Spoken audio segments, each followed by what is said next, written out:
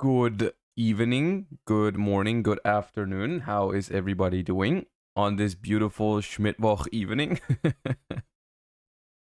Or afternoon, rather. Everyone assemble for the stream. Hope everyone is doing great. Nah, not that song right now. Not that song right now. Okay.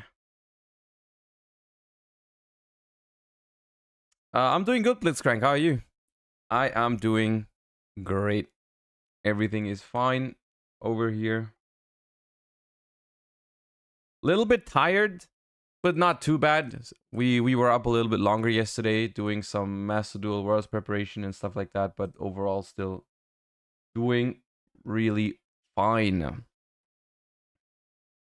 How can you manage to have unopened booster boxes behind you? Well, you see, the thing about these is I like them more when they're not opened because I know that the cards in there's nothing in there that I'm looking for, right? Like those are the reprint sets that they just released, and I just don't. The cards don't feel nostalgic to me.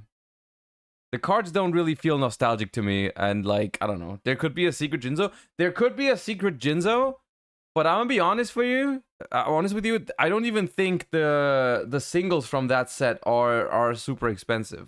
The Jinzo is probably expensive, but like I wouldn't sell it anyways, and it wouldn't give me the nostalgic feeling that an actual secret rare PSV Jinzo would give me. So I don't know. I'm fine. I like them more that way. They look really nice, I think. All right. We have a couple things planned today. I'll tell you about it once we finish the warm up. Let us hop right in. Let us hop right in. Card guesser today. Surely is gonna go better than yesterday. I'm already annoyed because I know this card. Oh yeah, this is the school thingy. Obedience schooled. Yeah.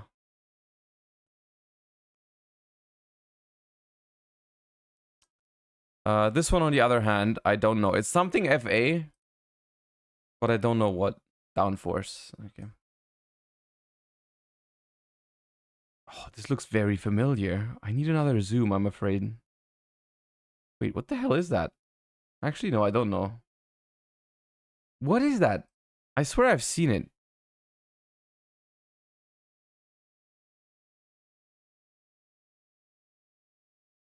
Not a good start today. Not a good start, but it can get better.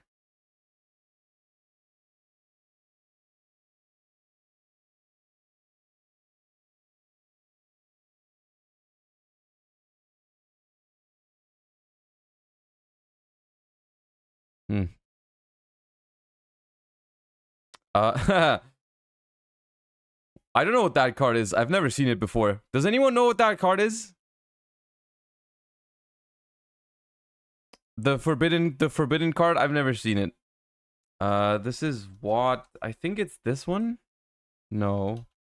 Kiwi? Kiwi.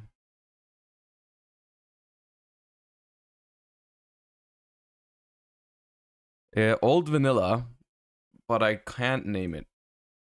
Camion Wizard.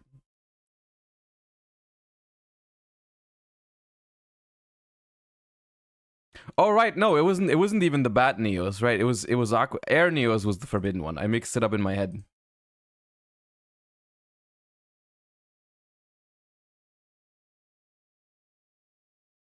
Bro, I have not seen most of these cards. Is this Rika Glamour? It's not.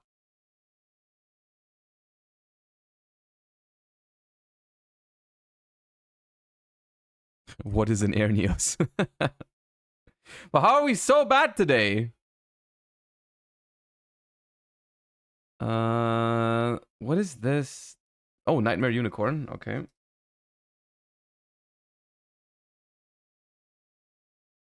All right. At least we got one after a while.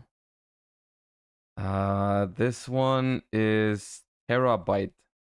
Terabyte.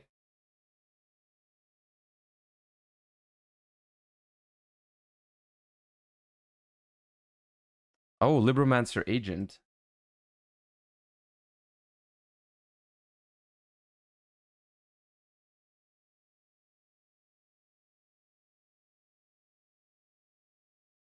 Token collector. Yep. Adhara. No? Oh, wait, which one is it then? This is not Adhara? Oh, it's this one. Flawless perfection. I want to say it's Secret Samurai. Or it's a ninja. Daiso? Nope. Aw, I don't know which one it is. There's too many. It is a Secret Six Samurai. I knew it. I got baited. This is a Parshath. I think Neo Parshath. Yeah.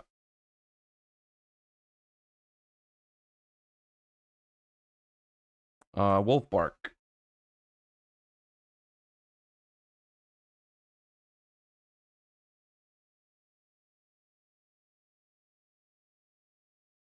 This one I don't know. XYZ Revenge.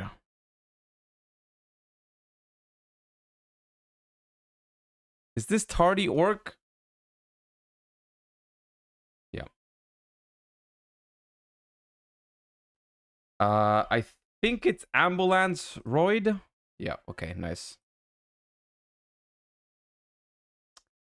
It's like something fighter 2? This one. Yeah. It's a tuner. I remember people played this because it was a tuner back in the day sometimes, but very rarely. This one I don't know.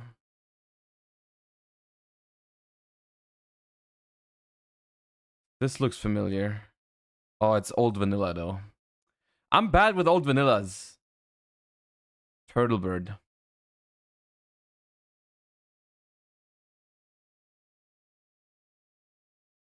You look familiar. You're Jinzo Jector? Yeah.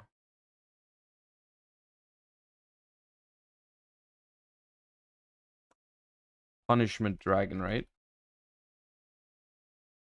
Yeah. It's not Vorse Raider, it's Axe Raider, right? Yeah. That's an old vanilla I know. That's an old vanilla that I know. Oh, this is something like Reactor... Spell Reactor? Nope, then it's Trap Reactor. Of course, we missed the 50-50. We always miss the 50-50s. This one is it Beast Eyes? No, it's not. I don't know which one. Brave. Oh, it was Brave. Ah. Machine King. Prototype.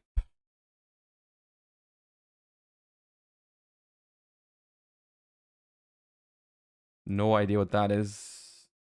Card of Fate.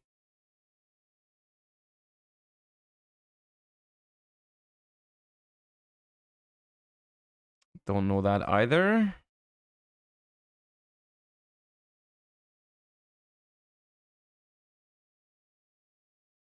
Bro, what are these cards? Oh, this is an Infernoid. Okay. I looked at chat for which Infernoid it was, I'm gonna be honest. I did not know which Infernoid it was. Once again, no idea. Wait, they made a card called Stonehenge? This is giving me wind up. This might be Zen Male Function because they look sad. No, it's not.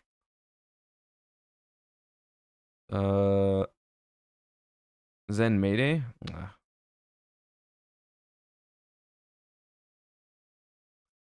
I don't know, dude. Looks like a Zen Male Function to me, but it's Zen Maintenance.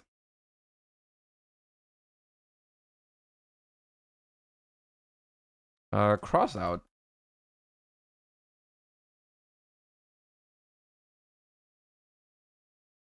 I want to say Piri Rise map. No. Oh, Morphtronic map again.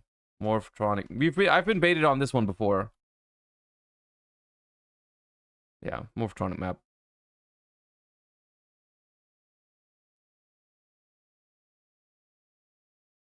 I think this is a Steel Swarm or Evil Swarm, but I don't know which one.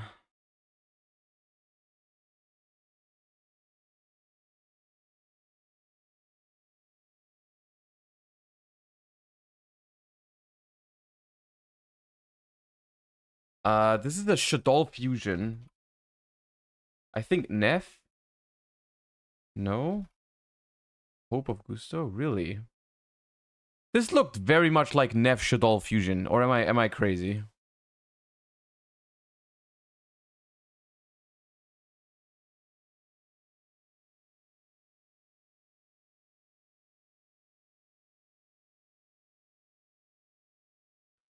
There's so many cards today that I've never seen before. Like, what the hell is this?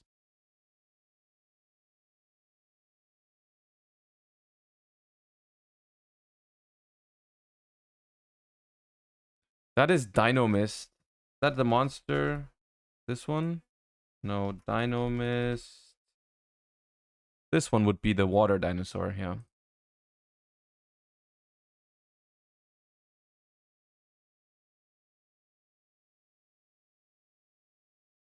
I don't know these cards.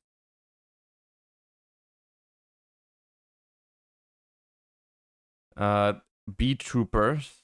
I'm getting Bee Trooper or Battle Wasp vibes, but I don't know what card that is. Battle Wasp Nest. That makes sense. That makes sense. Is this Blizzard?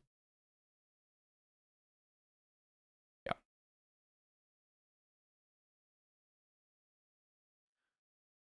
Mecha Phantom Beast. However, no idea which one. Mega Raptor. Is this a Shiranui story? Wait, no. This is Shiranui, right? This one? No.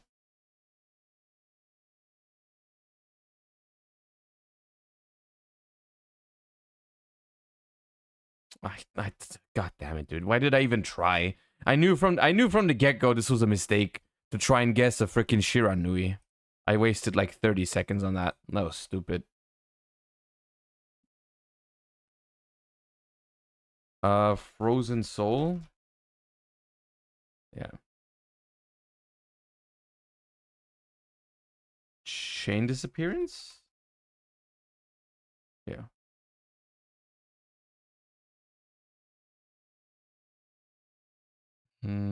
Some insect, but I don't know what. No. Oily Cicada. Oh no, it's the Necros. I forgot his name. Great Sorcerer. Yeah.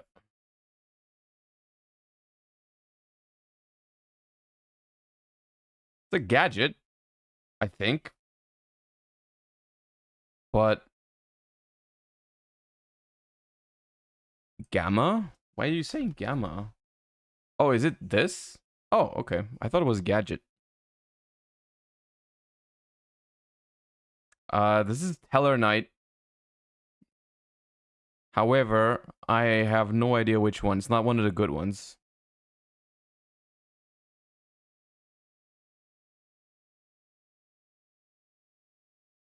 This gives me Mikanko vibes. Is this Arabesque?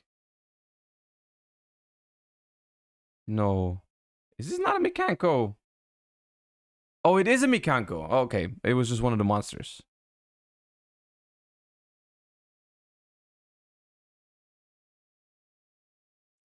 I've seen this, but I can't name it.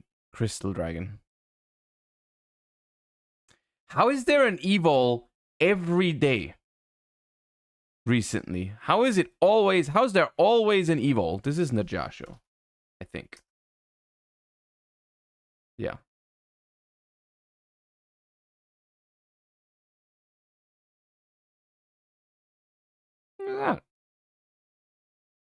Oh, the worm, Oprah? Yeah.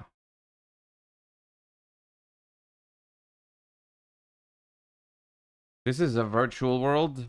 I think it's the bad XYZ? Or is it just GG? Jaja. GG.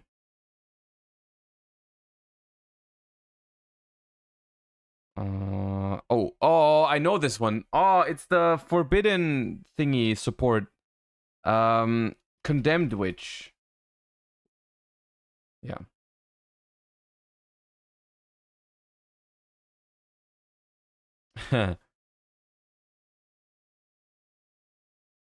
The Vision.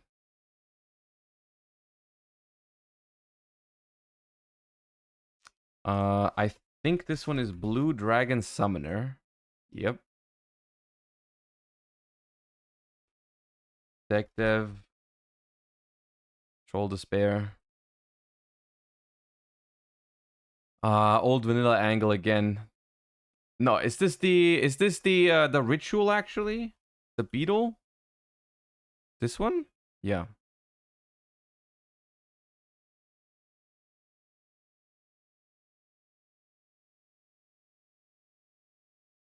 Galactic Charity. I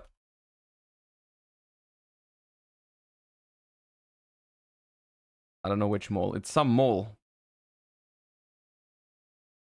Mog mole. He's cute. All right.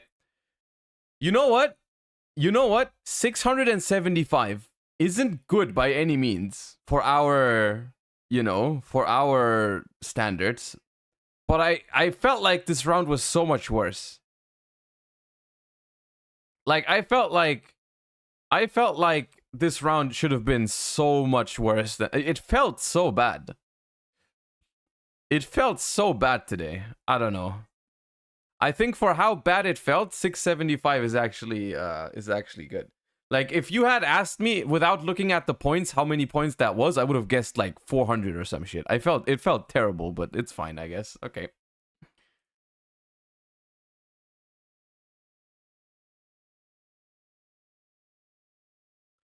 All right, chat. Today we are looking for an effect monster that is not a dark, not a warrior, lower than level 4, not an XYZ, low attack, low defense, newer than 2015.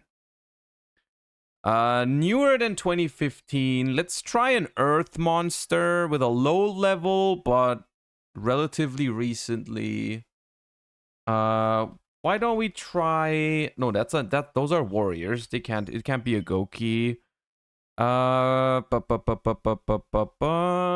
is an earth monster? A low earth monster. An Adamantipator? Sure. We can go for an Adamantipator, even though I'm not sure if it can be a tuner still. Not a tuner. Oh, okay. Level 2 effect monster from 2020. Level 2 effect monster from 2020. Not an earth. I think that eliminates all the Melfies except for Penny, but that is not 2020. Prank Kids? Prank Kids, I believe, were 2018, yeah. Tri Brigade Kit. Tri Brigade Kit. That's 2021. Ojama Pink. 2021. There is no Ojama from 2020. Oh, there is, but it's Emperor, and that's level 2, not level 2. Life Twins, I think, are also... Those are 2020.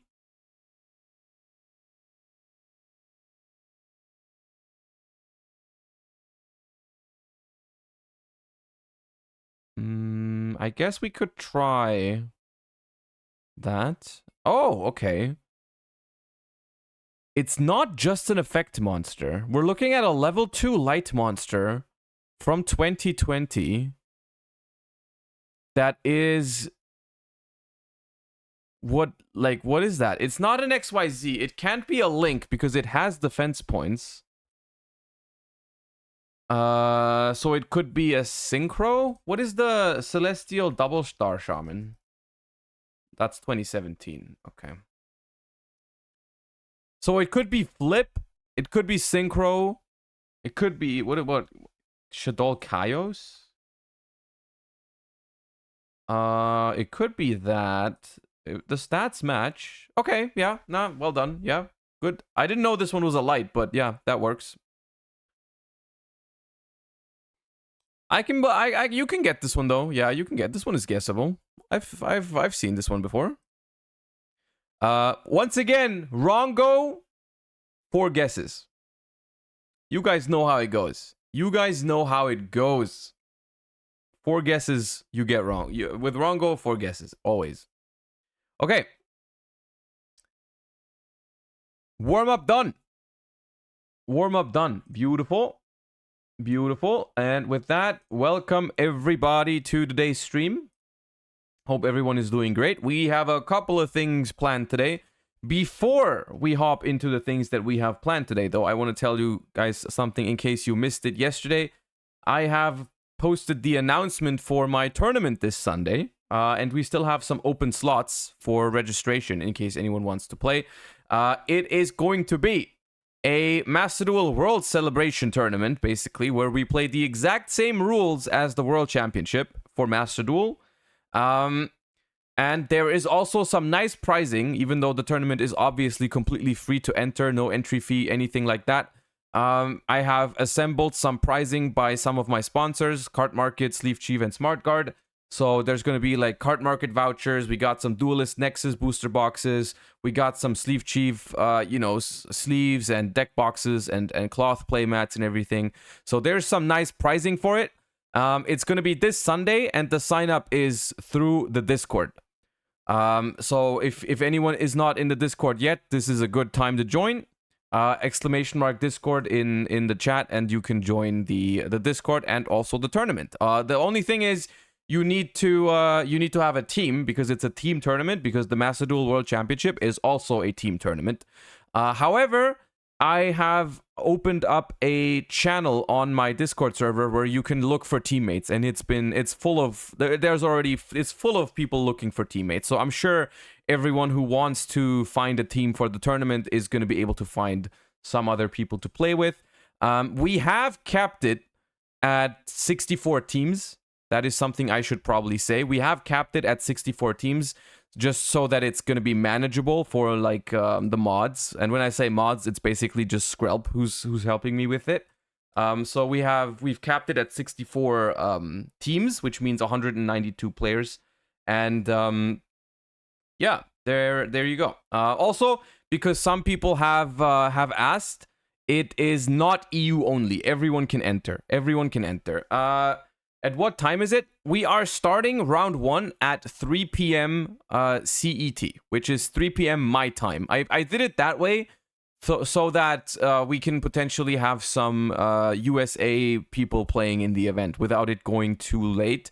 Because, at 3 p.m. here, it could be like 9 a.m. in the morning for some places in the US, or 7 a.m. in the morning. It's relatively early for USA people, but still, at least you can enter theoretically if you want to. Rip Australia. Well, unfortunately, you can't make it right for everyone, right? It's just like not possible with the way how time zones work. Someone has to suffer, but yeah, unfortunately, that's gonna be that way. Yeah.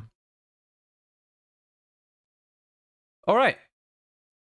Just wanted to get that announcement out there. And hope that a lot of you will join the event. I hope we can fill up all 64 slots. I think we can. I think we can assemble 192 duelists this Sunday. If you can't make it to the tournament, of course, I will stream it on the channel here. I will be here providing coverage for the event. I won't play it. I won't play in it myself. I will be live on Sunday. So bonus stream for all of you. If you can't play in the event, at least you can watch. Is it okay to play with 3 accounts and list them as a team? I don't like failing my teammates.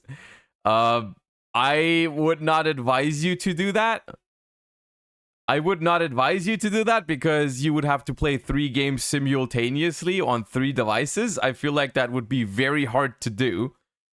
Theoretically, I guess it would be possible, but I highly doubt that you can do that. I highly doubt that you can do that successfully. But, well.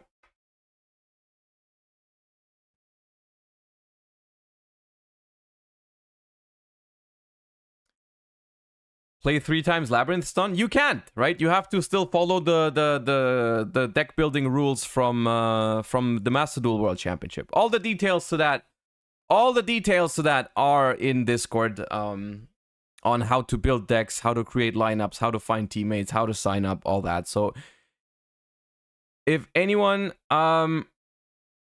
wants to join the tournament, make sure to join the Discord and then yeah. Okay. Now, we have 2 major plans for today. Really, only 2 major plans. The first thing that we're gonna do is we're going to take a more detailed look at Duelist Nexus. I have a list of all the cards open, all the stuff from the OCG set, all the TCG exclusives, everything. Also a list of all the rarities. So today we're going to be preparing for the release of Duelist Nexus in the TCG, which is in just next week, right? Next week. Next week is the release of Duelist Nexus, and we're going to start preparing for it today a little bit. Just looking at which cards from the new set are worth getting. And also, I think we're going to look at some of the pre-sale prices and seeing which ones are reasonable and which ones are not so reasonable. So that's going to be cool. What we're not going to do today is we're not going to make a tier list for the new format yet. That is something I have in the back of my mind. I need to think about it a little bit more before I can do that. But that is something we will also do in the upcoming days. Not today, but in the upcoming days. Today, however, we are going to start looking into all of the cards from Duelist Nexus and evaluating the set, basically. Like, what is good in it, what is not so good in it, and so on and so forth. All right. Without further ado, let us begin. I have a full set list here. Or this is not the full set list. This is all the cards that the set had in the OCG, and I have another list here with all the TCG exclusive cards and imports and everything. So yeah, here we go. This is Duelist Nexus. And we're gonna go over a couple different of the archetypes that are getting support, a couple of the new archetypes, and just like evaluating which ones are going to be worth looking at when the set drops. I have to remind myself of some of these card effects because for some of these it's been a while since I have looked at them. But what we can start with, I believe, is these are sorted by archetypes. These are sorted by archetypes, and we can just start looking at them one by one, and I'm going to tell you what I think about these. First up, we have Altergeist cards, which are there's 2 new main deck monsters, a new trap card, and I believe 1 more link monster. I think it's 4 new Altergeist cards total. In general, these Altergeist cards are not bad, in my opinion. However, I am not sure if I like them overall. The main thing you need to know about the Altergeist cards is that they make the deck a lot faster, / they give the deck some combo lines, right? Because you have like this thing which if it's added to your hand, you can special summon it, so you can like do stuff like add it to your hand with Meluseek and immediately special summon it. And we have Penetrator, which is kind of like Meluseek, but a little bit worse, but adds any Altergeist card from your deck to your hand as well. There's a couple of interesting combo lines with the new Altergeist cards, as much so that they can even climb all the way into the new Link 4 monster on turn 1. If you open specific 2-card combos. So, in a way, they make the Altergeist deck, they turn it kind of like into a combo deck, which in my opinion, for Altergeist just doesn't feel great.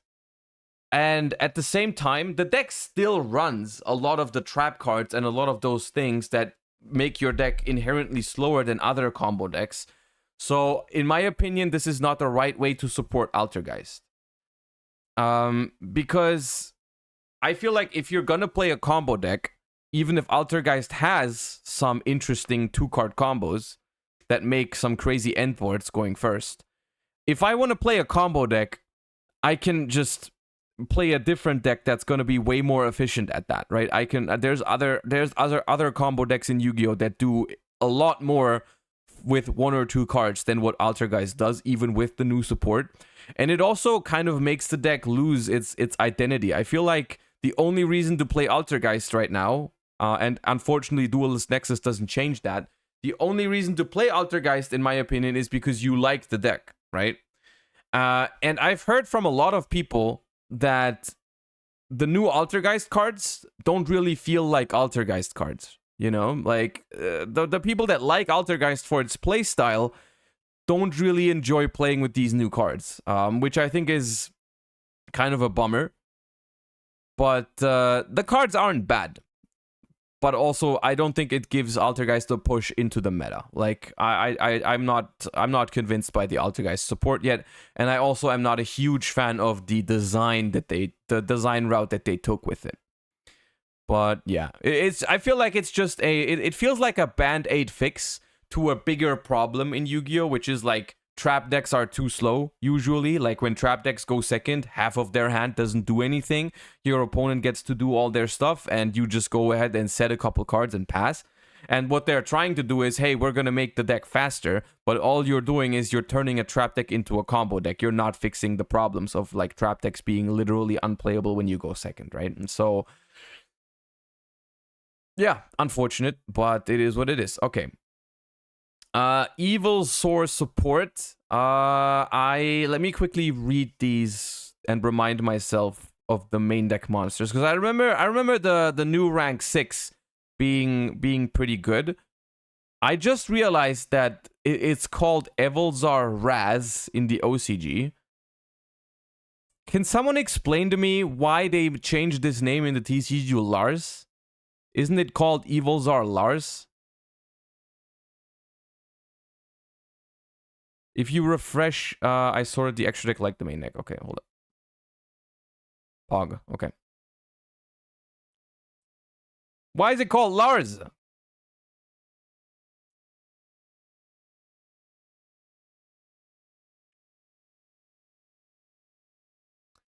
Anyways, it feels like so off. You got Lagia, you got Solda, you got Dolka. They all have like these more fantasy sounding names. And then we got Lars. We got Lars out here just being a regular old ass name for humans. Anyways, this card is good. So it's 2 level 6 monsters. Your opponent cannot target this card with monster effects while it has material. When your opponent activates a card or effect, quick effect, you can detach 2 materials from this card attached to it, or if all materials attached to it are reptiles and or dinosaurs, you can detach 1 instead. Then target a face-up card your opponent controls, negate its effects until the end of the turn. I think this card is good even outside of dinosaur or reptile decks, because it's just a rank 6 Omni Negate, kind of. I mean, not completely Omni Negate, but pretty good. If you make it with reptiles or dinosaur monsters, it can negate twice, right? You can negate twice if you manage to make it with 2 reptiles or dinosaurs. Gavin, thank you for the 18 months. Appreciate you. So I think this is a good card. Even outside of any of the Evil Tile or Evil Czar support. Yeah. And then we got Evil Czar Rios and Evil Tile Forest.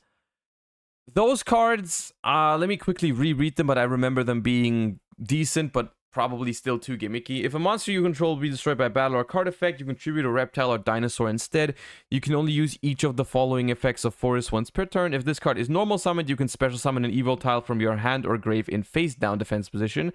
During your main phase, you can set Evo Force or Evo Instant directly from your deck.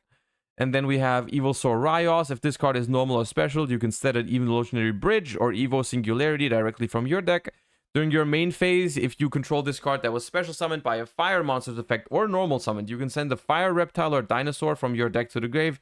Then you can make the type and level of 2 monsters on the field become the sent monsters. You can only use each effect of Rios once per turn. Both of those cards I think are good.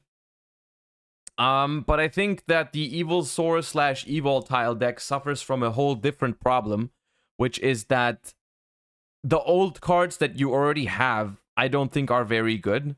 Like, they have a couple ones that are okay, but like, you have to realize that this archetype was based around flip effects back in the day, right? Back in the day, the best Evilsaur and Evoltile cards were like based around like flip effects. So most of the stuff is very outdated, and you only get 2 new main deck monsters to make up for like all of the old cards being weak. So I don't think overall it's going to be good enough. I mean, this card here is pretty strong. The other one is also not bad. So I mean, maybe, but I don't think this has potential to even break into like tier 2 territory off of just this support. I'm not convinced. Okay. We have new Infernoble support, and pretty sizable, honestly. 4 new main deck cards for Infernobles, plus a new Link 1, which, you know, we love Link 1s over here. We've got Infernoble Knight Ricardetto. Banish this card from your hand or grave, and special summon a level 4 or lower Fire Warrior monster from your hand as a tuner. If this card is normal or special, you can target a level 4 or lower fire monster in your grave, except itself, special summon it. Also, you can't special summon for the rest of the turn except warriors. You can only use 1 effect per turn. This card is fine. Summoning from graveyard is decent on normal or special. However, locking yourself into warrior isn't great. But being an extender when it's in the graveyard or in the hand is not awful. And then we have Turpin. While this card is an equipped card, if the equipped monster is used as synchro material, you can treat it as a tuner. You can only use each of the following effects once per turn. If you control a monster equipped with an equipped card, you can special summon this card from hand or grave. But if it's summoned from the graveyard, you banish it when it leaves the field. If this card is in the grave, you can target a warrior you control, equip this card to that monster. Turpin is pretty good. Turpin, I think, is a pretty good card. I don't know how it fits into the Infernoble combo lines. I have to admit, I'm not so familiar with that, but this card is solid because extender from the graveyard, if you have an equipped card, level 4 warrior at that, like, pretty good attributes to have. Like, level 4, really good, warrior, really good.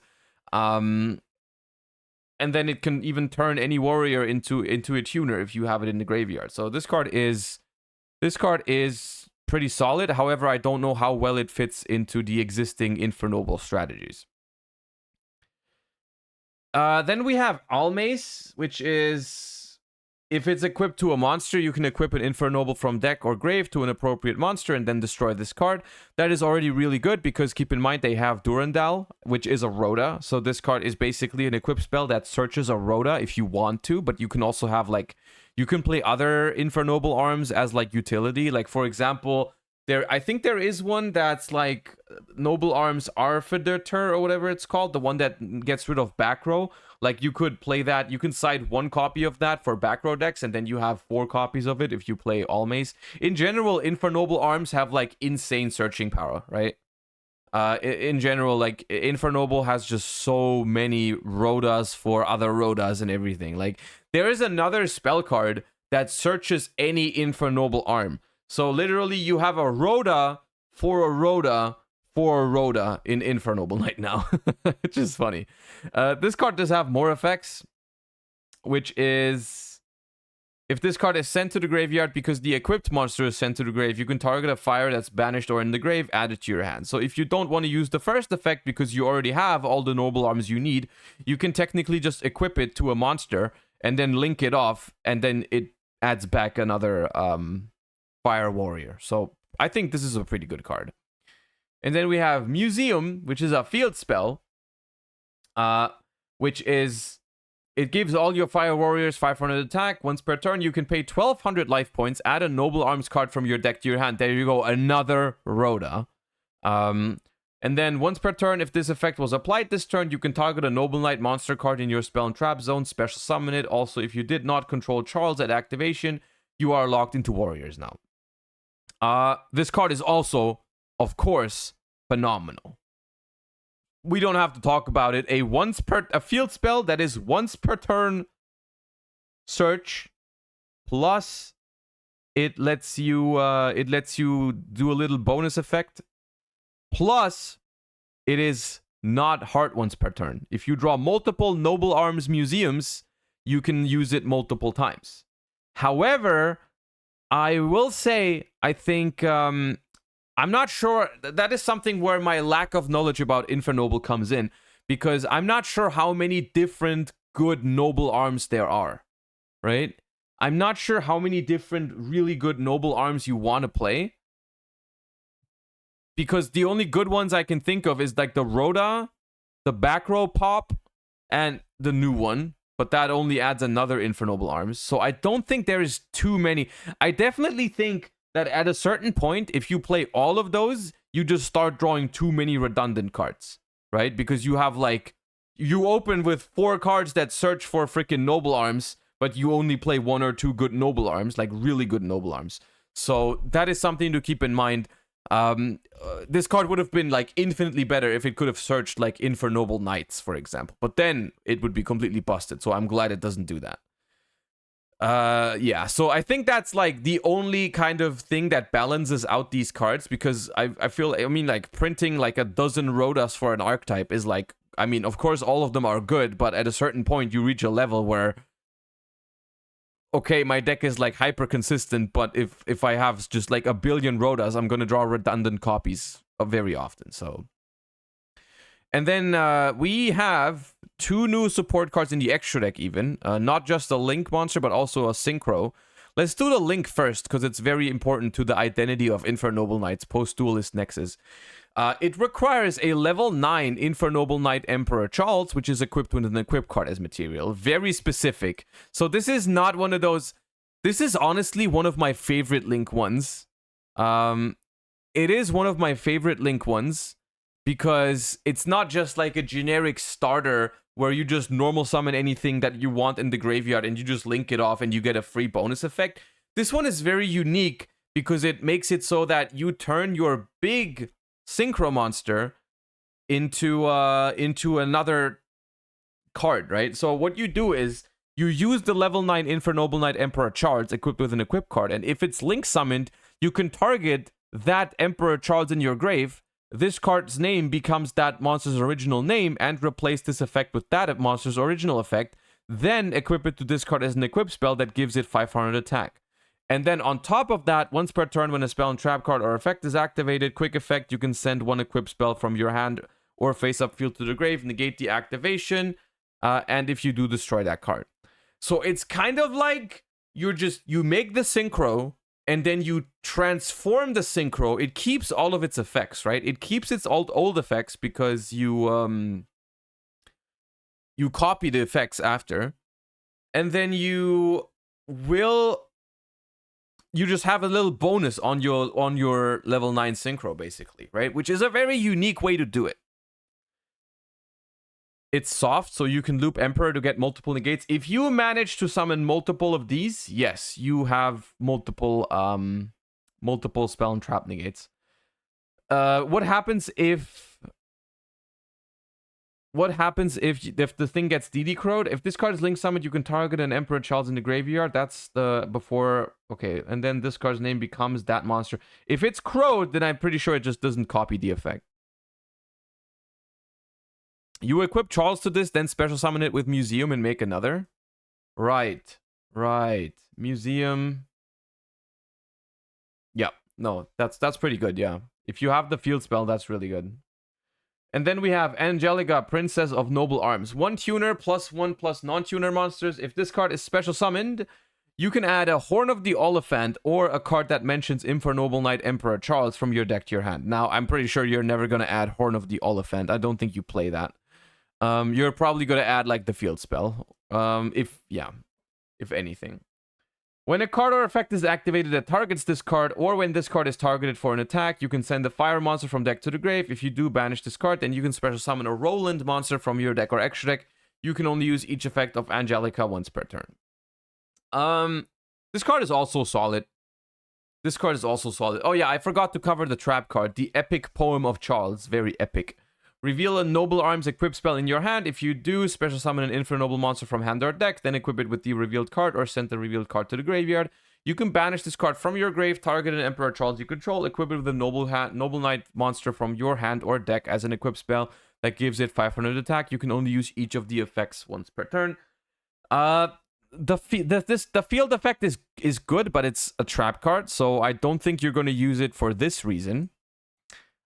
Maybe you use it to just discard it for something and use the secondary effect. I'm not sure if it's good enough for that, and if Infernoble have enough like discard outlets. But yeah. Anyways, Infernoble Knight support overall, I think, is very solid. Those are very good cards. Whether this makes the deck playable or not remains to be seen. However, Infernoble is one of those decks, unlike the Evils earlier. Infernoble already has a bunch of good cards, right? And a bunch of cards that are even like very, very busted. And we still have Isolde. We still have the Phoenix Blade and everything. Like, there's a lot of very cool cards for Infernoble. I'm a little bit concerned about it because Infernoble feels like just a very, very all-in combo pile style deck. Kind of like, you know, just go all in, try to vomit your hand onto the field turn 1, make Isolde, Link Climb, make the Charles, Omni Negates, all that kind of stuff. Not a huge fan of that. Not a huge fan of that, but I think it is probably solid overall with the support.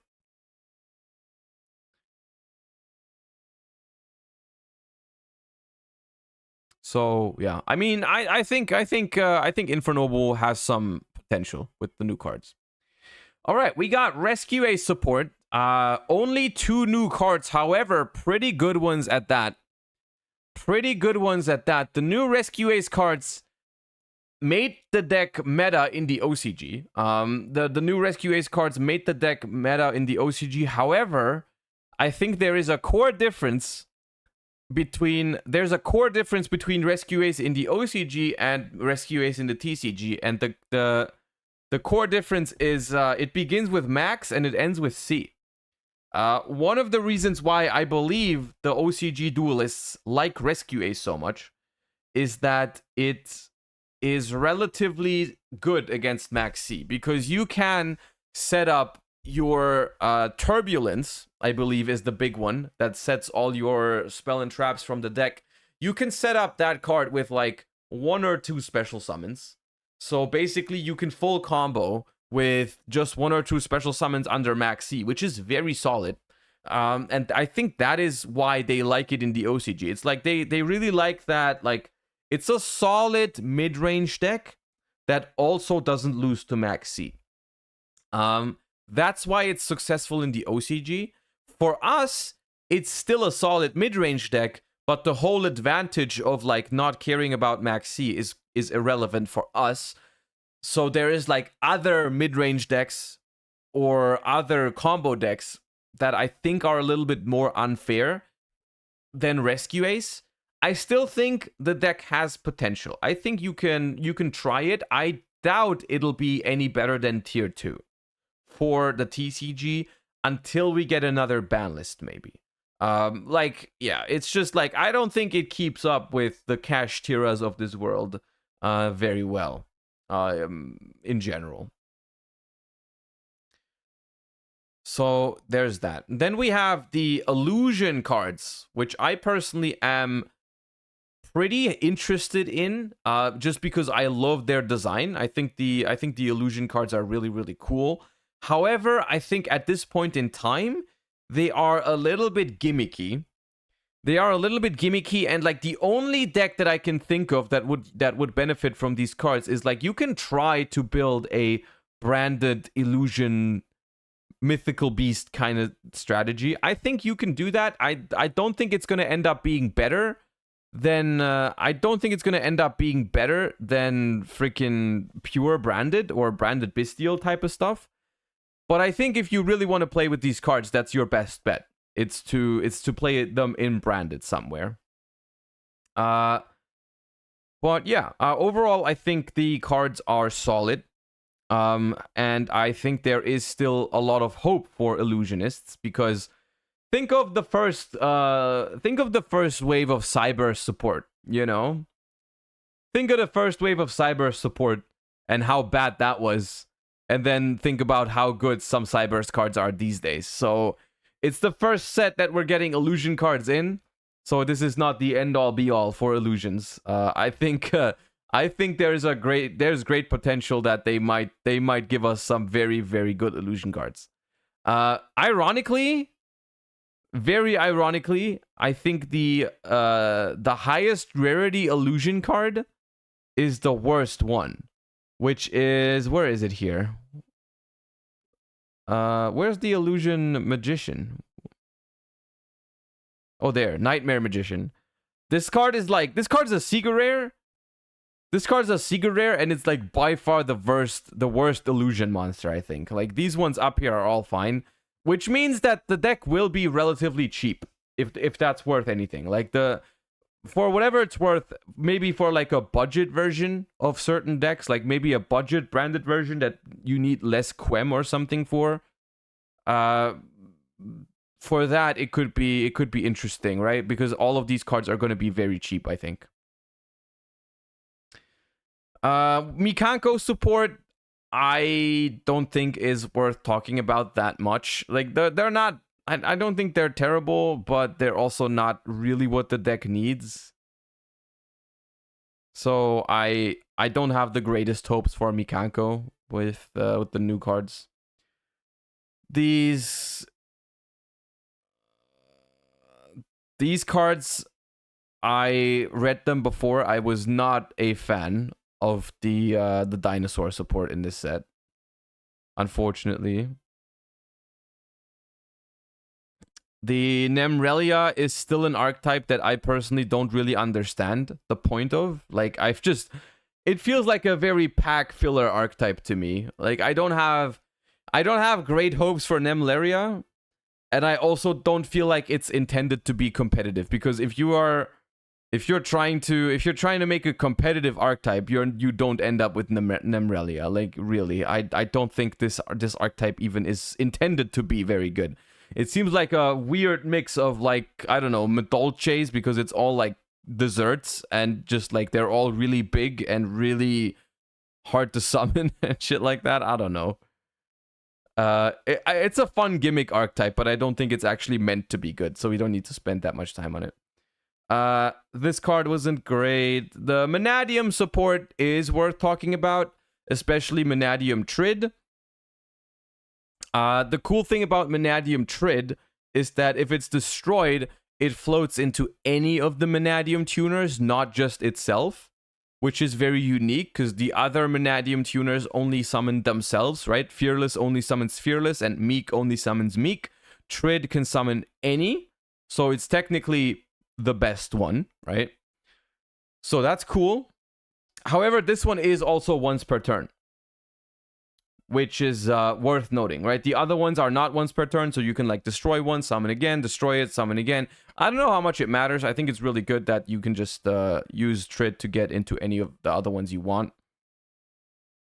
And then we have Veda Karantha and Amritara. Those cards, I remember not liking as much when I read them for the first time. I don't think these cards have the greatest impact. What does matter, though, I think, is the new Synchro Monster. The new Synchro Monster, I think, is pretty cool. This card's name becomes Visa Starfrost while in the Monster Zone. Only use each effect of Visa's Armitrar once per turn. If this card is special Synchro Summoned, you can add any spell and trap that mentions Visas from deck to hand. During the main phase, you can destroy a monster you control. For the rest of this turn, all Synchros will gain 800 attack. This card is very good. And also, it does not require you can make this with 2 non-tuners, which is interesting, right?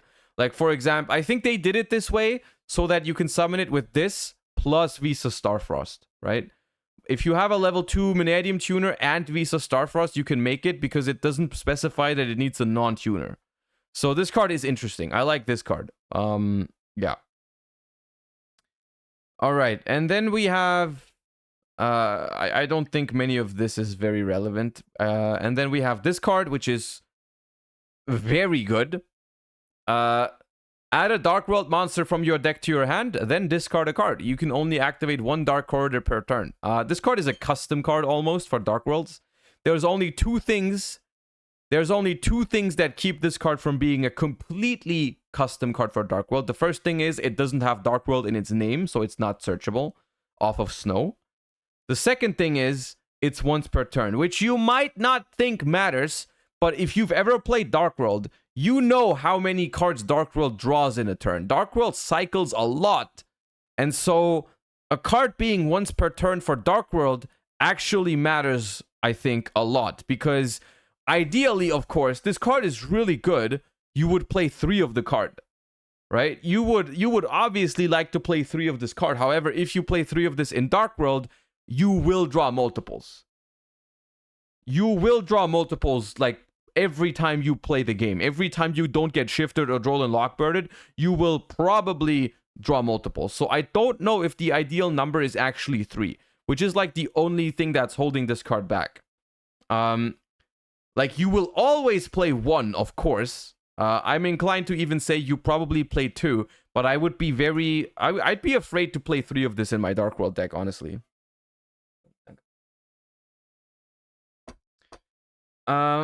Isn't Dark Corridor just better for small Dark World engines than the pure deck? That is actually an interesting point. Like, genuinely, you might be right about that.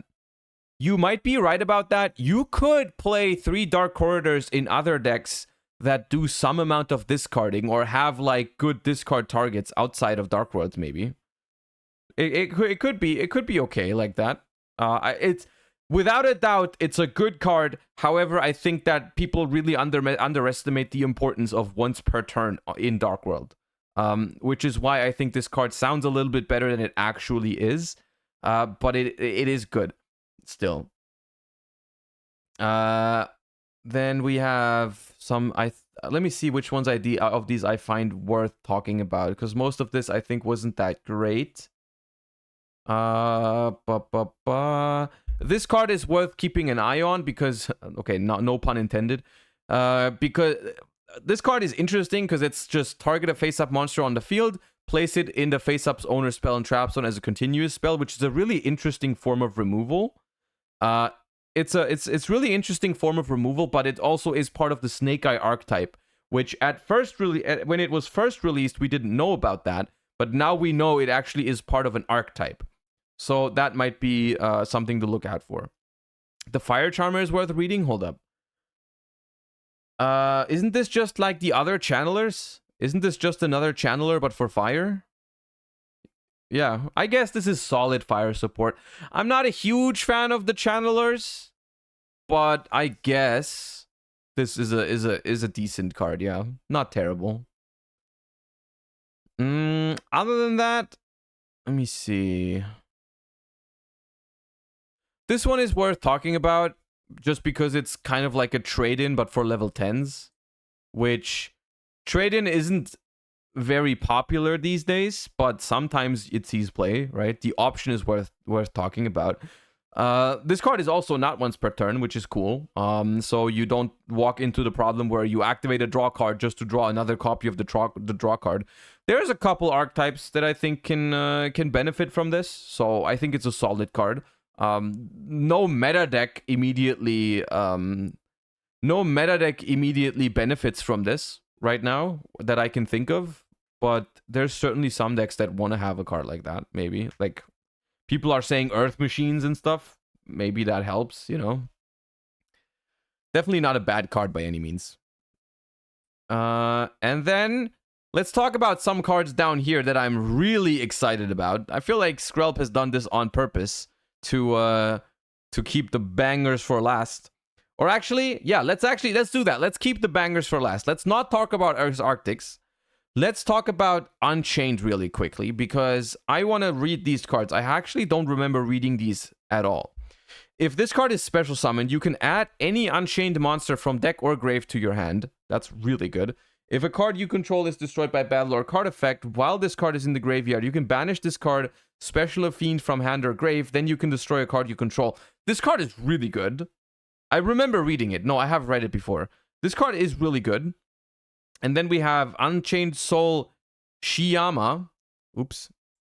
You can target a card you control, destroy it, then you can destroy a spell and trap on the field. If this card is in your graveyard, you can target a fiend or a set card you control, destroy it, and if you do, special summon this card, but place it on the bottom of the deck when it leaves the field. You can only use each effect of Unchained Soul Shiyama once per turn. This card is okay, however, it's a level 6. And it doesn't have a... You have to get it into the graveyard somehow. I don't know if it's great. Maybe you play 1. And then we have Unchained Soul Sharvara. During the main phase, if this card is in your hand, quick effect, target a fiend or a set card you control, destroy it, and if you do, special summon this card. Also, while it is face up in the monster zone, can't special summon except fiends. Very good. Because it's just like quick effect. It lets you bounce. It lets you dodge effect negations. You can use it on your opponent's turn, all that stuff.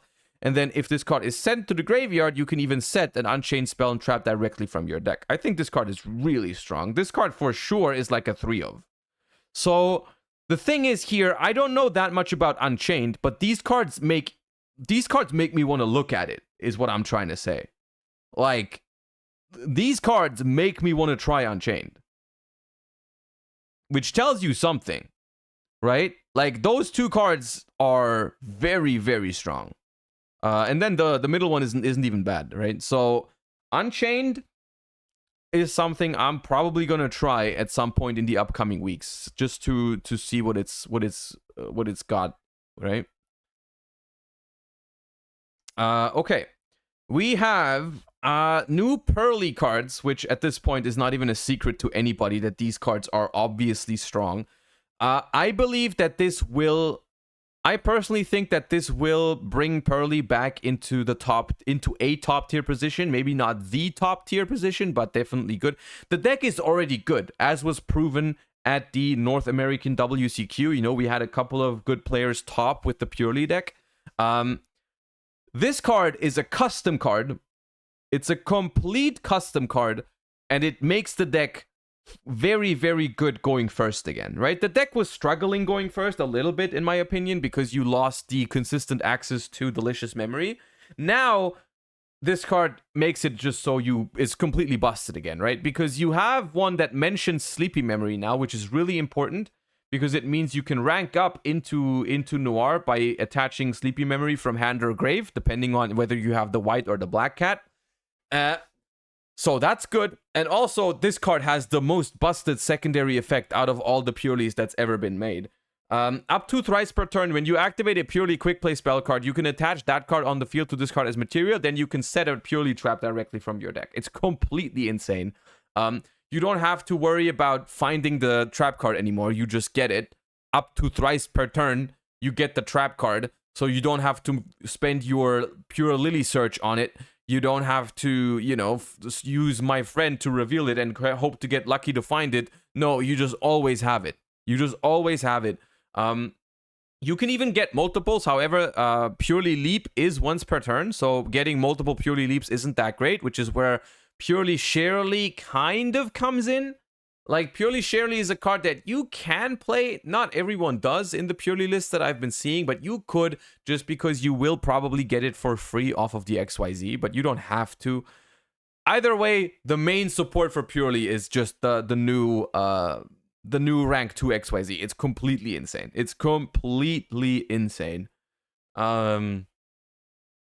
Yeah. It's completely ridiculous how good this card is for Purely. So I think Purely is expected to be part of the top tier meta again, which I personally don't mind. I personally don't mind it at all. I'm a fan of Purely's design. Oh, I don't like that it has a towers in it. I'm not a big fan of the towers design, but overall, Purely I think has a very cool and rewarding playstyle. Okay. What do we do next? Let's talk about last but not least. Let's keep my favorite cards from the set for last. But my second favorite thing in this set is the new Runic card, which is Sleipnir the Runic main. This is going to be 50-50. Some people are going to hate it, some people are going to like it. It depends on whether you like Runic or not. I feel like Runic is a very polarizing deck. Like, some people just hate it, some people like it. There's no in between. No one is like, yeah, purely is kind of whatever. Everyone is like either feeling really strongly about hating it or feeling really strongly about liking it. I personally like it, so I like the Runic main because it's really good. 2 Runic monsters, where you're never going to make it that way. During your main phase or your opponent's battle phase, quick effect, you can target a face-up monster your opponent controls, banish both it and this card until the end phase. If your opponent adds a card from the deck to the hand, you can special summon a Runic token in attack position. You can only use each effect of Sleipnir the Runic main once per turn. Let me tell you why this card is completely busted. First of all, it's a Runic fusion that you summon into the extra monster zone, and it has an effect that frees up the extra monster zone again, right? Because that's a big deal in Runic sometimes. You know, you summon a Runic and then you can't get rid of it sometimes, and then you can't use all of your other Runics to summon because you're stuck with a monster in the extra monster zone.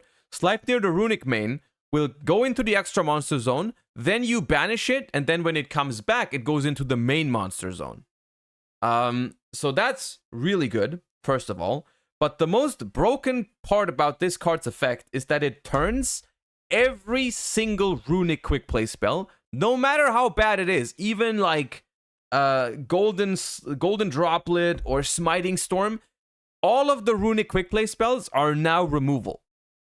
They can now bait negations. Your opponent has Barone and you have Smiting Storm, no problem. You bait the Barone with Smiting Storm. Right? Which is, the implications of that are crazy. You can play so many more Runic spells now because they're so much better overall. You don't even have to feel bad about playing like the bad ones now, right? Like, even if you draw, let's say you go second and you draw like 3 bad Runics, right? Let's say you draw Smiting Storm, Dispelling, and Golden Droplet going second. You use one of the bad ones to summon Sleipnir Runic main to bait an interruption, and then you use the other bad one to summon Hugin, and you discard the third bad one to search Fountain. Like, even 3 bad Runic spells is completely fine going second now. And then, like, you can even go as far as, like, even if you draw all Runic spells, right? You can go battle phase, Gary to crash, to pop, then Sleipnir the Runic main to force another interruption. It's really, really good. Yeah, this card is just straight up phenomenal, I think.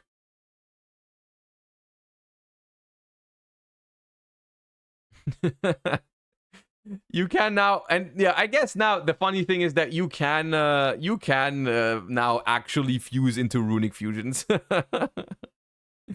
You can fuse into Runic fusions now, I guess, because this will come back in the main monster zone. The secondary effect is just a bonus on top. I'm gonna be honest with you, even if it didn't have this effect at all, it would already be a phenomenal card.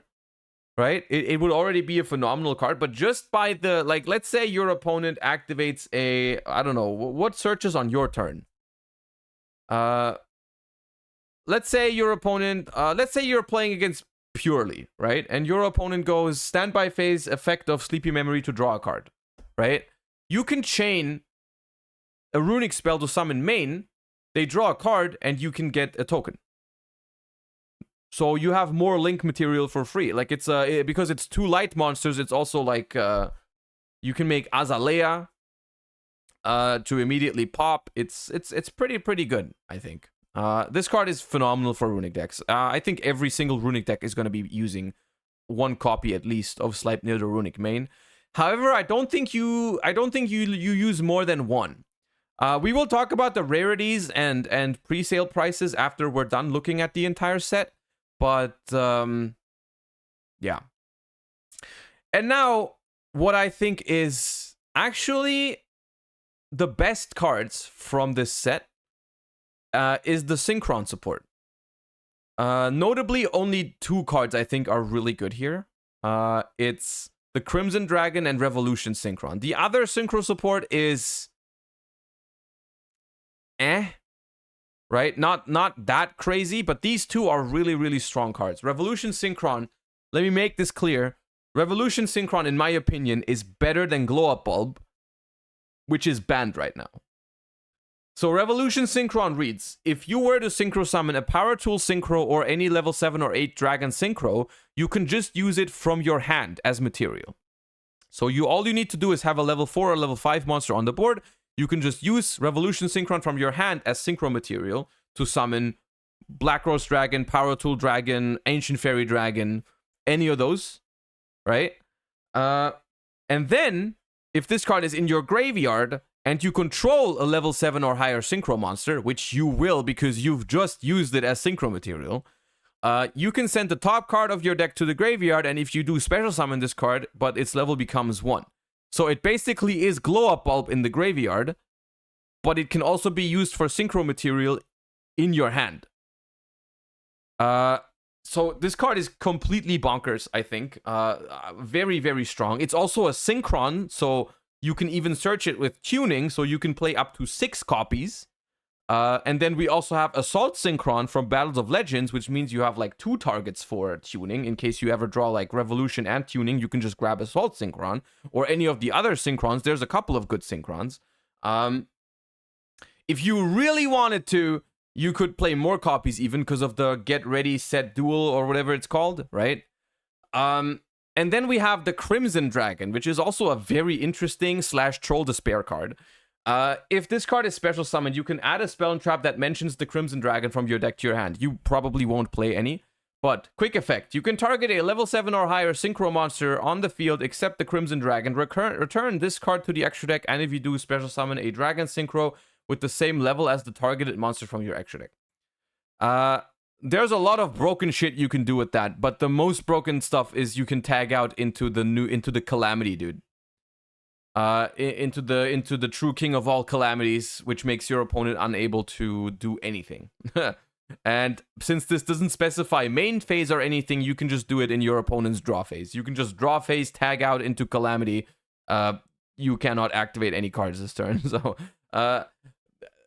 this card is very busted. It's a level 12 Synchro, which is surprisingly easy to make in Synchro combo decks. I believe there's a world where Synchron becomes a viable deck because we don't have Max C. In the OCG, it's not really a big deal, even though the OCG is using a lot of Revolution Synchron to cheat out Chaos Ruler in like Tearlaments. Other than that, they're not using Synchrons as much. However, I think in the TCG, since we don't have Max C and we also have Calamity still legal, I think there is a world where this deck is very scary to go up against.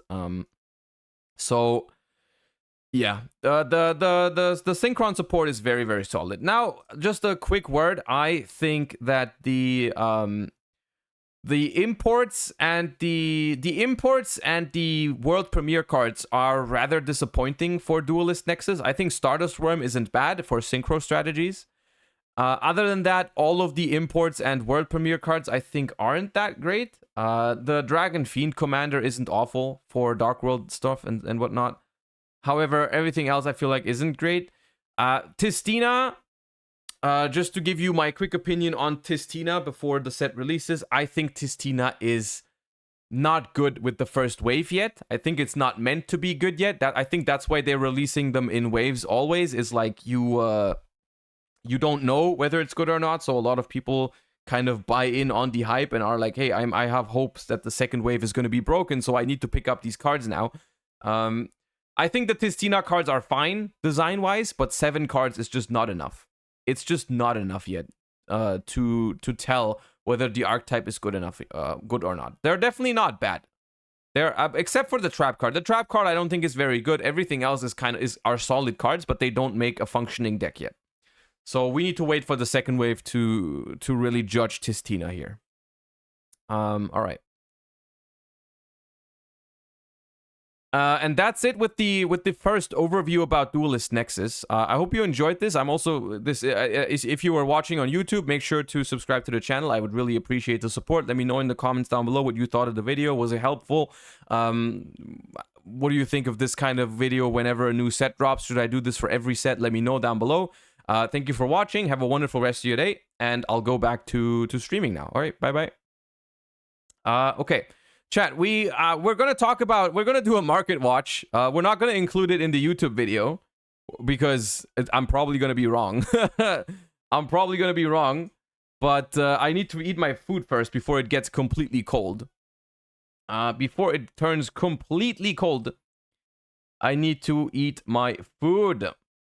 So, I thought I saw this video this morning for the lunch break, and I thought to myself, what's wrong with why don't we just go with a little bit of good old lithium copium overreacting to new cards? Why don't we do that? Let's do that. And I eat my food in the meantime. What's up, guys? Welcome back. So, new Tech Genius cards. TG from, what is it, all the way back to 2012. We've looked at these cards, like, was it beginning of the week? Was it Monday? We've looked at the TG cards. They looked alright. So let's see what Lithium cooked up with these. So that's more than 10 years ago. They got more support. And this new Synchro Monster, one of the few support cards they got, it's kind of broken. Luckily, it's for TGs, but it's a really strong monster. Basically, a soul charge plus attack stat. So short set. Like now, the deck it plays pretty much the same. At least it has the same goal, I guess, to special summon multiple synchro monsters during the same turn. I feel that with this new support, like TG as a super combo synchro oriented deck, it kind of feels the same as. Oh yeah, my bad. I was on the wrong side. With the structure deck. And again, very similar choke points or choking points where, one Imperm or one Ash could stop your combo in your tracks, for example. So ravished, dude. So as you saw, there are some going second cards, going first cards, obviously, in the main. Okay, so your deck was busted right now because you had Called By for Ash and Soravis for Imperm. I'm looking at Soravis, right? Stuff like Imperm, Ash. This is definitely a deck you want to main a cross out because of, one Ash could stop you in your tracks if your opponent, I love the way he says cross out designator. Now knows how to play against TGs, as in they have to target that new level 5. So what do the new cards do? They have a new, let's start with the level 2 tuner. It's very similar to Formula Synchron, so it gives the deck the capability to synchro summon during your opponent's turn, Calamity, and at the same time it searches one of the TG spells and traps, or traps. Basically, most of the time you'll be searching either the continuous spell that makes your TGs on field a machine. That's important because of one of the new ones. It gives a new one, that level 1, a monster reborn effect. And it could pop something. It's basically a true Draco field Calamity spell built in as well to search one TG from your deck. So one of the new combos here is that you're not making Calamities or Calamity in a normal way, as like leave some synchros and then during your opponent's turn synchro summon. No, because of the Crimson Dragon and this new one of the new support synchros, you just go for the Who thought Crimson Dragon was a good idea? Seriously. Or rather, who thought Calamity was a good idea? Who thought any of this was a good idea? Crimson Dragon, and during your opponent's turn, use its effect to call for a Calamity during their turn. Yes. So sadly, yeah, that's one of the, at least going first, still one of the weaknesses of the deck is that, sure, they got some extra deck monsters, some synchros, but it's missing some good negation cards. Sure, that new synchro, the level 12 one, the one I had just in my extra monster zone, it picks, it pops, sends extra deck monsters from your opponent to the graveyard, or banishes them, more so. Plus, you could once per turn special summon a monster that was banished by the effect, or was banished as a whole. It doesn't really matter. It could be, used for extending your synchro summons as well. But more so, as you saw in the combo, now you have the capability to, let's say... Oh, there are so many. Like, for real though, there are so many bad TG cards in here. Banish a synchro monster on your field and then trigger the trap you just sent to the graveyard. Very similar to Salamangreat, right? Where Gazelle sends one of the traps to the grave, the counter trap. Basically, this deck does the same. As soon as your synchro monster is banished, you can get back that, that trap from the graveyard, which is basically an omni negation. So here in this case, yes. Like yes. before, you had that, you know, the Link 3, that, what is it, special summons one from deck, from hand, and from graveyard to basically keep extending your plays. Like, with this support now, I feel that this new Link monster is definitely still a one-off in the extra deck, but it's not your main to go to combo, at least I feel now, for the deck. You just, you want to focus on synchro summoning first, and of course Hyper Librarian is there. Nip is a big counter for this deck, obviously, but again, that doesn't really change or won't change the core strategy. Go for synchro summons first, as you saw, and that's where the continuous spell comes into play. Destroy a monster on your field, free or empty up any of your main monster zones, and then make your level 5 synchro in the extra monster zone. So that's basically a big soul, like here, a big soul charge for 5. It can reborn any TG, including Hyper Librarian, including the level 4, level 5 tuner, to get something back because it's summoned. It's really insane. It's a super comeback card as well. But again, it's also one of the choking points of the deck. So again, very similar to Red Dragon Archfiend, where you also wanting to hit, the level 5, I think, or level 6, the level 6 dragon. Yeah, so whatever, right? It's game either way. So the thing is okay, going second. I still feel Dark Ruler is needed, because of this. Triple Imperm also. I was thinking of maybe not maining Hendra. I wanted to see this game going first, huh? What would we have done against Ash Imperm without Called By and Soravis here? What would our TG Tank Grub, our TG Gear Zombie, and our TG Screw Serpent have done here? Could make your opponent's talents life, etc. But let's say if you're going first and you can get off your combo with Hyper Librarian, get off a couple of draws, then it's super optimal to draw into those hand traps. So again, this is again a fantastic field. Without Dark Ruler, I don't see these deck winning. So again, one of the bigger weaknesses of this deck is to play through multiple interruptions. It's very hard for this deck, as in prevent them from, like get rid of your TG normal summon, then it's already very hard to keep continuing your plays. Unless, of course, there's the continuous spell that gives you the extra normal summon. So, but where I'm going to. So 2 interruptions left, I think, 1 back row, and we see the Ash in hand. So let's see what we can do. The extra special summon, tribute the new Lonefire Salamander, I believe the name is, to special summon a TG from deck, which most of the time will be your level 4, which is the Debris Dragon Rite, which opens up the level 5 synchro play. So keep extending, and I think the Warwolf definitely was needed if it wasn't the Imperm there. Again, just keep Imperm for your level 5 synchro, and then it's probably... Well, the game would have been a bit different, because again, I would have been able to surge a continuous spell, get an extra normal summon, but, I mean, against this deck, just keep your negation, if I don't have Soravis, keep your Imperm for the synchro short set. So keep establishing my board. This new, Dragonfly, as you know, like send back it's basically a desynchro. It's kind of needed because of this combo with Librarian, more draws, and gives you Blaster, the new one on field. Make a small mistake here. I just should have attacked over the, the token, I guess, and then Fenrir, whatever.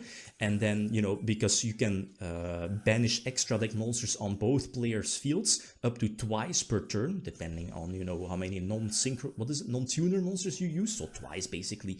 I just, would have given my opponents the turn, and then immediately during the draw phase, send those other 2 extra deck monsters. So why did we add back freaking a Rysart to the extra deck with Theosis?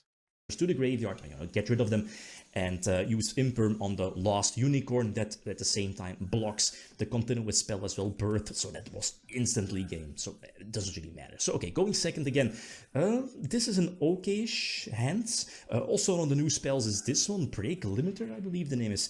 It's an iffy card. It's a card that says that if your opponent ashes you, you'll be in a tough position. It's there are some archetypes that have like a very similar card.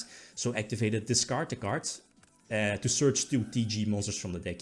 It's very straightforward, but again, it's kind of minus, obviously, if your opponent again ashes you. Thing is that if they ash that, they might have less answers or options to interrupt your level 5 synchro. So give or take.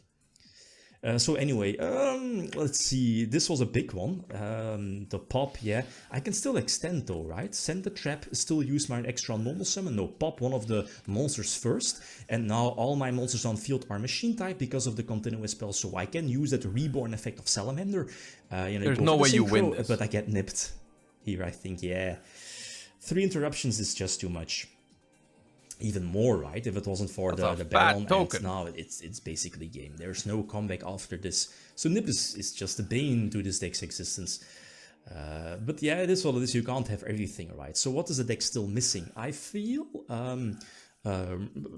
some in-between levels, some other TG monsters, some other levels, since sometimes it's quite awkward to synchro summon in this deck, because there's only like, what is it, level 2, level 5, and level 10, level 12. So maybe some in-between levels, level 4, level 7, level 8 maybe.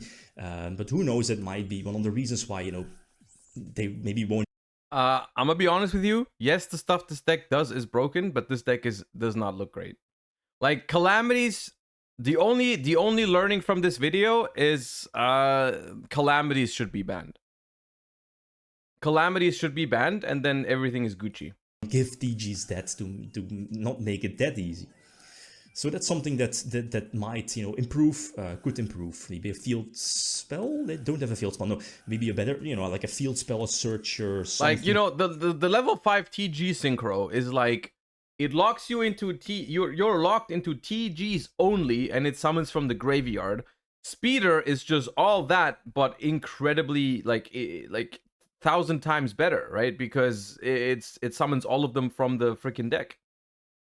That negates. And it doesn't even lock you into junk, or like it only locks you into synchro. Something like that. A link monster maybe? Like before I was running TGs like years ago with Helki, right? Because again that link only needs, what is it, effect monsters, but that counts Helki and TG Striker.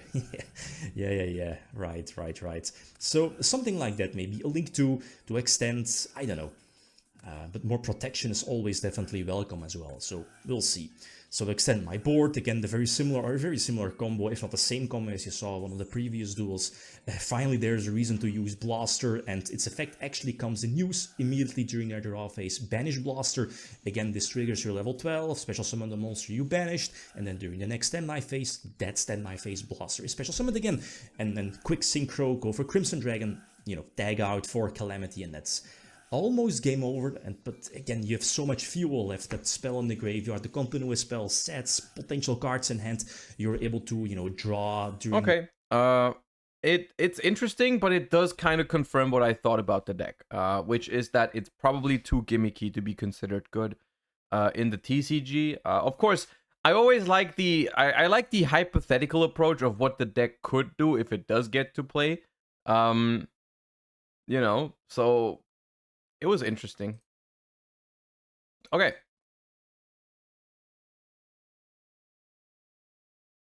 All right. Food has been consumed.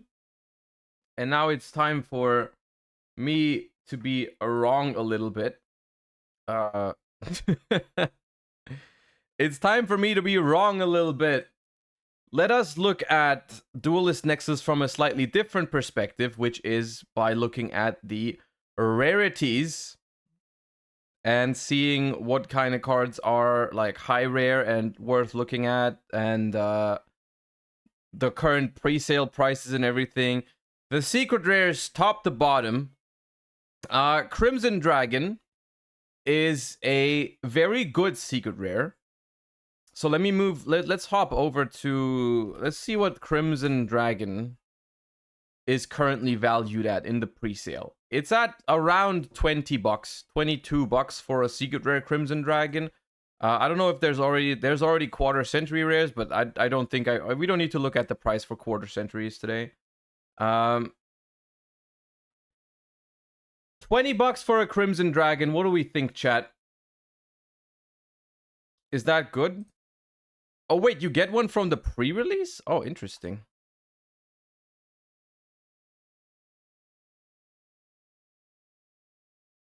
I think 20 is, I think 20, like the card is very good. However, you have to realize that you only need one copy. You never need more than that. And the deck is not even like tier, I don't think it's like tier 0. It definitely isn't tier 0, but it's like, I'm not sure if it's tier 1. It's got potential to be like tier 1.5. It's a very good card, but I also think there is a decent chance that they ban Calamities with the next ban list. It's a different story. But I think in general, secret rares that have only been good in like some decks, not every deck, and you only need one, I think those have been cheaper than 20 in the past. Like I'm thinking of freaking Kaleido Heart right now. And like, yes, Kaleido Heart was in Power of the Elements, where every other secret was like busted. That's why it wasn't that expensive. But Kaleido Heart was like, what, $10? $15? Even though it was, or even less than that. Yeah, 8. So Kaleido Heart was like, and Kaleido Heart was in a tier 0 deck, right? So I can't help but think that 20 is a little bit much for the Crimson Dragon. Crystal God Tistina. We can look at all the Tistina cards together. Tistina, this is too much. This card is gonna go down a lot. Like I'm looking at like 5 maybe for Tistina. And then like the rest I expect to be not much. Like I mean, I remember I'm just drawing the comparison pretty much exactly to Gold Pride's first wave, right? First wave, Gold Pride, they had an ultra rare, they had a secret rare, no one really knew how good it was gonna be. The secrets were like $4 or $5, and the ultras were like €1 or something, right? And so I think Tistina goes right in the same ballpark of what you should be willing to pay for it.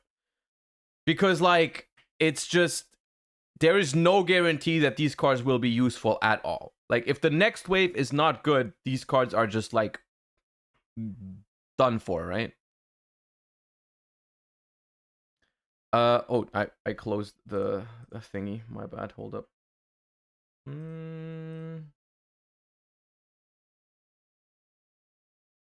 Duelist Nexus. All right, there we go. Saved.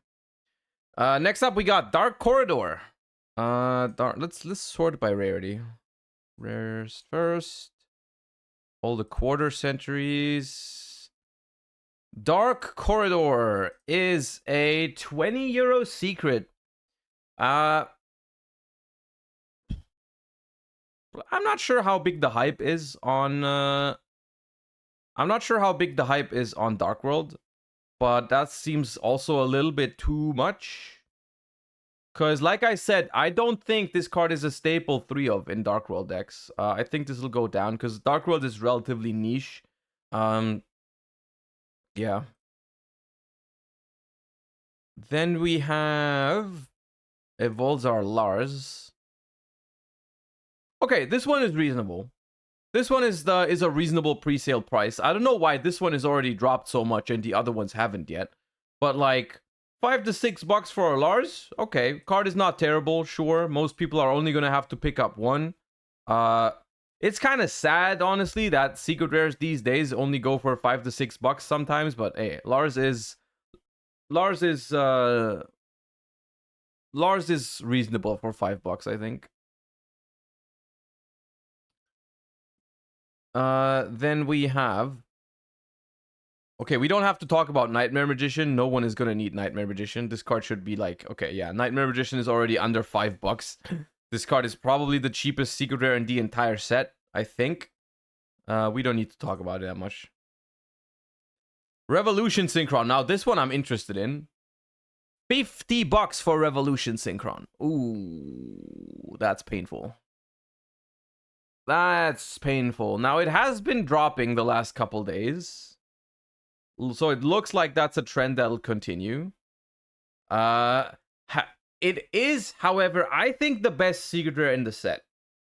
I think it is the best secret rare in the set. So whatever that's worth. But I don't know if 50 is appropriate. It depends a lot on how much people actually play Synchro after the new set. But I think it's the best secret rare in the set, so I could see it settling somewhere between 30 and 50. Yeah. We have the Snake Eye. Is that just Nah, that's too much. That's crazy. Why is it that much? Why is it that much? This card isn't that great. It's not terrible, but 27? Nah. Nah. Runic Main. Runic Main. Currently $8.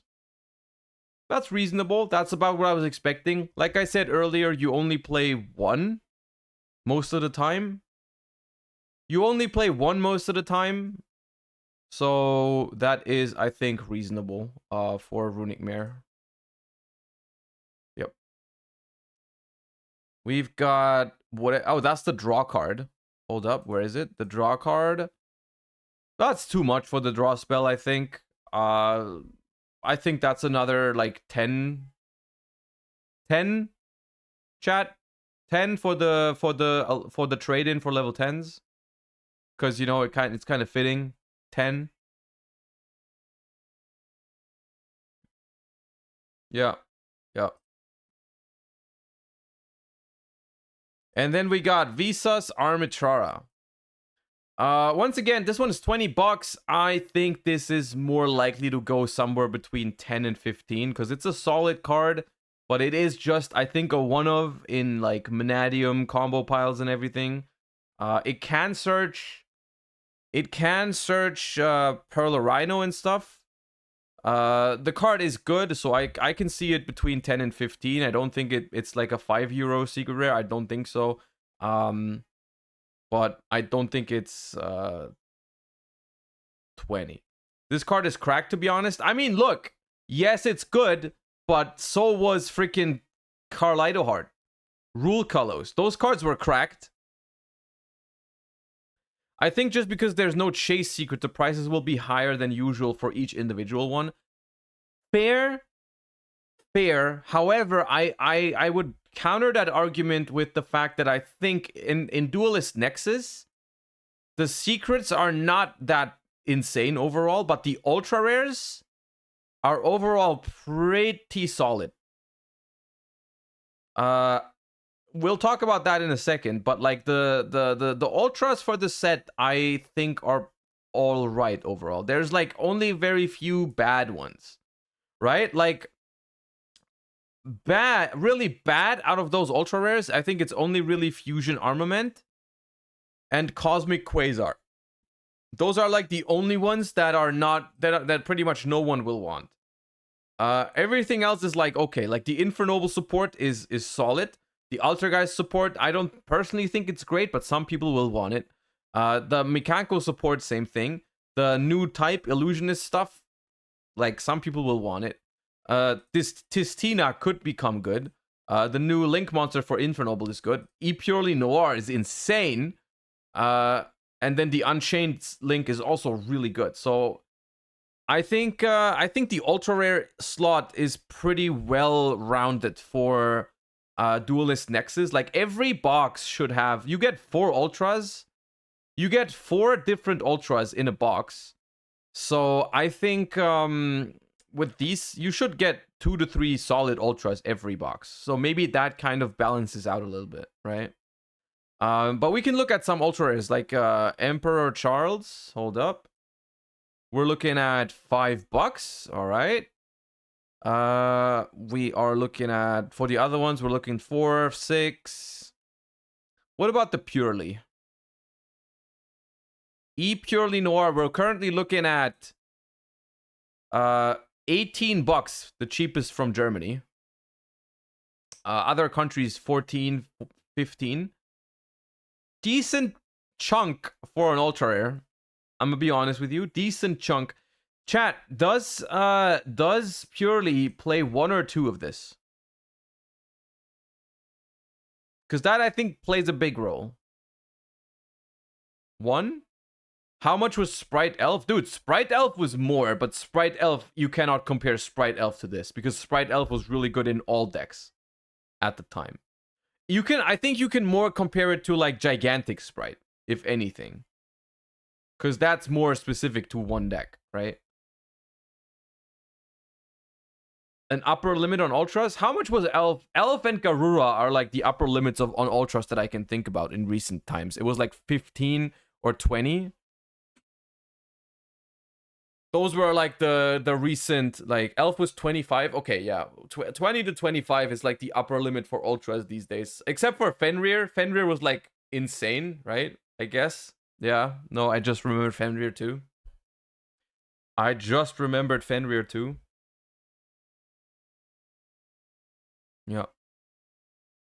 I think between 10 and 15 is reasonable for this. Maybe it's gonna drop lower than 10. Maybe around 10 is what I would say. Yeah. Overall, I think Duelist Nexus is...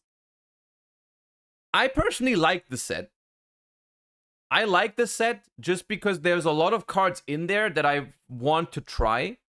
So from just by looking at the cards that are in there, it doesn't feel like it revolutionizes the format. But I think that's okay. I don't think any every set needs to completely change the way we play the game. I think this set is a cool add-on to the game. The only thing that might suck with this set is I think there's a lot of secret rares in here that will not hold that great value. So I think opening it for value, I don't think is going to be that great. Like, I don't think it's going to be an insane set like freaking remember Power of the Elements, like that type of shit. I feel like ever since they made Power of the Elements, every set has just felt mediocre because we had the comparison to Power of the Elements, right? It's still like every time a new set drops, I'm thinking back and I'm like, yeah, this is worse than Power of the Elements, right? So it's kind of because we're spoiled with Power of the Elements that every set feels a little bit worse than that. However, I still like this set from a non-value perspective. From a non-value perspective, I think it's cool. You know, it gives me a reason to try some decks again. It puts Purely back into the meta. It puts Synchro decks back into the meta. Supports Runic decks. Gives like Dark World support, Infernoble support, and Unchained support. That all I want to try all those decks with those cards. The new illusion monsters I'm a big fan of, and it even has some stuff for like Altergeist fans and everything. I think it's a cool set overall, even if the value isn't insane.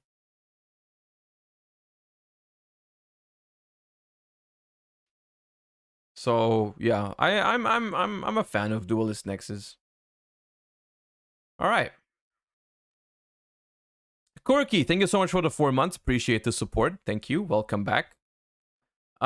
In general, if you guys are enjoying the content on the channel, make sure to, you know, follow the channel, or if you really want to support me and what I do, then consider subscribing and you won't have ads anymore. Speaking of an ad, I'm about to run an ad because I have to go to the toilet and then I'll be right back, and we switch to Master Duel.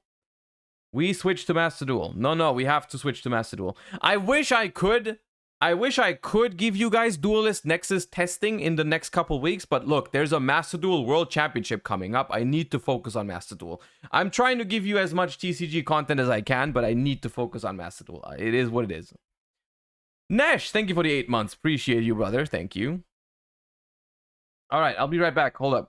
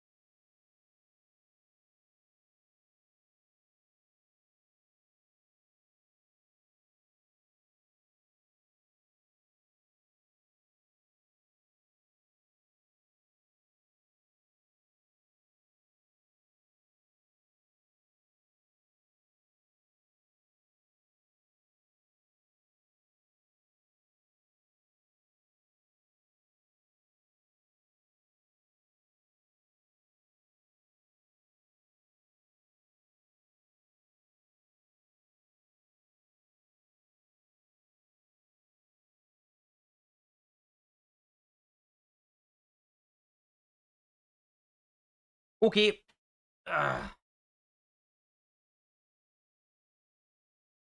All right. Hey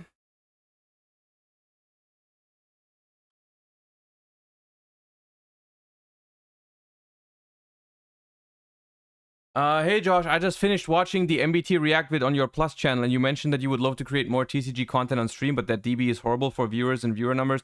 Have you tried using yugioh Omega? It has a ladder, community tourneys, and is a lot nicer on the eyes than DB, just like Master Duel.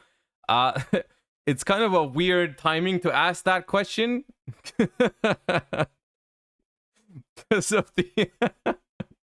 because of all the Omega drama that happened yesterday.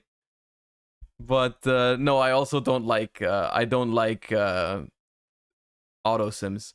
I have something that I am working on currently that I think will be a very good form of IRL content. It is something that I don't know how soon I'll be able to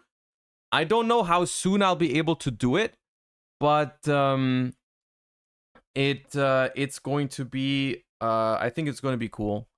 What was the drama? I only followed it a little bit on Twitter. I didn't go into it in too much detail because I don't really care about yugioh Omega, but it was something along the lines like yugioh Omega has like a chat in the game, and it was about like someone reported someone for like using racial slurs in the chat box, and it was basically like the yugioh Omega mods were like, yeah, we don't care. Right, we don't care if they do that. Just don't read the chat, Omega lol. And it was ridiculous. It was just overall completely stupid. I feel like from the side of the yugioh Omega like admins and shit. Like they were basically like, if you don't like being insulted, then just don't look at the chat. We're not gonna moderate it, something like that. So it was pretty bad. Yeah.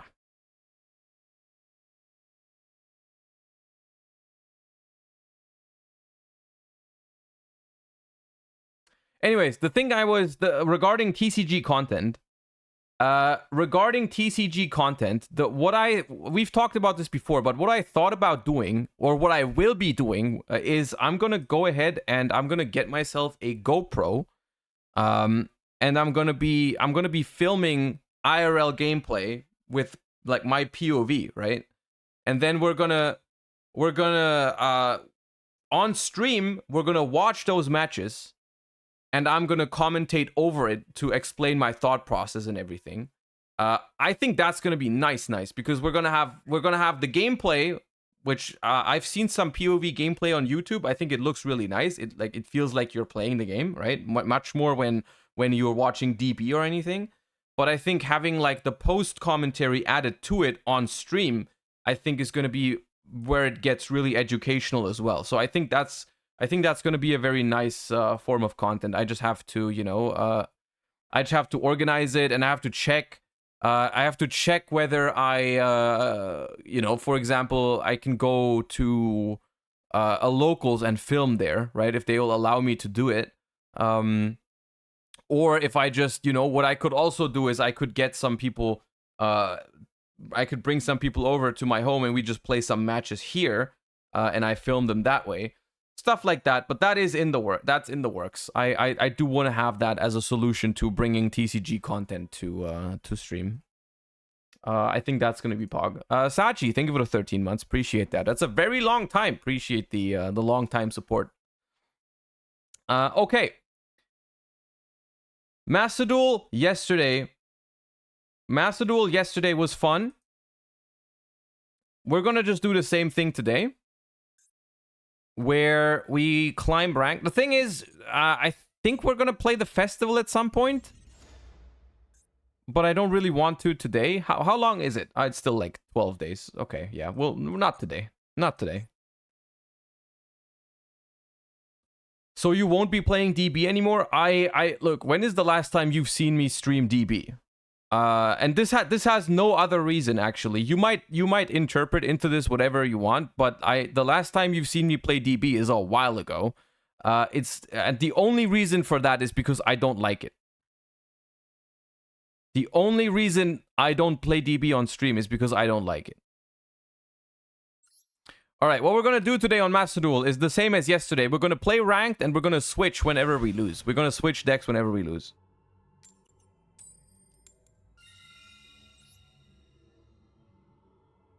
You like Master Duel? Yeah, I like Master Duel. I think Master Duel is well done.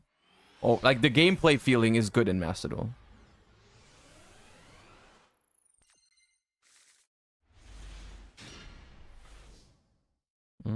This is an interesting hand.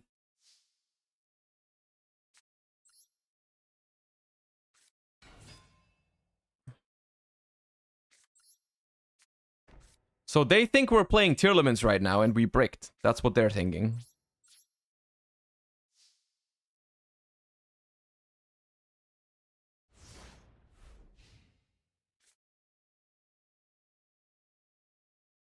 Master Duel is so good I could play it for 72 hours straight. I don't know. I feel like if you played it for 72 hours straight, that'd be a little bit too much, wouldn't it? I feel like that'd be a little crazy. No?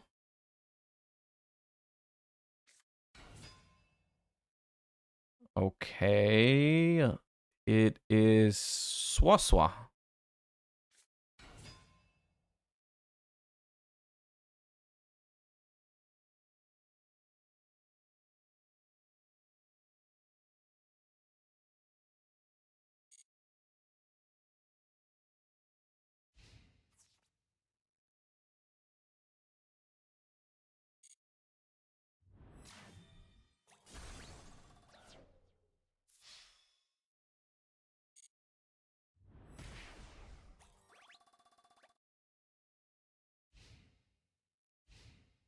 Why are they not using Ecclesia? What deck are you playing?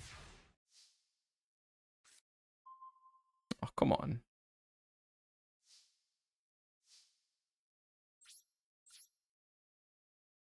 Use it. Use it now. Ah.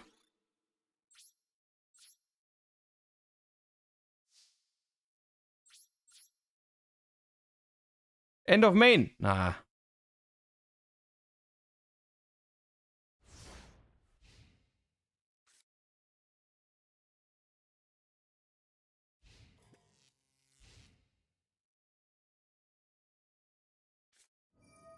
Bro, what is your deck?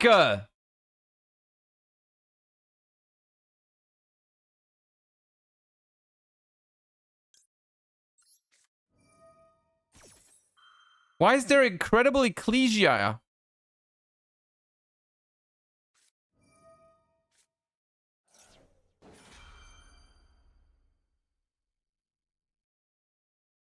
Am I supposed to Ash the Maxi just to let them have less cards? Maybe. Yeah, I'll Ash the Maxi. I don't care what. I don't know what they're playing.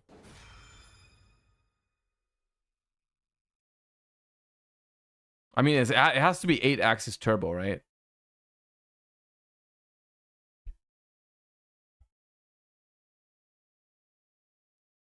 The funny thing is, all I need to beat the Denko is Ariana. All I needed was one Ariana.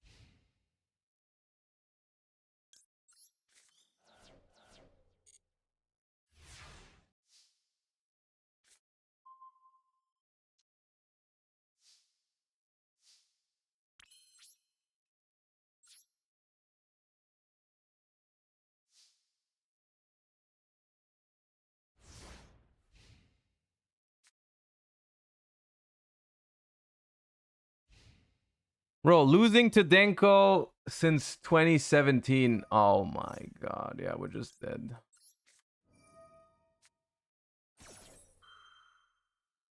Well, no, this is just 6,000 technically.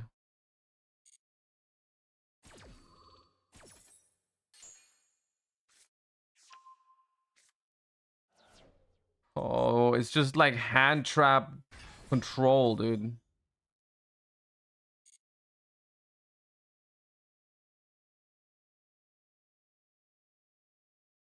This is 6,000.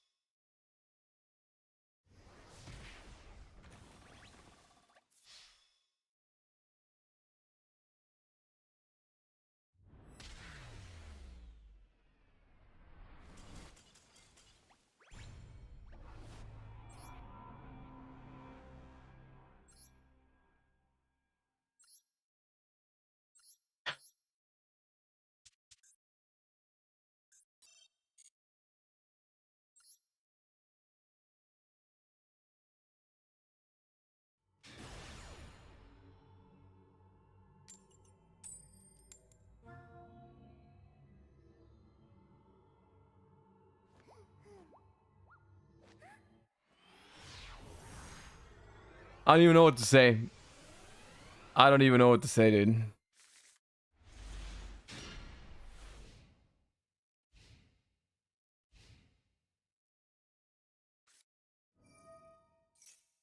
Ooh, Royal. Royal Labyrinth.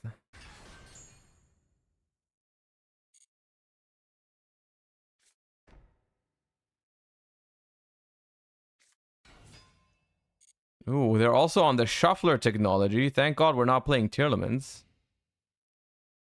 Alright. Well. Jet is a good draw. Let's Prosperity for 6 and try and see if we can find... we might need Zeus for this. We probably also want Nightmare Phoenix. We can get rid of IP and targets. Probably Onibimaru. Probably this. And one Gigantic. Ooh, Beaver. That's exactly what I wanted. Beaver is exactly the card I wanted. Give me Beaver. Bob.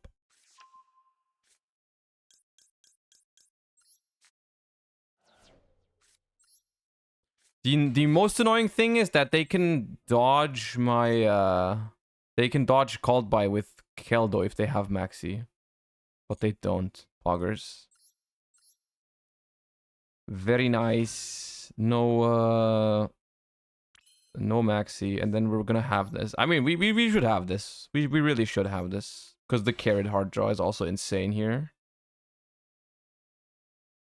Carrot hard draw is busted.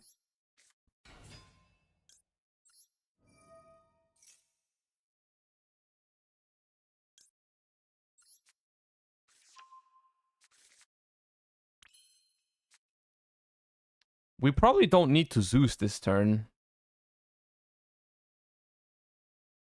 We could try and Zeus.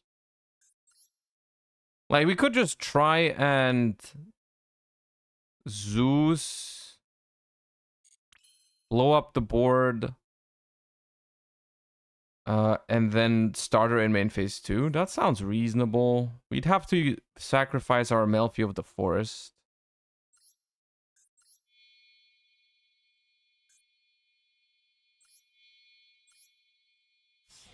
Because I banished Onibimaru.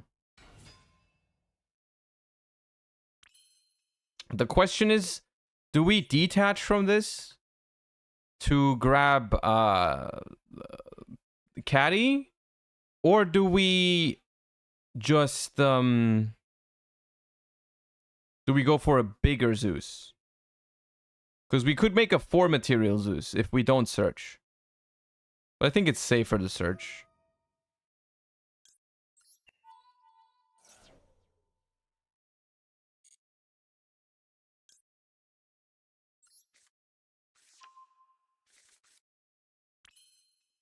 We have to crash into the lady in defense.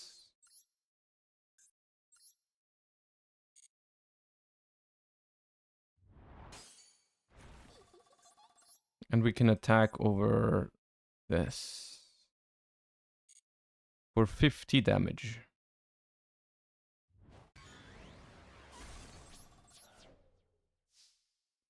We did the set review already, but it's gonna be on YouTube. Just go !YouTube and you can see it there. Like tomorrow probably.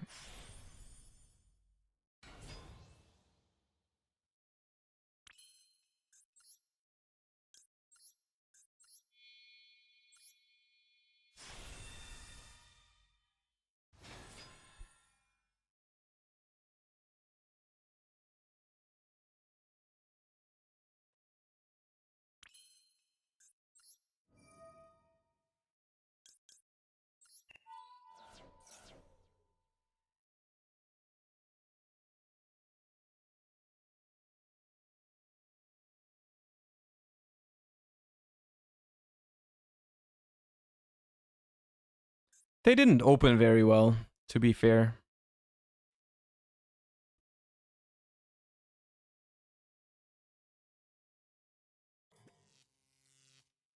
In their defense, they did not open very well. Okay. Why didn't you shotgun that? Wouldn't that have been kind of good?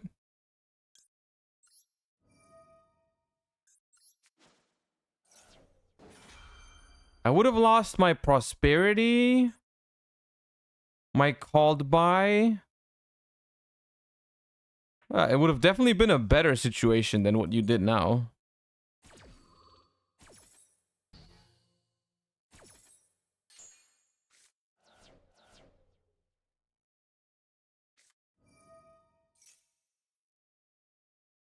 What's the point of that? What's the point of summoning that? Okay.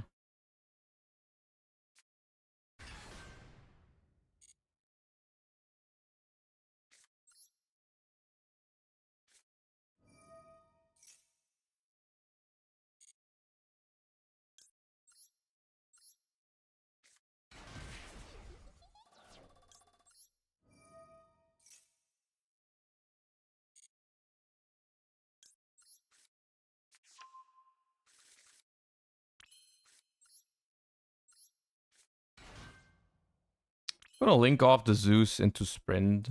We don't need Zeus.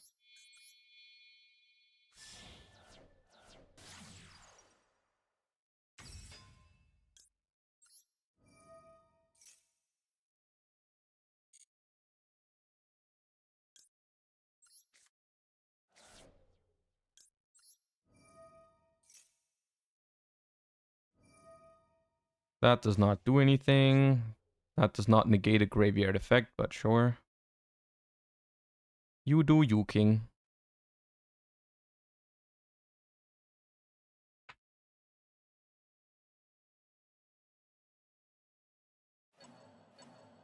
Oh, you just shuffled your own. I think they were just annoyed by the activation prompt every time. But why don't you just scoop then?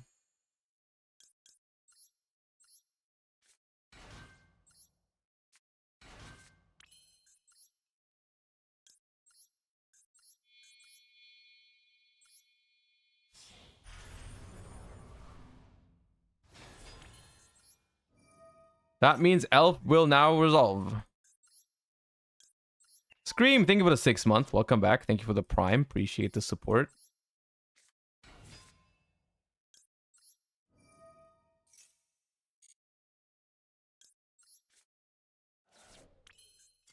Okay.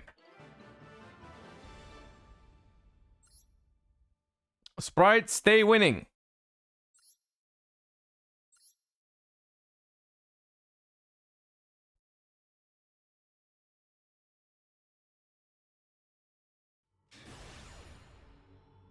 Sprint plus Elf is disgusting. Yes, sir.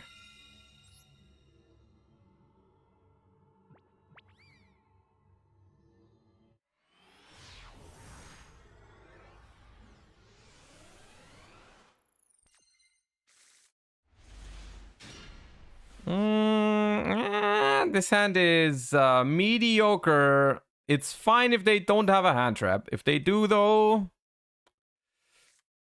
kind of cringing at this hand.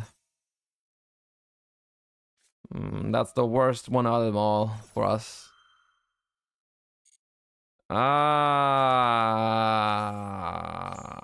That is unfortunate. We will just pass the turn now. And we will most likely die to most decks in the game.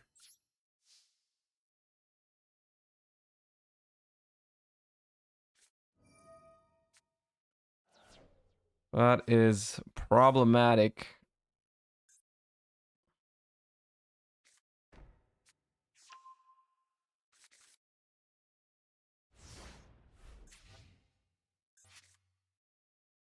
Big welcome.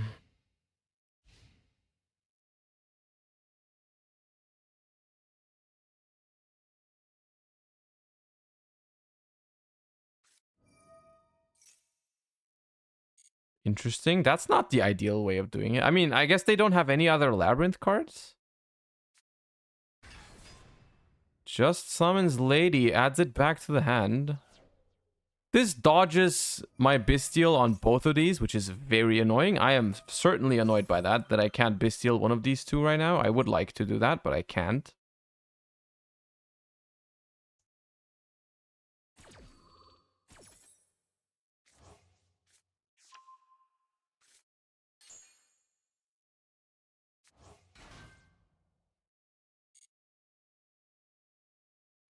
Royal Lady, I kneel.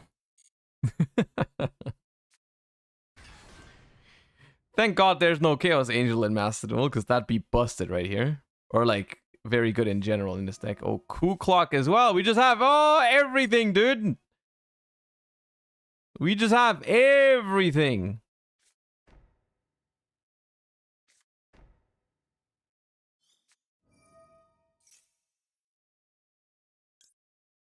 I want to chain block here. I want to chain block so that they don't get to set a trap. Also, getting rid of the Coup Clock is good, I think.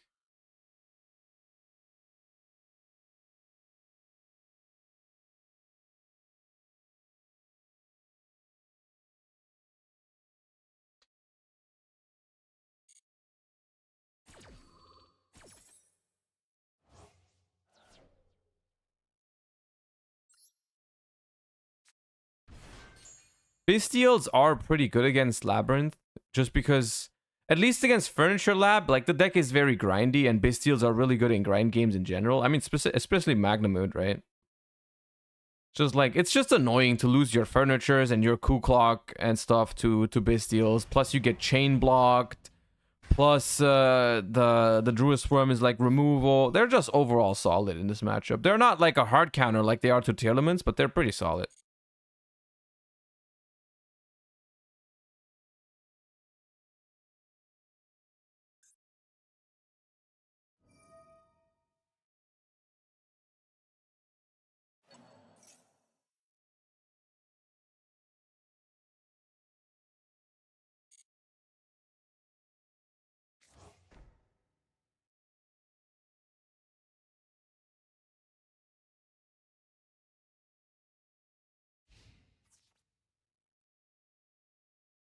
Zeus 2 revealed? Wait, what do you mean?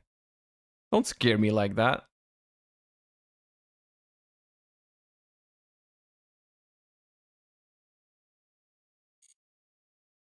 New Divine Arsenal XYZ? Okay, I'll look at it in a second. Hold up. After this game.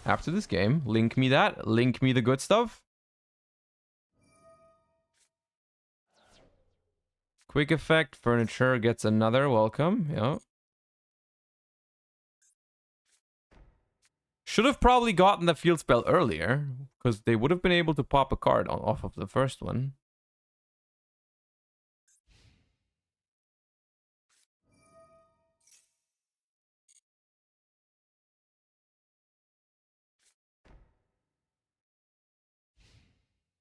All right. Magna will grab probably just Lubellion.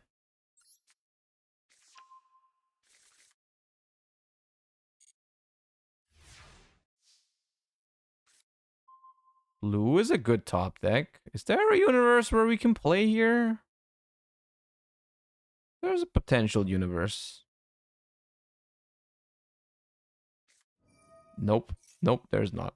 Nope, don't forget that. Forget what I just said. There's no universe. We get floodgated on top. Yep, okay, cool. Cool.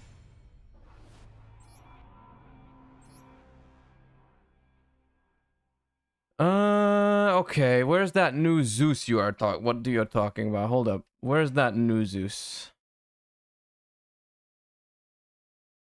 Where is it?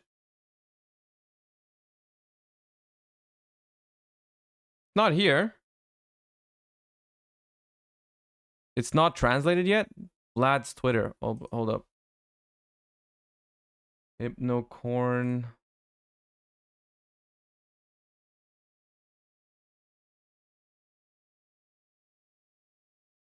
Dark Zeus. Okay. Divine Arsenal. Divine Arsenal Typhon. Calamity Star. Dark rank 12 XYZ. Level 12. 2 level 12 monsters. If your opponent special summon 2 or more monsters from the extra deck the previous turn, you can XYZ summon this card by using the monster with the highest attack you control. If it's an XYZ, transfer its material to this card. If you do, you cannot normal or special summon monsters for the rest of this turn. While you control this XYZ summoned cards, neither player can activate the effects of monsters with 3000 or more attack. Once per turn, you can detach a material from this card, return a monster on the field to the hand.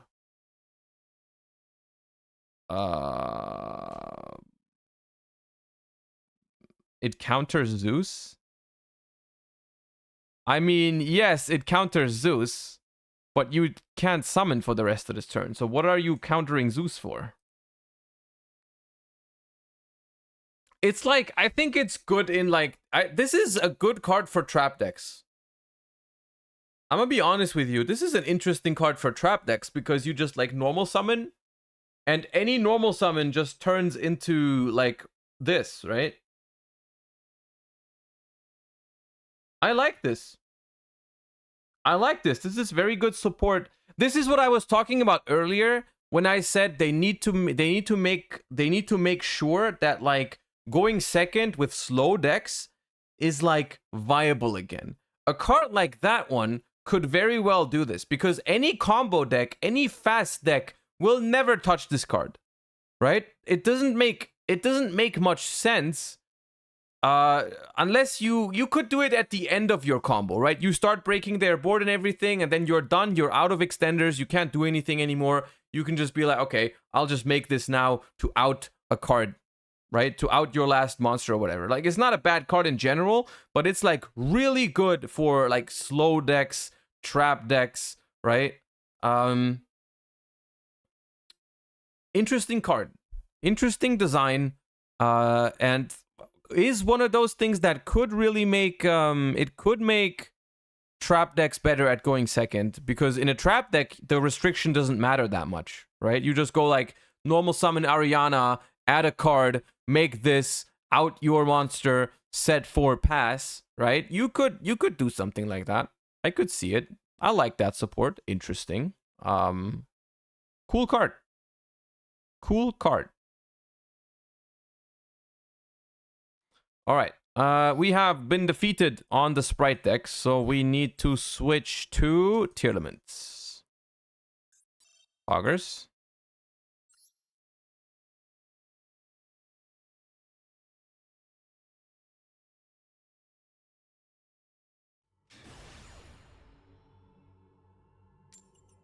Did that not have a once per turn? It had a once per turn on the bounce.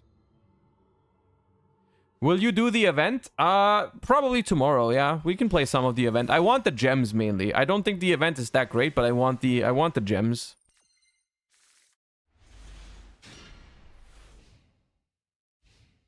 $58 cards, the perfect consistency number. Yep. Still opens Mole Cricket. Oh, yeah.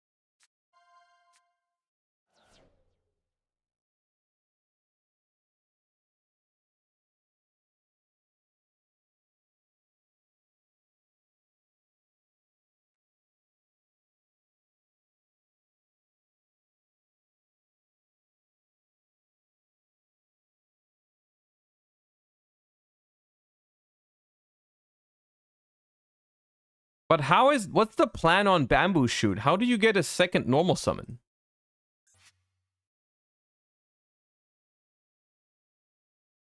We just looked at the new Zeus, yeah, we just did.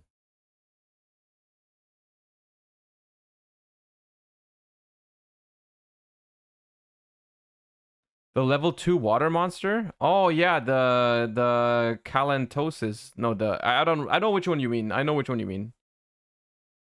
Morganite. There's not gonna be Morganite, don't worry. Cartharin, yeah, Cartharin, that's the name. Alright. Vernusyphilis. With Naturia Vein. I can't prevent Gallant Granite. Because even if I use Kelbeck here, they just use the next Vernusyphilis. Yeah, that's...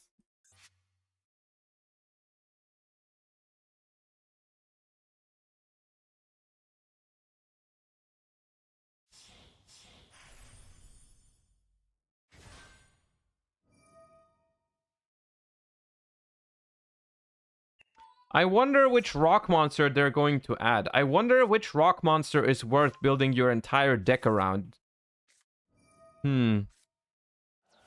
Curious.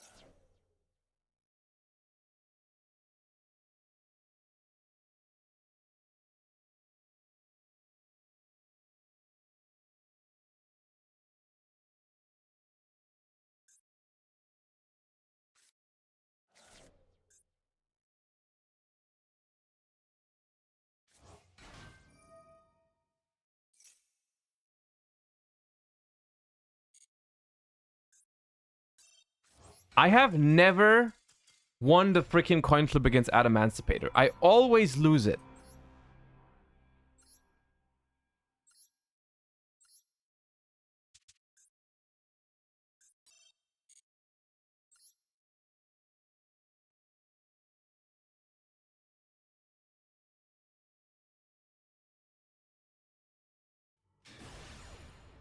There's just something about freaking Adamancipator duelists that makes them just too strong at winning the coin flip.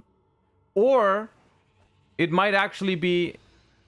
I think what's more true is that whenever I do win the coin flip against Adamancipators, they just surrender before it gets to their turn. That's how I don't know it's Adamancipator, right? I have no clue that it's Adamancipator because they just always surrender. When they see when your opponent puts a card onto the field, you just leave. It's just a very beautiful experience these days playing Master Duel. I love what's going on right now. It's just phenomenal.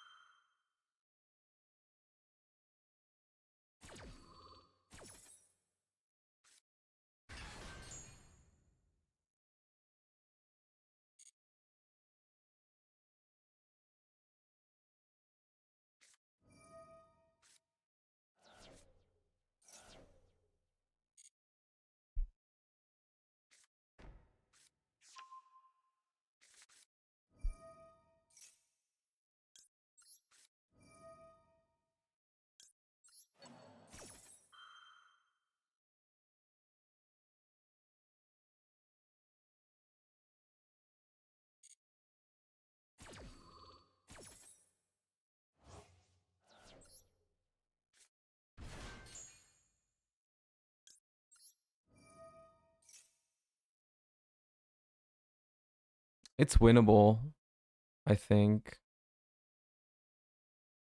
Because we chain block this as well. It's still really good for them, but it's winnable.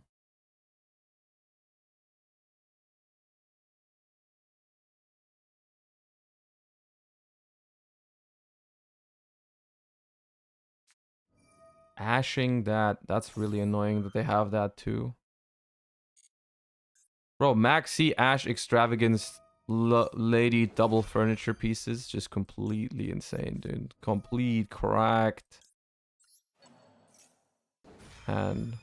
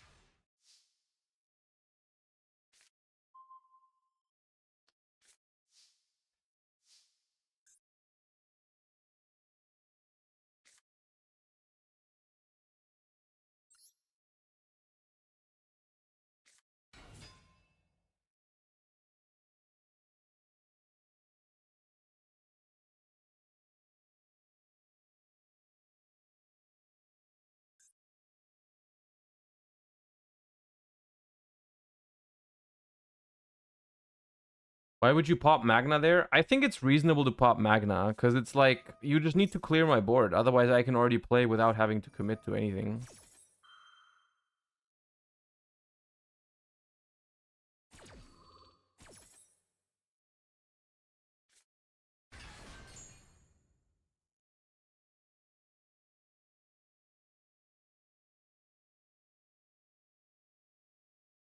We can play, it depends on the... It's a... okay, the other trap is also good. This is cursed. This is completely cursed. Yep. Oh my god.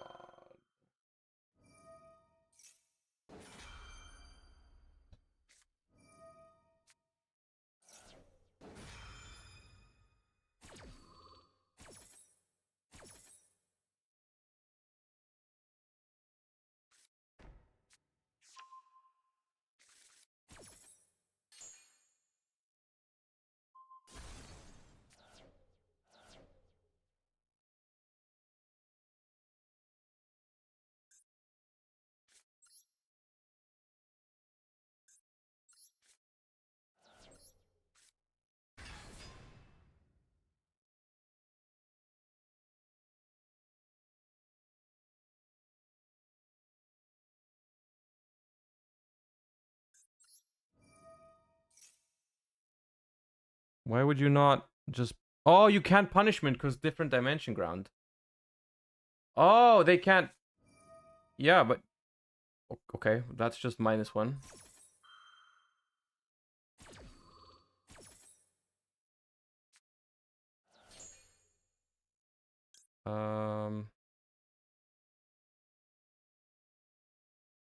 How do I break this shit, though?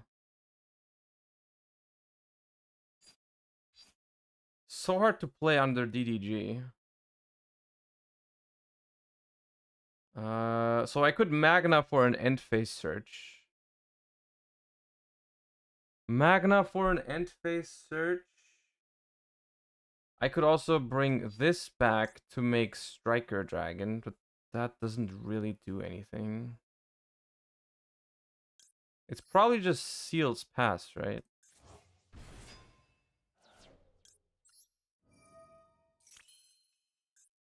The problem is... Wait, Seals is...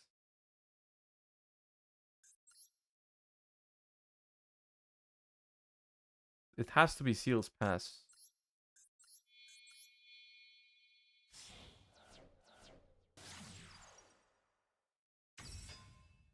Is there a Dark Crash line? We're under a different dimension ground. You can search with this, even under DDG, but what am I adding? Like, the line would have been, revive this instead of Magna. Make Striker, add Boot Sector, then make Dark Crash. Add Rocket Tracer? Don't think so.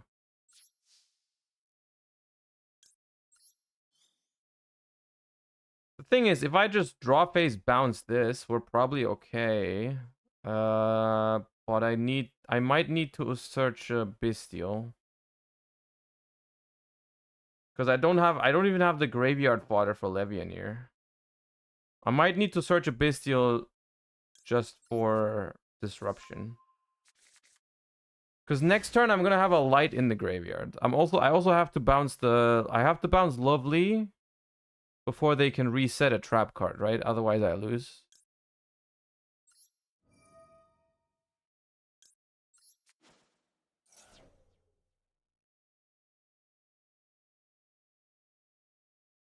They drew something. What was that? Maxi?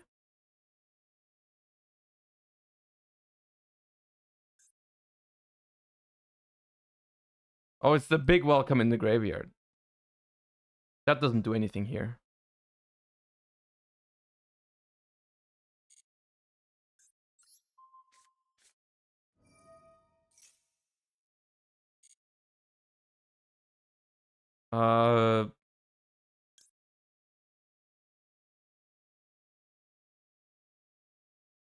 Probably just summon Absorouter.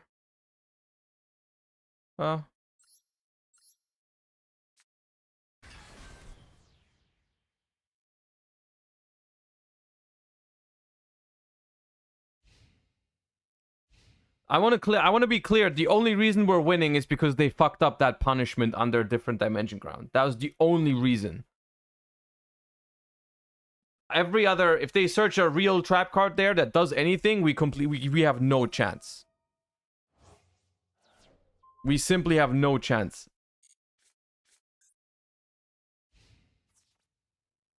We can take this damage. We don't need to sacrifice our Serenity here. Okay, the draw was a trap card. It is not Max C. That's the most important part, honestly.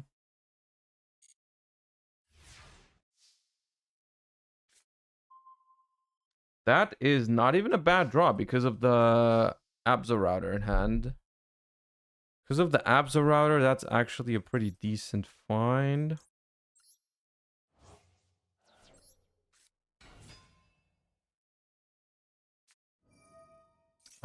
That does not do anything. But I still need to chain block.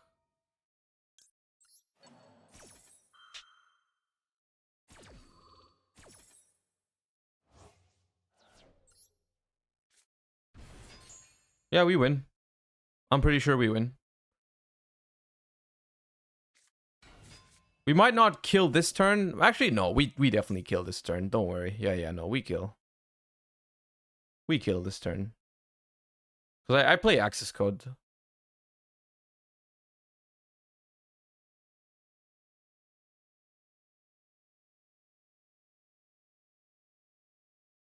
Yep. That should not have been a win, I'm gonna be honest with you.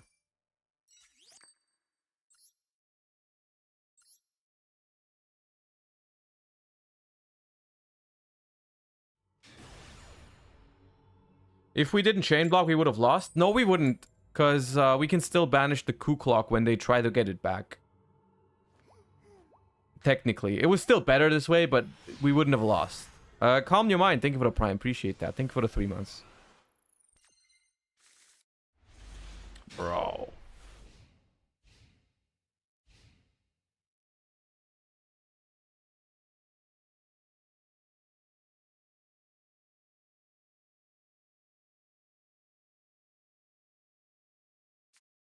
Ariana doesn't act clock. Well, if they play 2, yeah. A lot of them only play 1, but if they play the second one, technically, yes.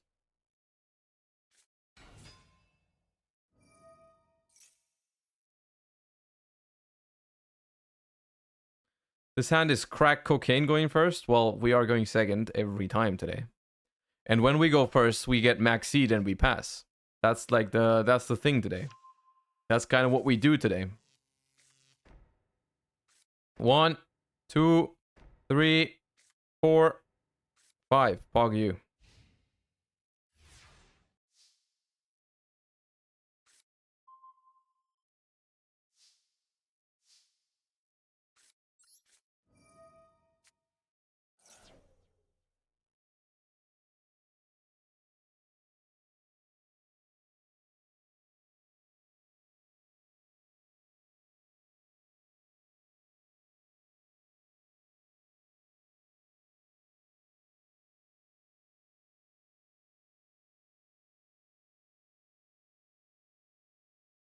The thing is, if there's one deck that Dragon Link can beat, like without hand traps, going second, everything, it's like Labyrinth. But only if it's Furniture. Furniture Labyrinth is an okay match. Is a good matchup for Dragon Link, I think. The trap deck, if they have like if there's like floodgates and shit down there, then we're not beating that.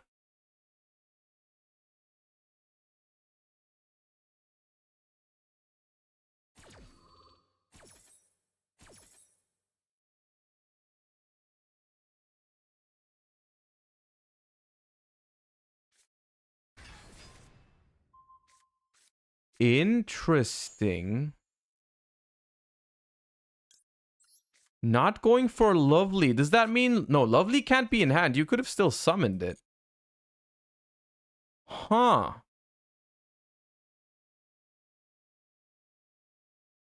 Huh. Let us begin with the Safer.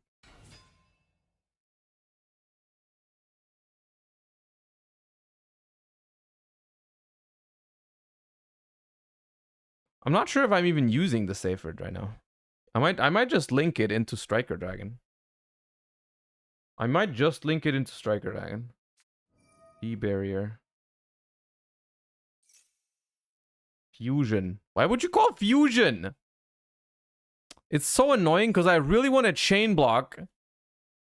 I really want to chain block this, but I don't want to banish my Lubellion. I can't do that. I can't chain block it, unfortunately. You're going to get it. I mean, even if I chain block here, they probably have more traps to trigger it, so it's fine. Bergic, thank you for the gift sub. Appreciate the support. Thank you. Very kind of you.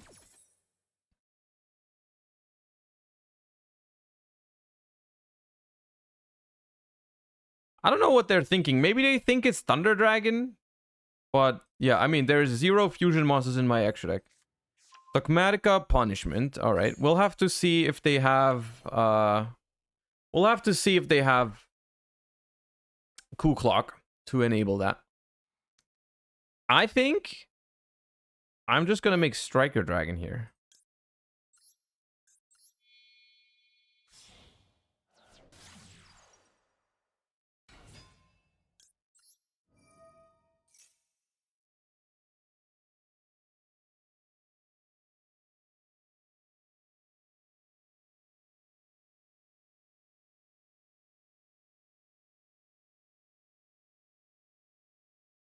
I'm still...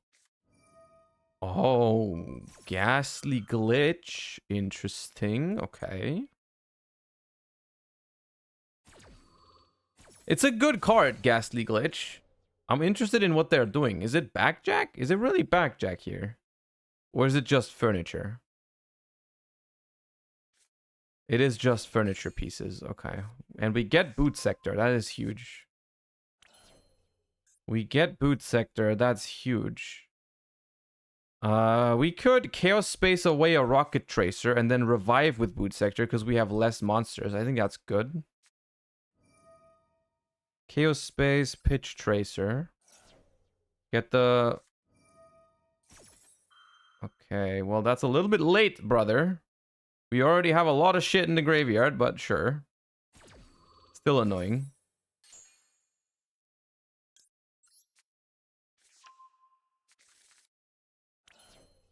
Oh, this is only monsters, so we still have the Chaos Space in the graveyard. That's wonderful.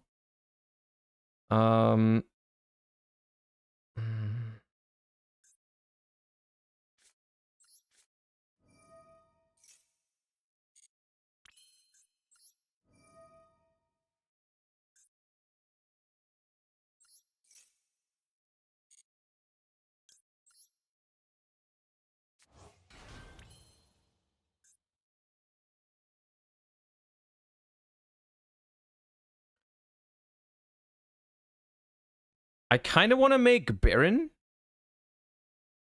Because Baron kind of carries this game. At the same time...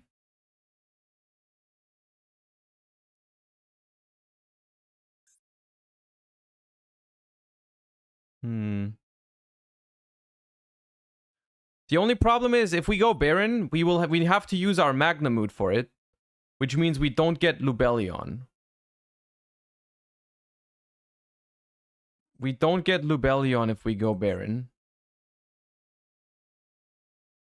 Like, it's just going to be Baron, Pop, and Baron is the same attack as Lady.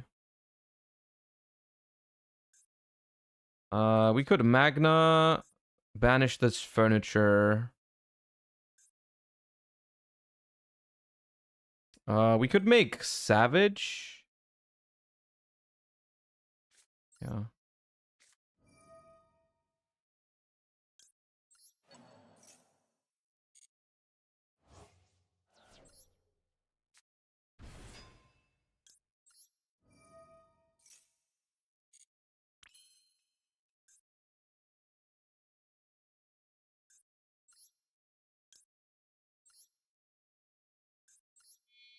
It hurts.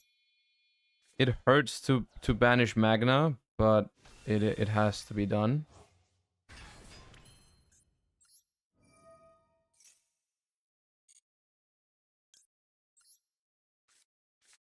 Regained.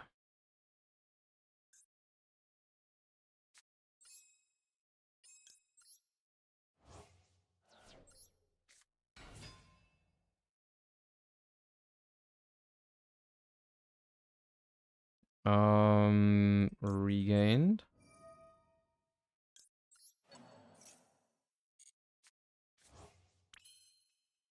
Do I use Tracer's effect? Probably not.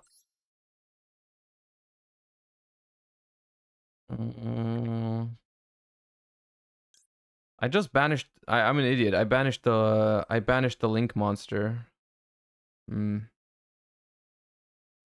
I banished the Link monster. That is problematic.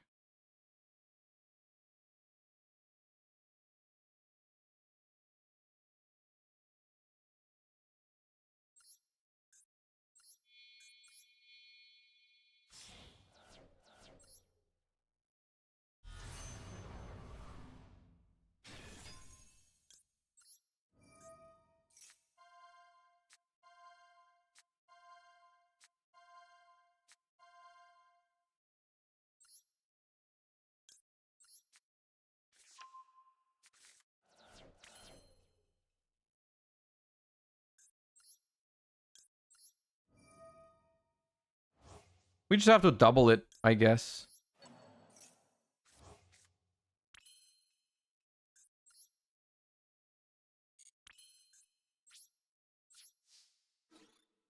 We can't levy, no.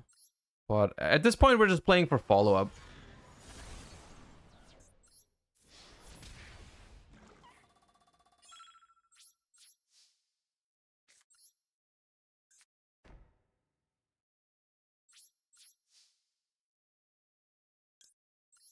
We're still in a really good position. Looking at what their hand was, it's kind of insane that we have this position.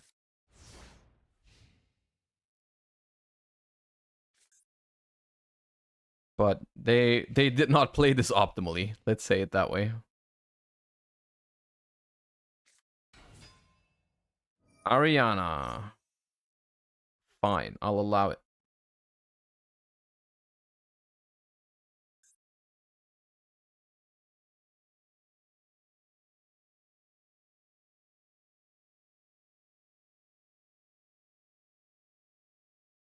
If they had just shotgun different dimension ground, it would have been a lot worse for us, yeah.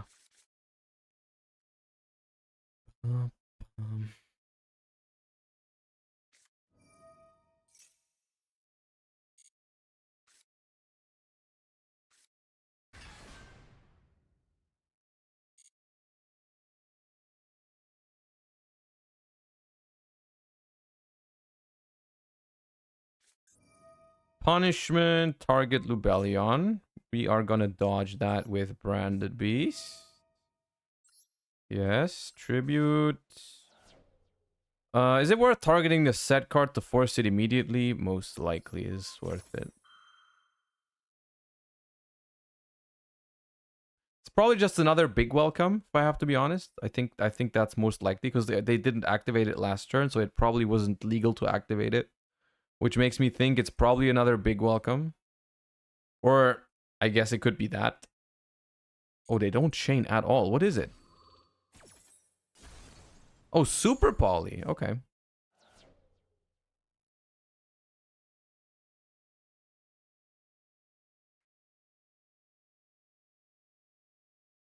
Well, now it's looking really good.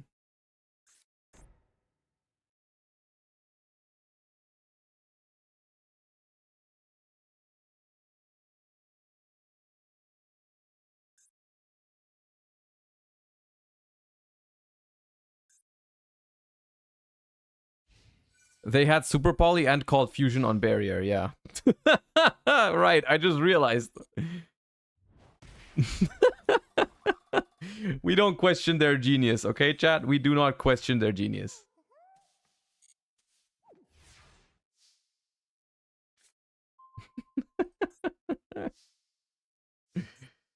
Oh, man.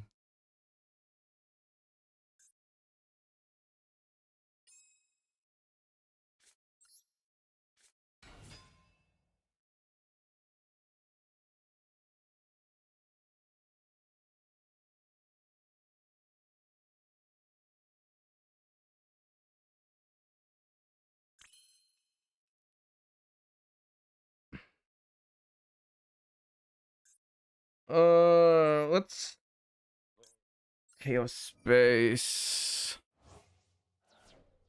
The Chaos Ruler back.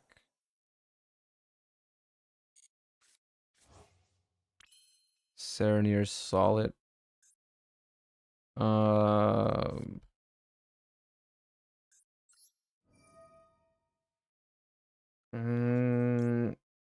Let's just get rid of Tracer. That way we can summon it back from the grave.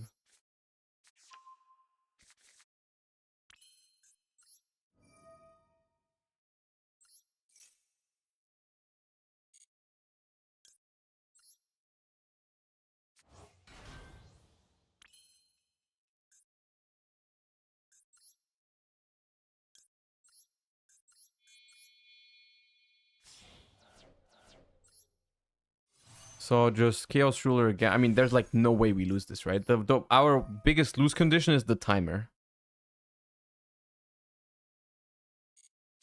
We can lose the timer.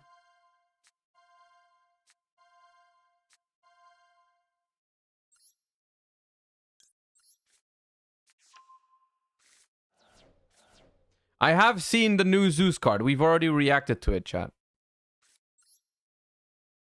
Let's do light, dark, light. Beep, beep, beep.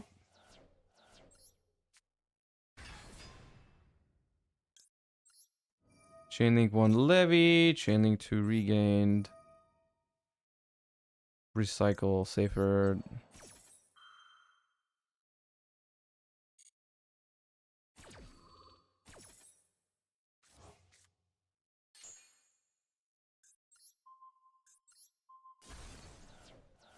Evenly matched.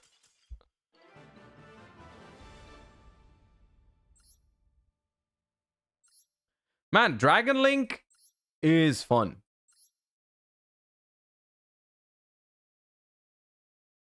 Songs are repeating very fast? What do you mean? The playlist is like 18 hours. The playlist is 18 hours long. You are got to be capping.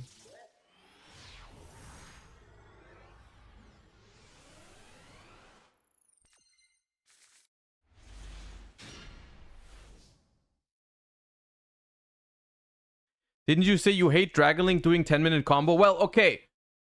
I hate playing against Dragon Link doing 10-minute combo. If I'm the one doing all the regained and regained Branded Beast shenanigans, seals, glorious.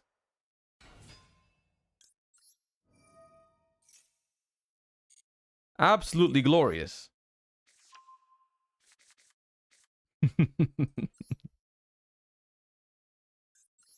That's how it works.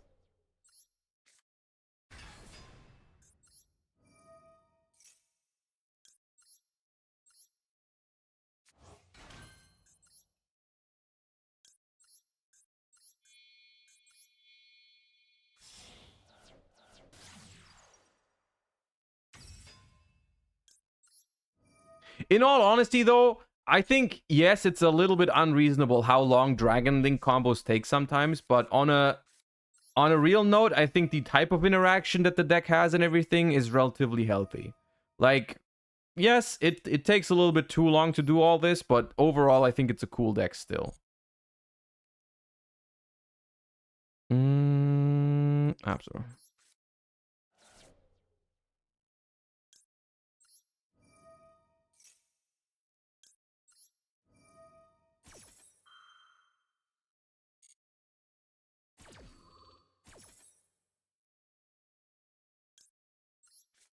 Plum Jelly, thank you for the Prime. Appreciate that. Welcome back.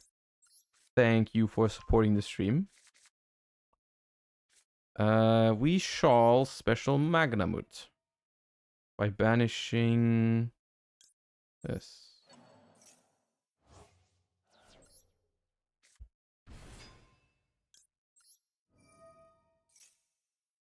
You consider dealing for worlds? It's a strong deck.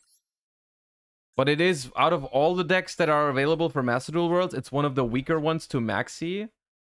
And it takes away pretty much all the Bystials from all the other decks. So I'm not sure. We are considering it, but I'm not sure how I feel about it yet.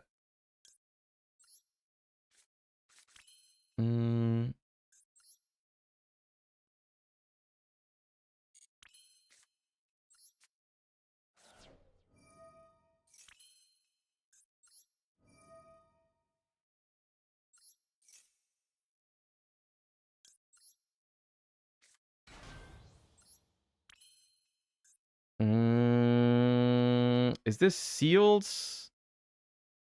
Is this a Seals angle or not? I'm trying to figure that out right now.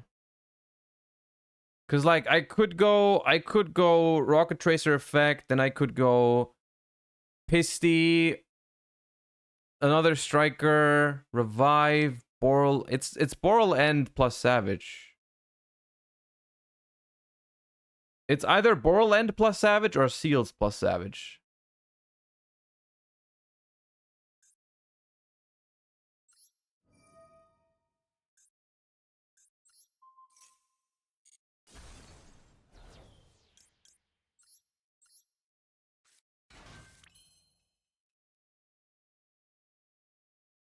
Wait, no.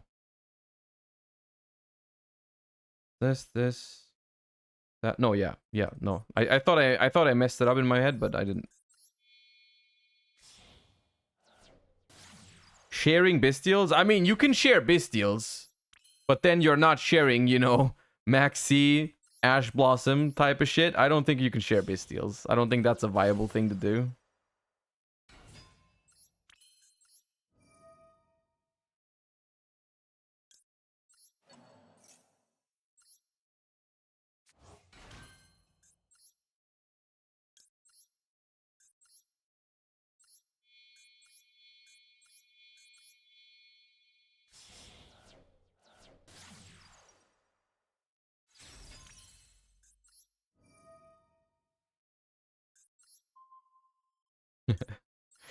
Dante, Beatrice, and Virgil. Yep. That's the goo.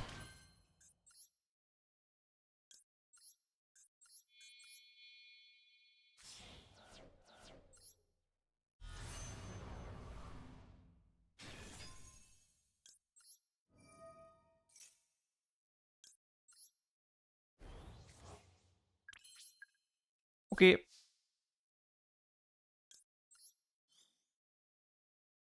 Yes, let me have my royal... What's wrong with having a royal savage? Can't I just, like, be a Giga Chad royal savage enjoyer for once without people calling me out on it? Yes, I do.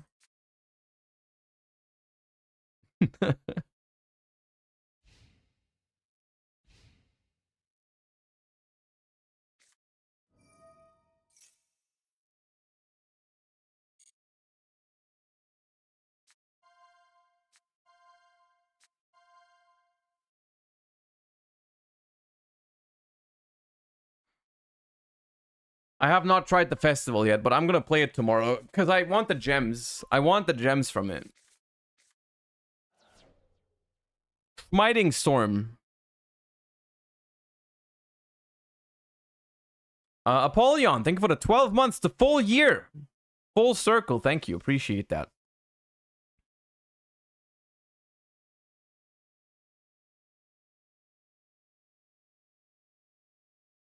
Are there decks that counter Labyrinth? Dragon Link is pretty good against it, to be honest. Dragon Link is pretty good against it. No cap.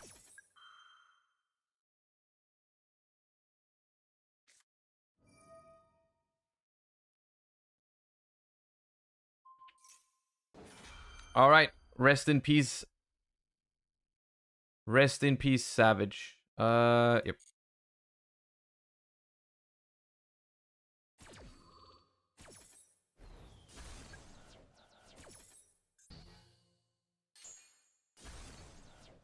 Bro, you banished 5 cards. None of them were a light or a dark for regained. Are you serious right now?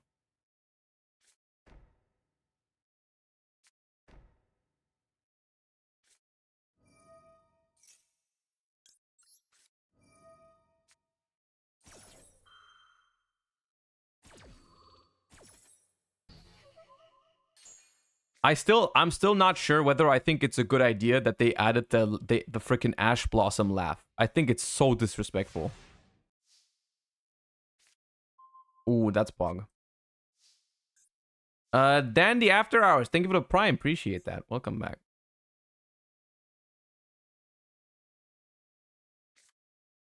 F. Which one would I like to recycle into the deck? Probably Recharger.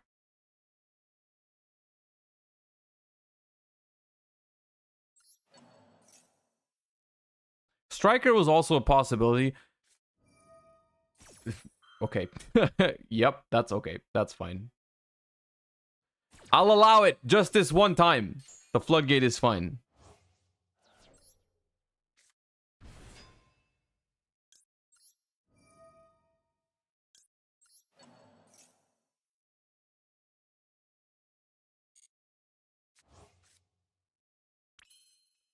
Rocket Sync. Wait, that's busted. That's busted. I have Absorouter in the graveyard. I'm goated at that. Okay. Hell yeah. Get in here. Oh, they have Judgment. They have Judgment. Wait, is that negate its effects? Okay.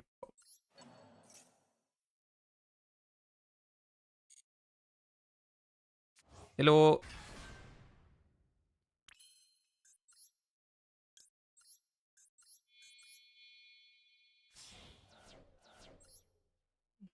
Hello.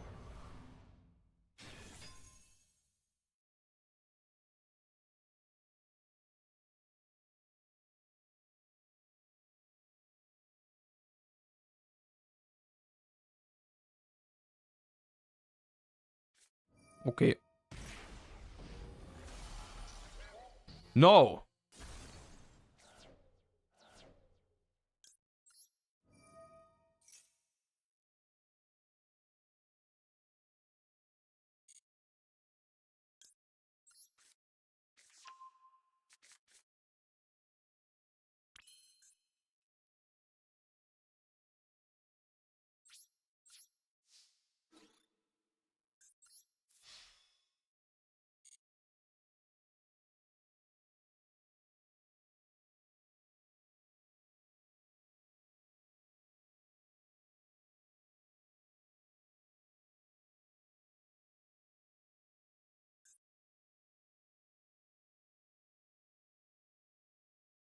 I don't think there's anything that can win them the game here.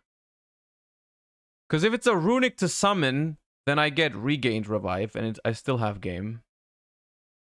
Even through Gary. Yeah. Attack.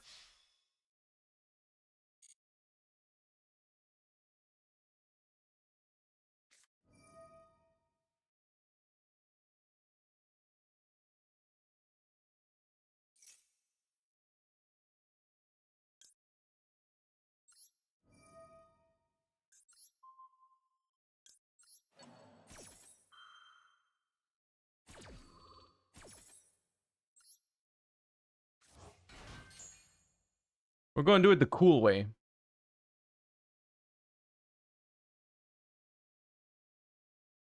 We're doing it the cool way.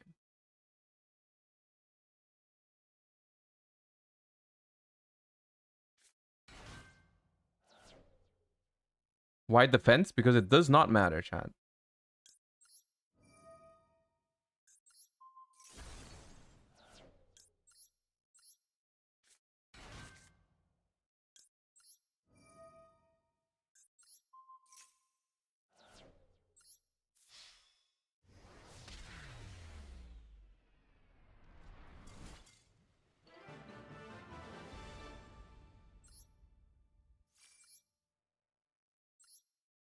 Fog you, one more for tier 1. For diamond 1.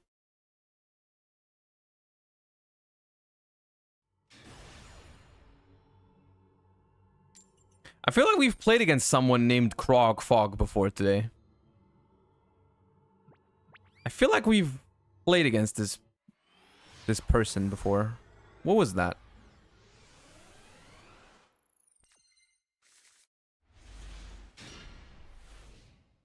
I feel like it was Labyrinth.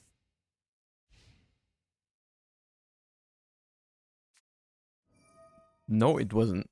It definitely wasn't. Do you Ash teleport in Master Duel? I feel like you do. I shall Ash teleport.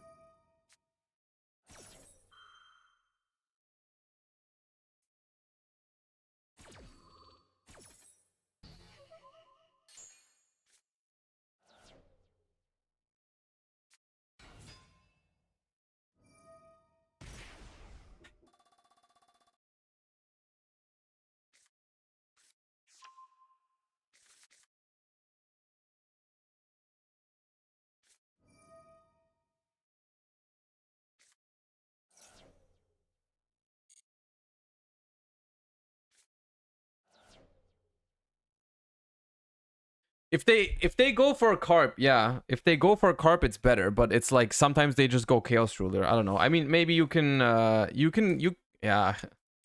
Now they don't have to fear Ash anymore. They can just make carp.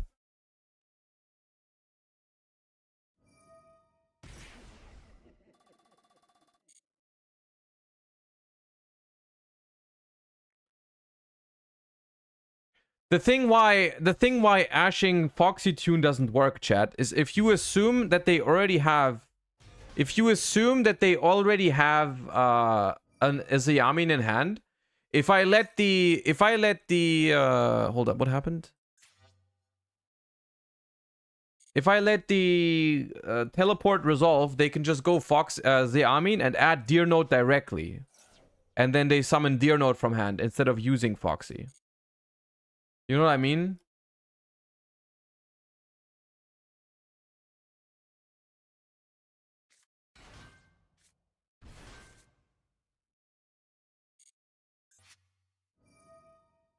That's why you Ash Foxy, not Amin. What do you mean? They're not using Foxy. Didn't you listen? If the teleport resolves and they already have a Zayamin in hand, they just summon Zayamin and they add Deer Note. They don't use Foxy Tune. You don't need to.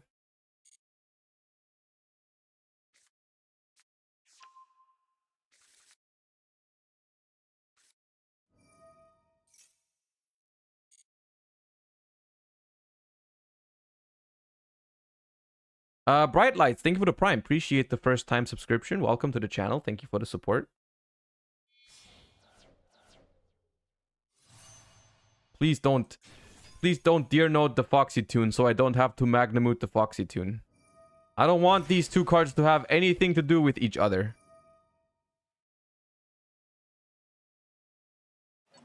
Okay.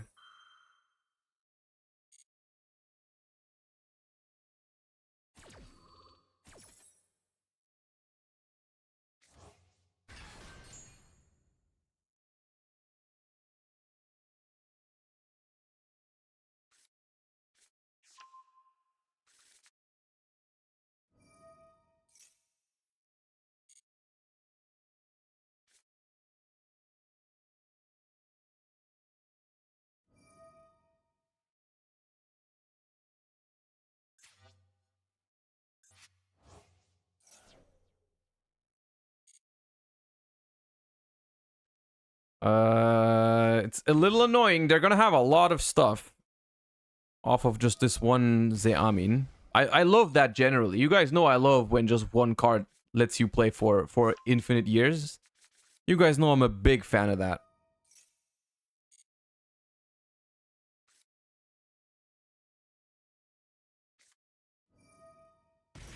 Ah.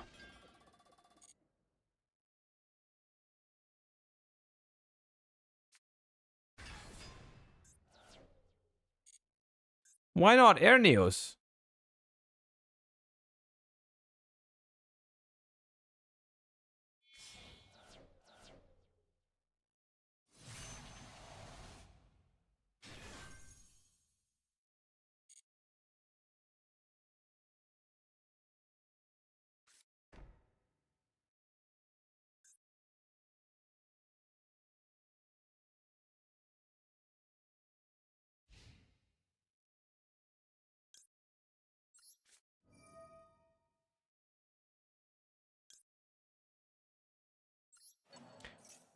Okay, say it with me, but say it slowly. We're gonna Magnamood target the Foxy tune. It's important that you say it slow and carefully.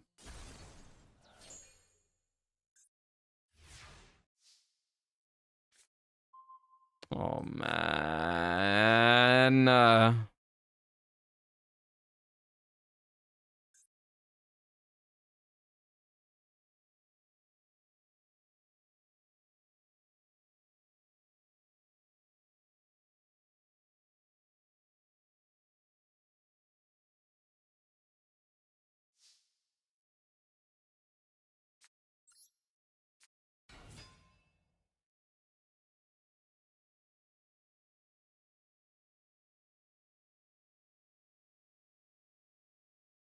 I don't think it's winnable, but let's just see.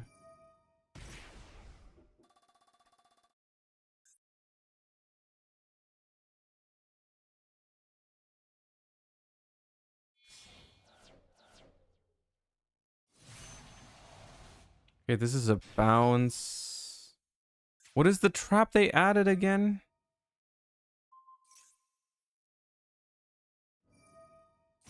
Destroys a card. Okay.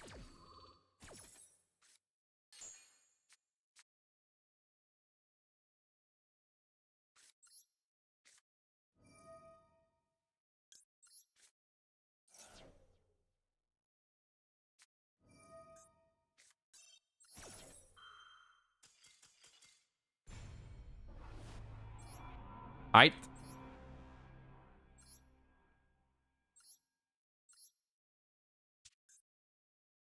All right, branded angle. Branded angle means misplay angle. I'm not very good at branded yet, I don't think. That's why we need to play it.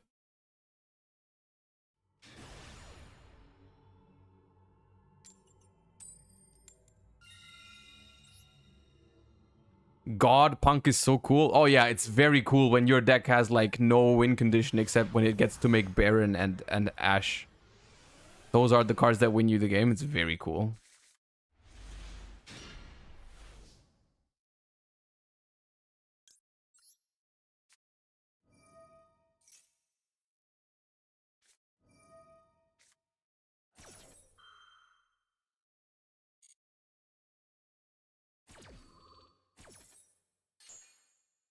Mm.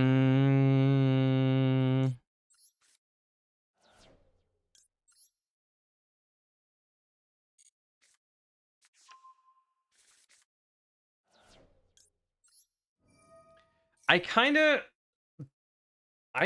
want to set up.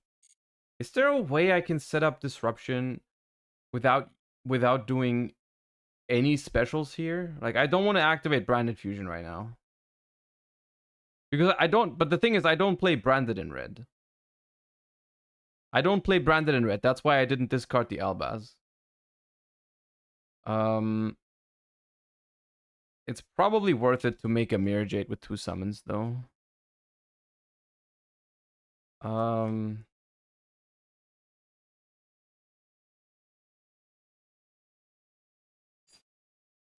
Normal Aliber activate, brand fusion.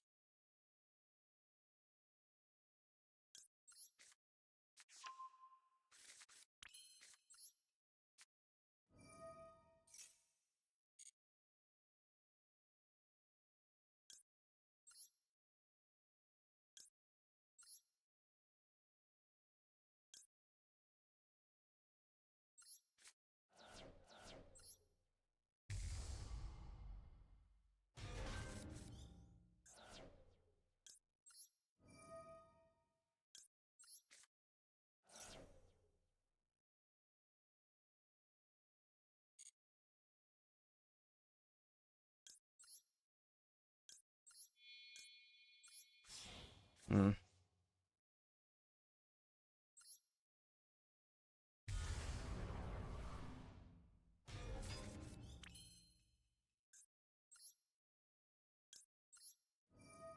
This list doesn't have tragedy, but I'm not so sure if that's correct.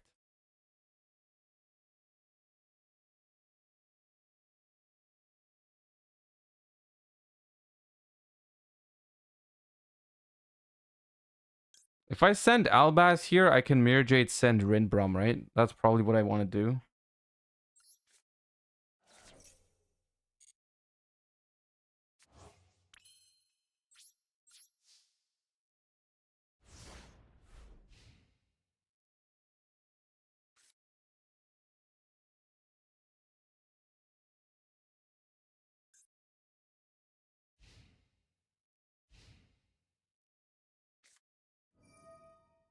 Send a Therion from deck to grave. Okay. Fusion Synchro. Borea.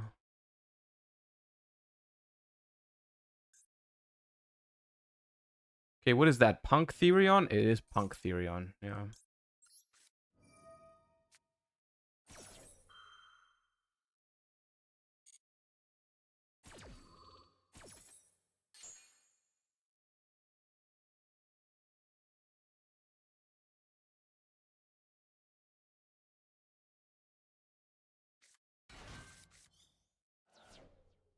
I'm not sure if I'm supposed to Mirror Jade this. Because, like, if I do Mirror Jade it, and they have another one, it's kind of annoying. I could just let them play and Mirror Jade later. I don't think I'll Mirror Jade it. I could also Ash it or the Foxy Tune. Or I could just let them summon Deer Node. Okay, I have to Mirror Jade that. Right? I can't let them get the... I don't know why they did that before.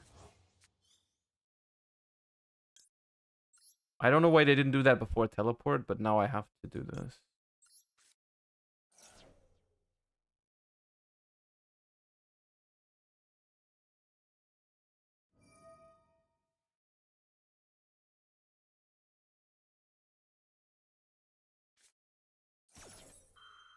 Oh, have another...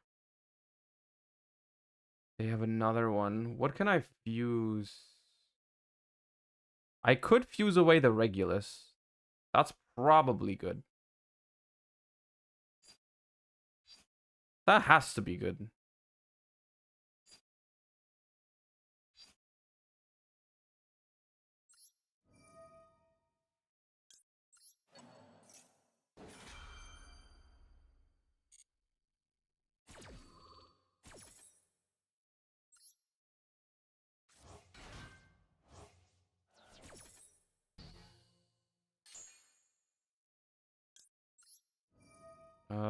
have to discard Serenir.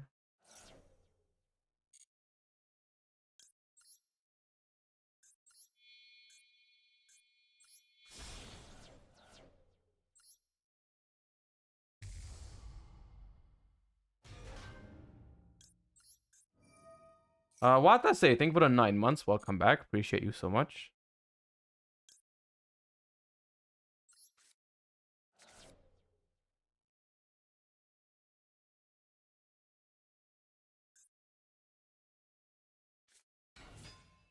Shirakuzai. All right. Well, we're gonna ash the fusion effect then.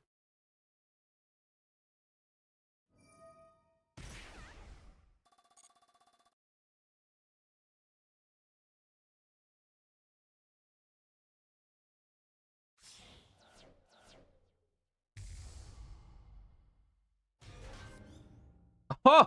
Or not.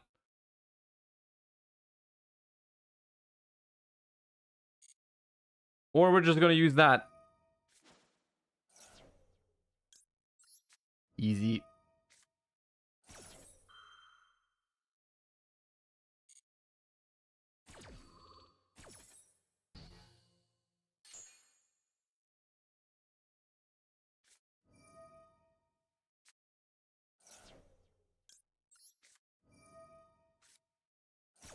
Curtains.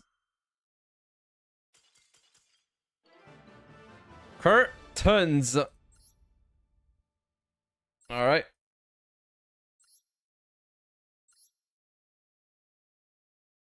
Ugh.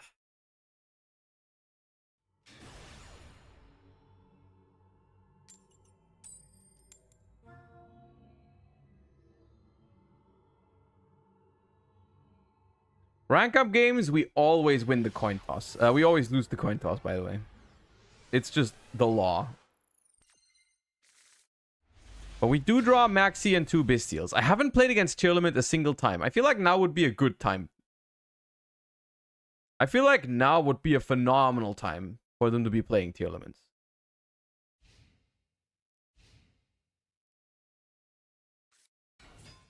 Ah.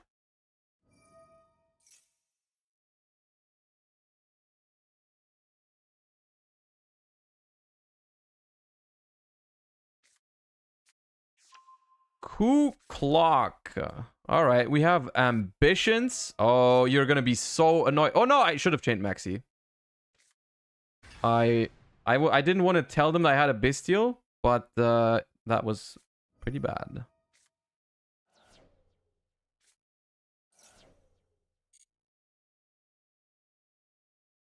I should have chained Maxi there. I was a little bit of an idiot move. It is the wrong order, yes. It is the wrong order. They should have done this first. They're probably new to the deck.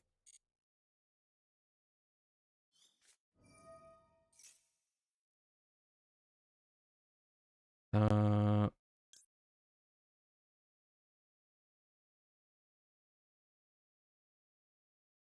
still gonna Maxi. I feel a little bit dumb using this Maxi, but it's fine.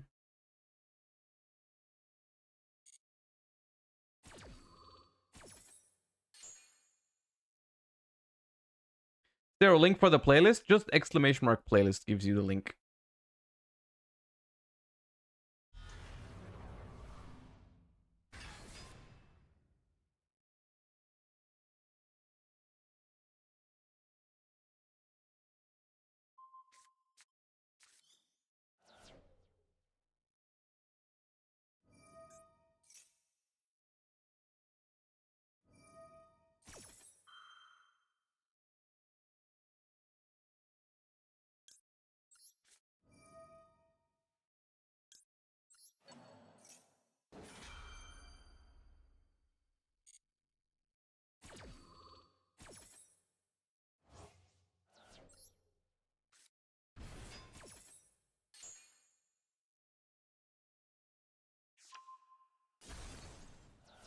Cool, I had 2 of that anyways. All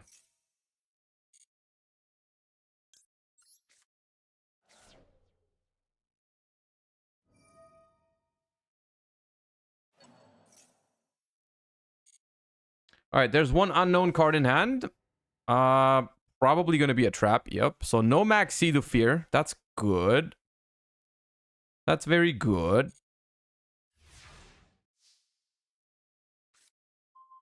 Top deck Banishment is not great, but not awful in the grind game. I can live with that. Let us begin by summoning back this. It's the least investment.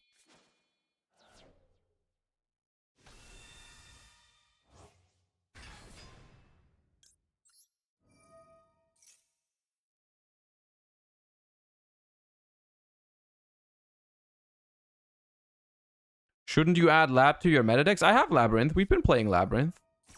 We've been playing Labyrinth a fair amount.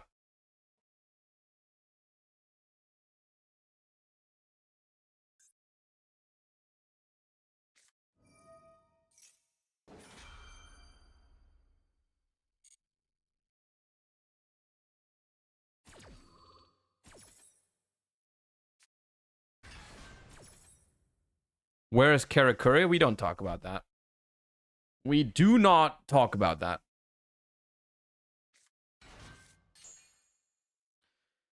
We shall send Retribution, I think. I don't know what else. I mean, we could send Regained and then get it with Branded Beast if the Lubellion resolves. However, I don't think the Lubellion will resolve. I think they will pop it. So I'm gonna send Retribution. I feel like they're gonna do this now. They're gonna do this now. Yep, and they're gonna pop Lubellion. I can't chain block because of this. That's unfortunate. I could banish Coup Clock in case they only play one here. In case they only play one Coup Clock, it would be really good to banish it. Because they might want to add it back to hand. I'm gonna see if they play two.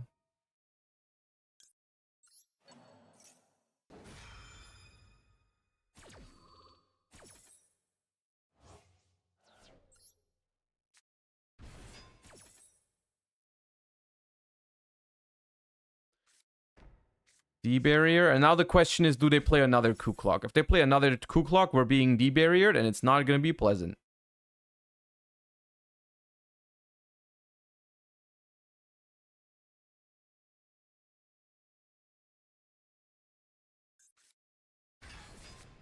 Okay, summoning that. That's a good start. Good sign.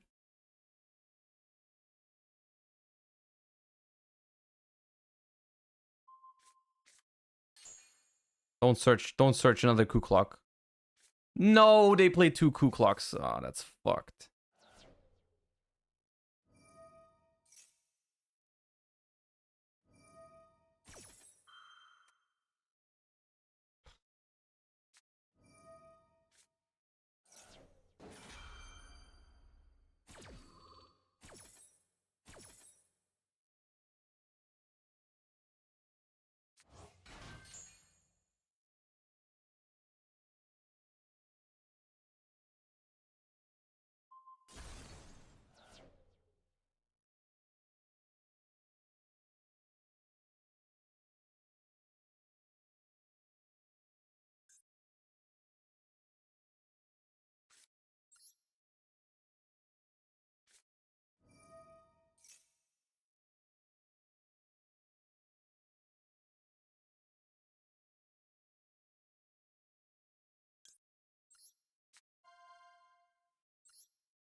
I do play Borreload Fusion, but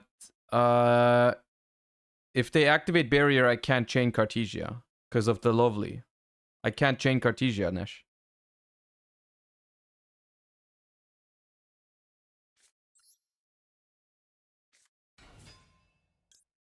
We still need to activate it, I think, because we need to force it. Yeah.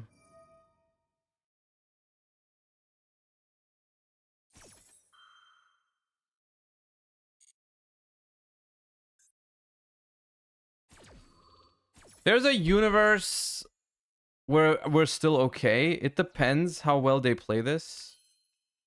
Because we get banishment back. Hold up. So we are going to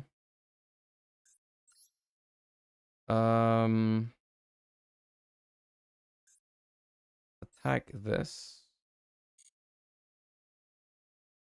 See if they use it. They don't use it. Okay. There's a universe where we can still win. Hold up.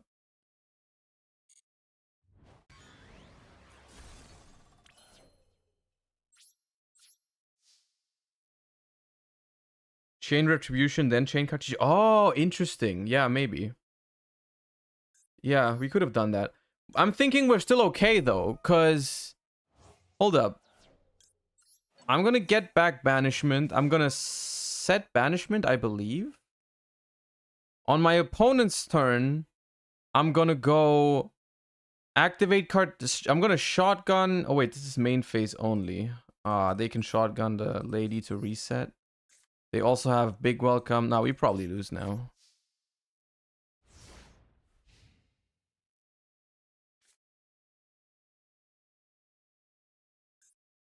Toggle on? There's no point in toggling on right now. Because I can't do anything until the main phase. I can't do anything until the main phase. Yeah, they always have priority to do this. They reset D barrier. Okay, they can't activate it right now.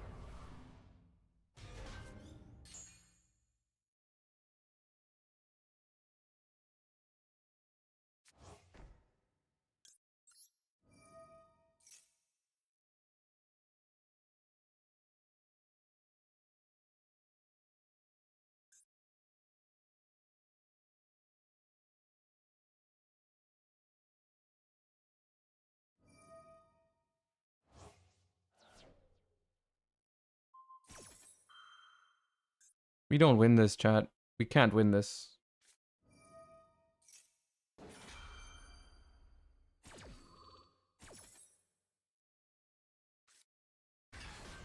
Because we don't get Mirror Jade this way.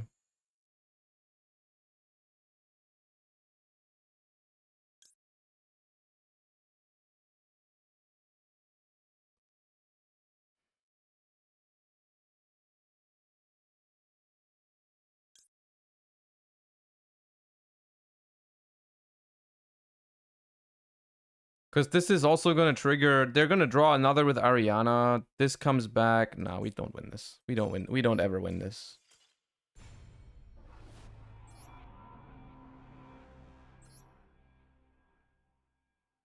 We don't win this. There's no shot. It's a waste of time. No, we skipped one.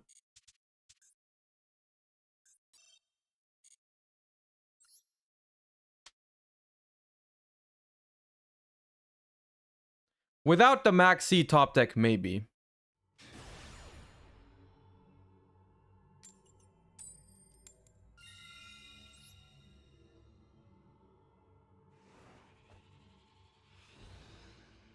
Where's your Soul deck? We're playing meta decks. I don't know what you confused this for.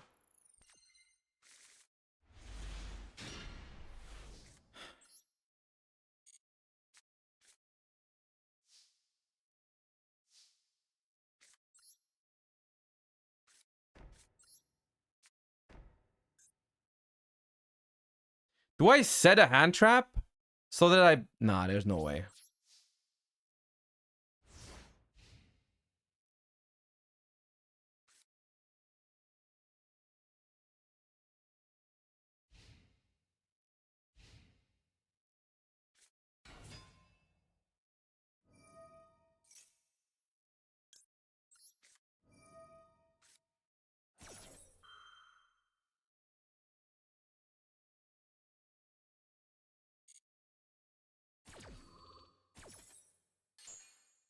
Oh. Oh.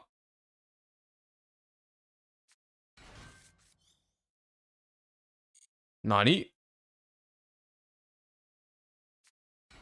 Oh.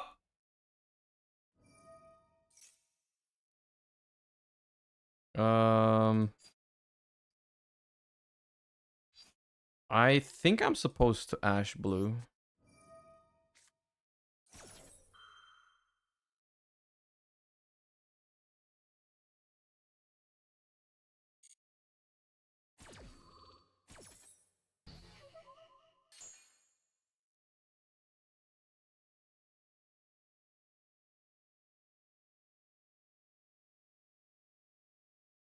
Beaver summon Beaver was also sus. Flow Freeze, thank you for the 8 months. Appreciate the sub. Thank you. Welcome back.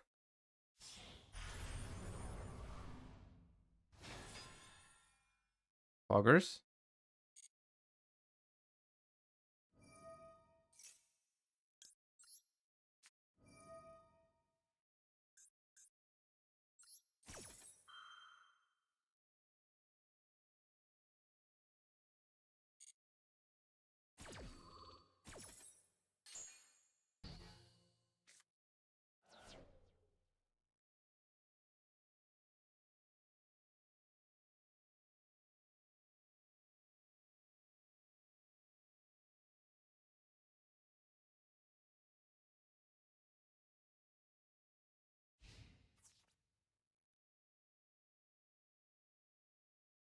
I am trying to think if we avoid this damage by just going big welcome, summon lady, bounce lady. They have something though. Is it Gamma Burst? If they have Gamma Burst, it would be kind of a waste. Let's take the Gigantic.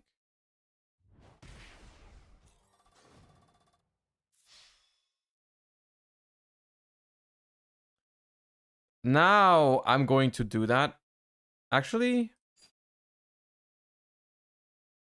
I don't really want... I don't want Lady of the Labyrinth right now, though. I kind of want Ariana, no? Yeah.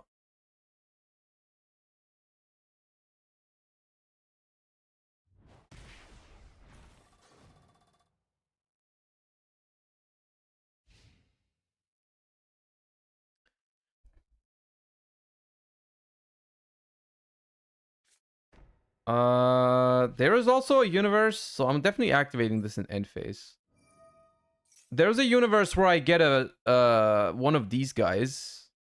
I think I actually do that. I think I get Storby Torby. It bounces. I use it to get Welcome Labyrinth because they don't have Ash.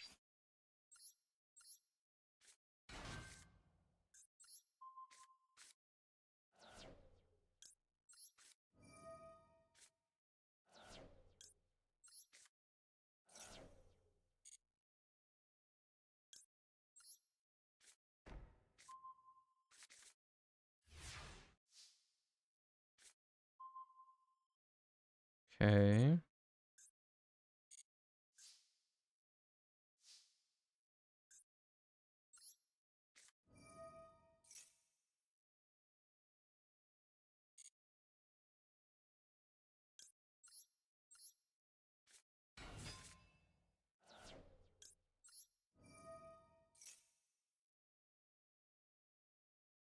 I think the set is Gamma Burst, and I think that's why they played. I think that's why they played last turn.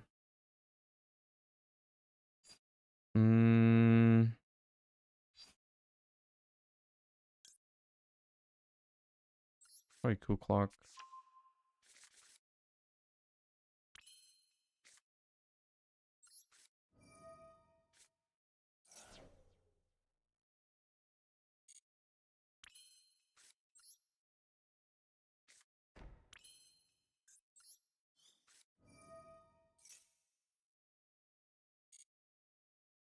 I think the set is Gamma Burst.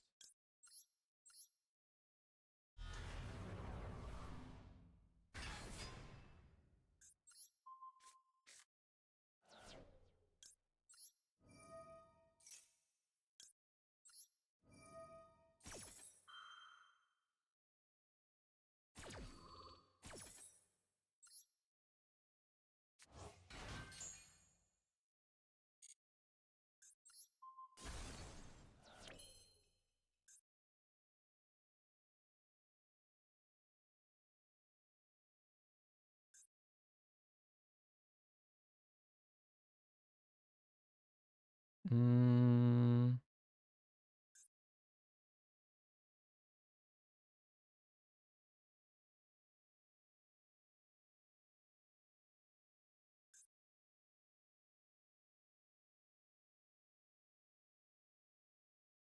If I just normal summon that, no effect. I just run over both. Well, I should use this. Which one do I reset? Probably this.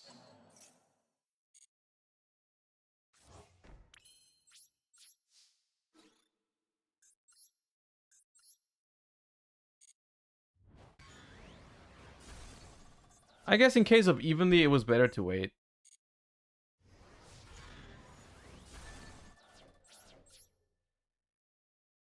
They do have evenly. That's crazy.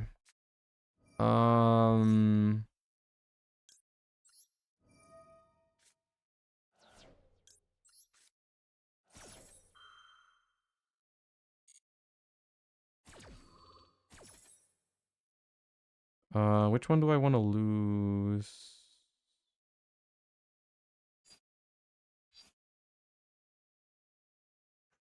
Probably. I think we can get rid of the field spell. I don't think we need the field spell anymore. I just wanted to get this into the grave. And I wanted to get the coup clock back.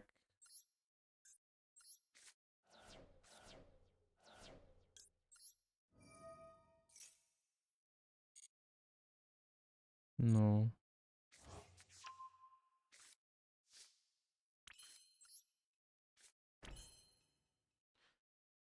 I mean, it's still fine. We still have the bounce from the trap, plus the pop from Lovely, plus Imperm, plus Ash. Like, we have 4 interaction points. 4 interaction points against 3 cards in hand. I think we're absolutely okay.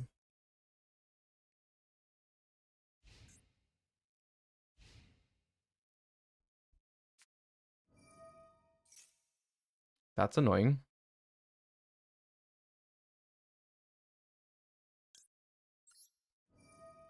That takes out 2 interaction points, our best ones even.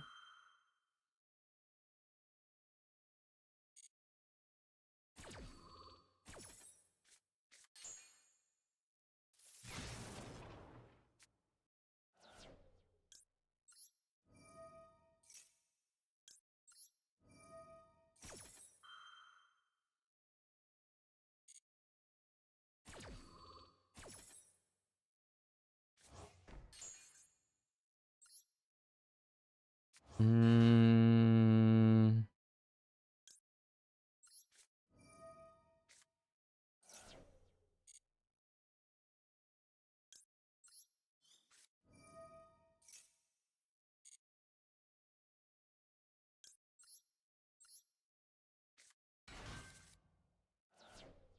Just gotta make sure we don't die this turn. We should be okay in the long run.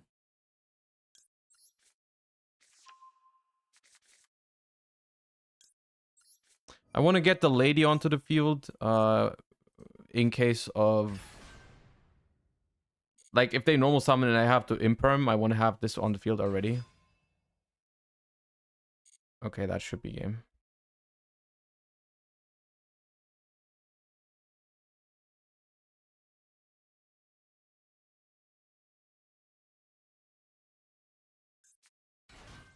Okay, it's just carrot even. That's really bad for them. That's really bad for them.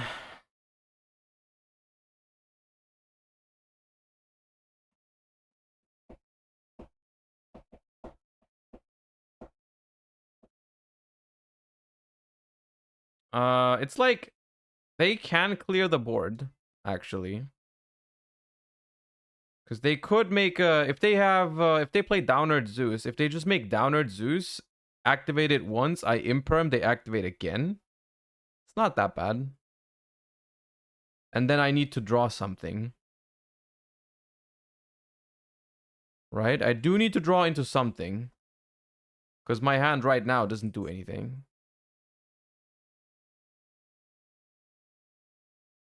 I have Big Welcome engraved, but I've already used the bounce on it. I can't bounce this turn. Okay, that's just giving up, essentially. Okay. Against I have Mudora engraved. I don't even need a card for that. That's crazy you thought that was a good idea. That is crazy you thought that was a smart idea. This and yep. I don't know why you thought that was a good idea. That was definitely just a Zeus angle. Okay.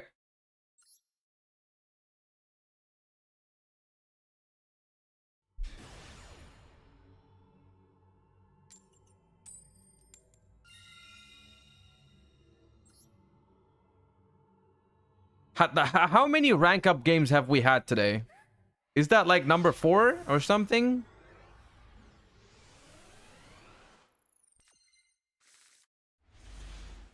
Okay, this hand is interesting and not that great at the same time, but we'll see. No, it's fine. It's good.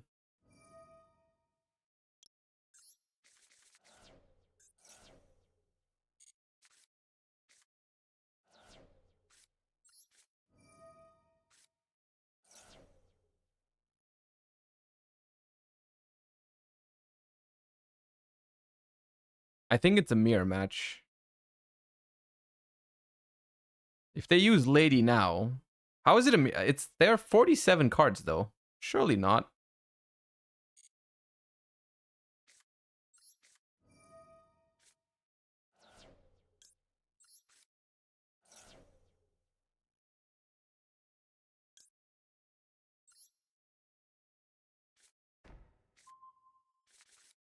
It can't be a Bestial. That would not be a quick effect yet.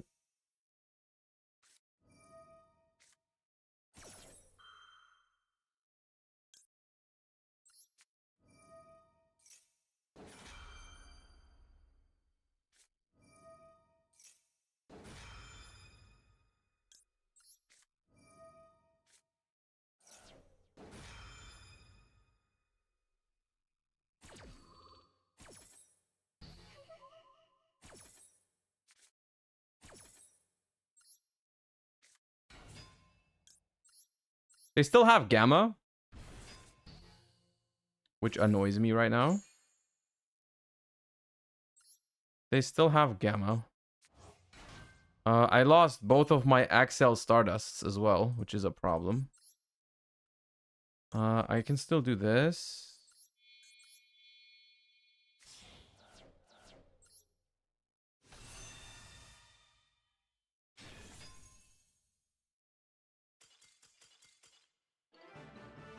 Okay.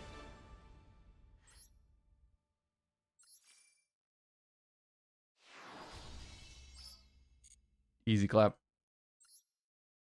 That game was not over, by the way. That game was not over. If I did not snipe the Gamma, they could have still very much played the game. Because I go big welcome, summon lady, bounce Ku-Clock, and then they just Gamma my lady. Could you show list? All my lists are always in my Discord. All you need to do is ! Discord, and you can find all my lists on there. And you can also enter the tournament. I think we still have some slots open. How many do we have? Yeah, we're like halfway there. We're like halfway there to fill up the tournament this Sunday.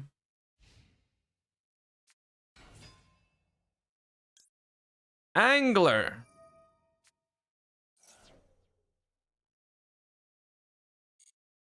All right. Pass. My turn. Foggers.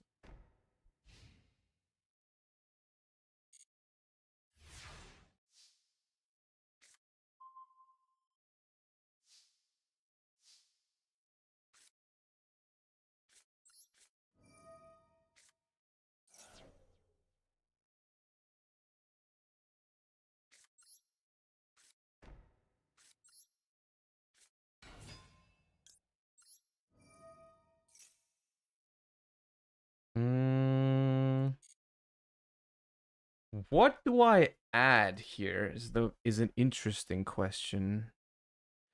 Because, like, I don't think they have Ash Blossom. Otherwise, obviously, you Ash Maxi. So I can assume my big welcome is resolving. One other likely card they might have is Imperm. Imperm is kind of like a likely card. I can also just special summon Lady. I could also grab the field spell. I could grab a furniture to grab the field spell, because they also don't have called by. I think I like that. Or we just wait until they tilt and then they just leave because they don't like when their opponent thinks about a decision. Pog you.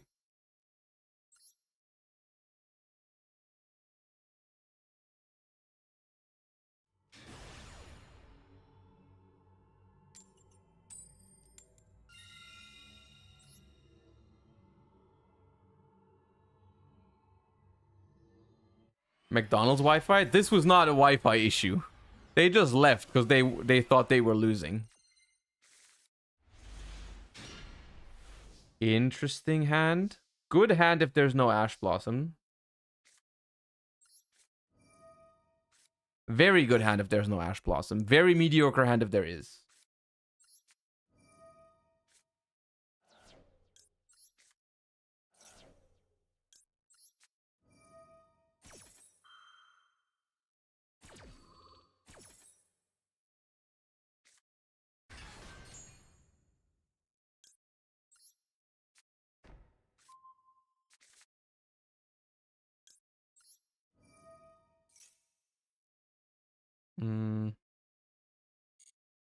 Do I summon it? No.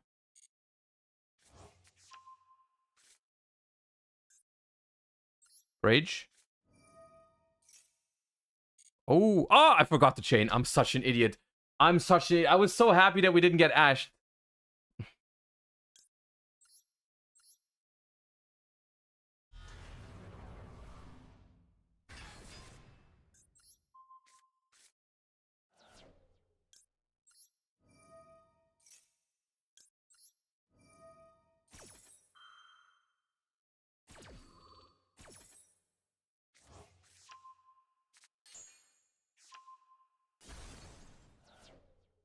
Ghost Ogre.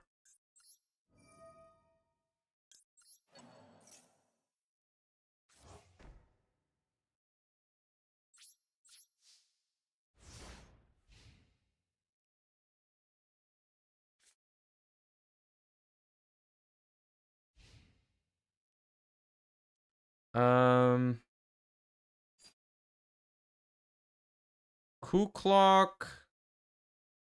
Lady. Big welcome. Bounce. We can do some disgusting shit, but let's see.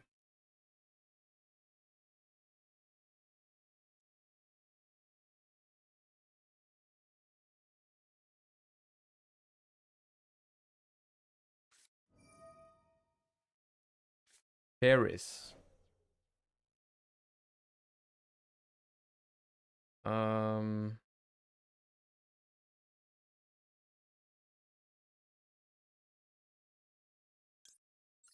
Chain.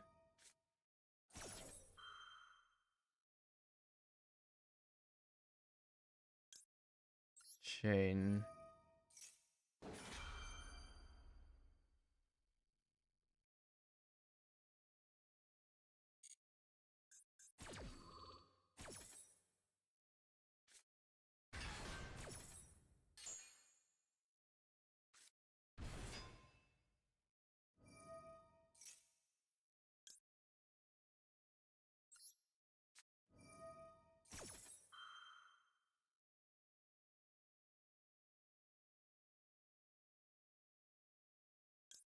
Now I chain my lady.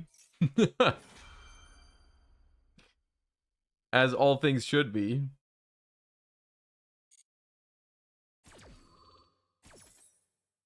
Let's just get the barrier, honestly.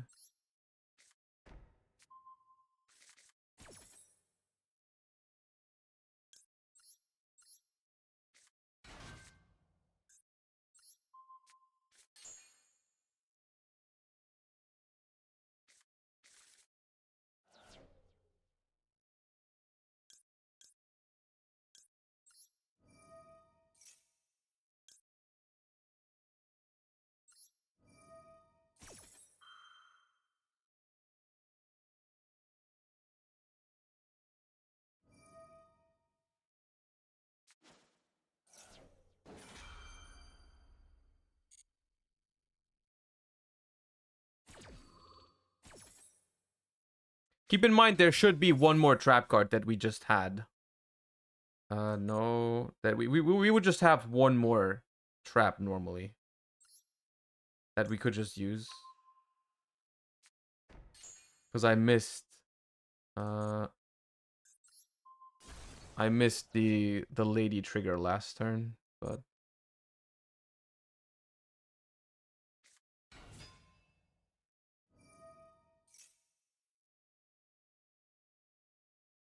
is this Ash worthy? It sends Mally and then what? I could also Ash Mally. For your Master Duel tournament, is there a coin flip for each duel of the best of 3? Yes, there is, because you play against new opponents every time, so why would it make sense to get to decide, you know?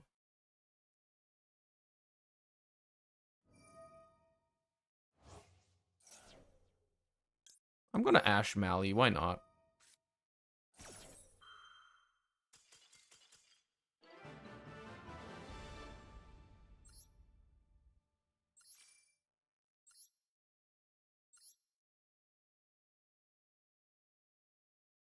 Furniture Labyrinth is quite fun in my opinion. For me at least. Not always for the opponent, but I like when the deck pops off, it feels really cool.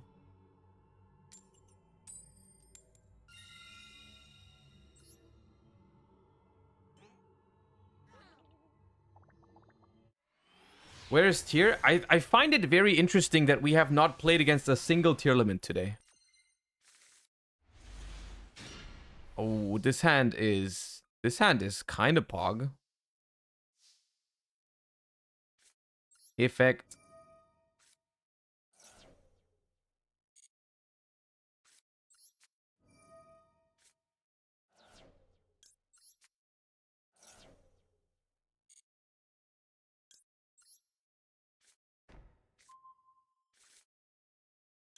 It's just really bad if they have Ash.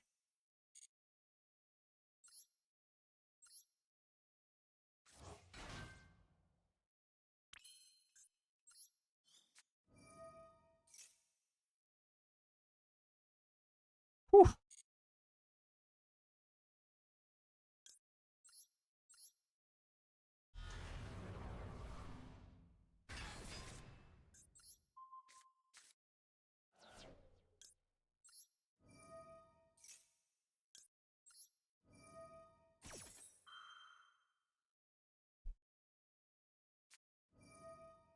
A Bestial Magnamut. That is rather annoying, but shall be fine. I'll just pop the Magnamut so they don't get to search with it.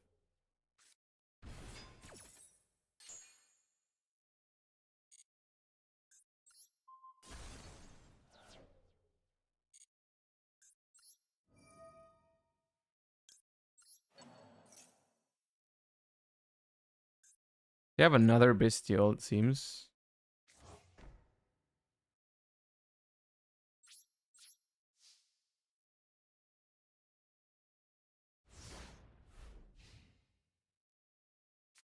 It seems like they have another Bestial to me.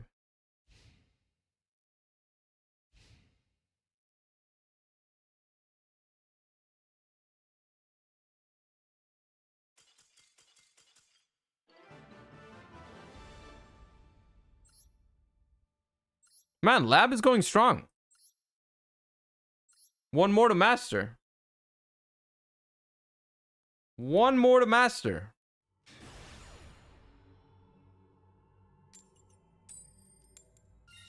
Hello.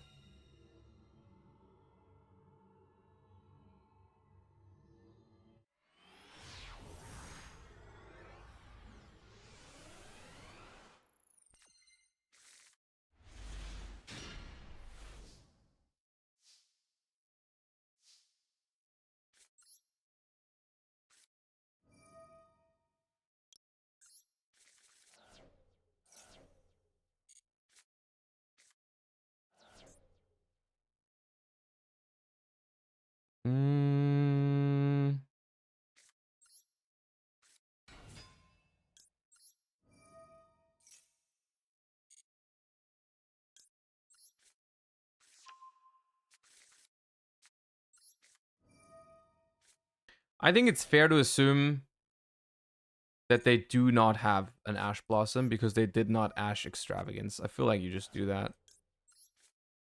It's probably a Bestial again or a Maxi.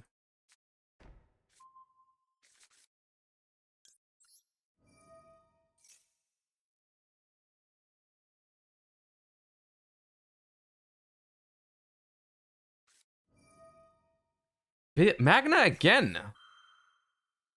Well, yeah, I guess it's fine. I don't think I maxi a Magna mood here.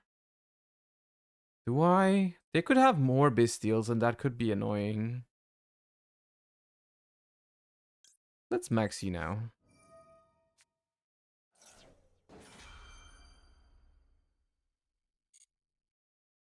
Oh god, I extraved. Oh, I keep forgetting that. I keep forgetting that shit.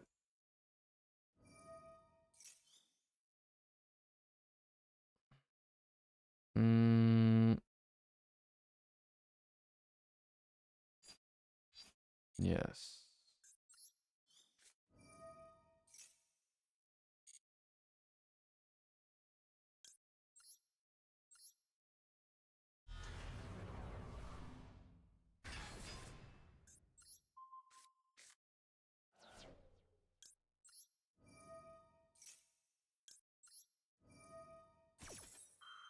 Stop saying YCS champion, by the way, and world's competitive, by the way.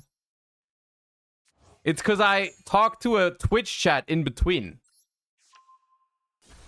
Making my decisions, dude. I think Imperm is better to set.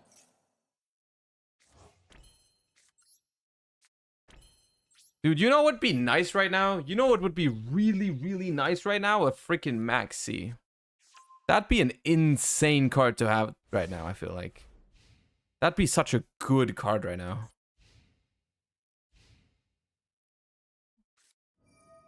Care ass. Sure.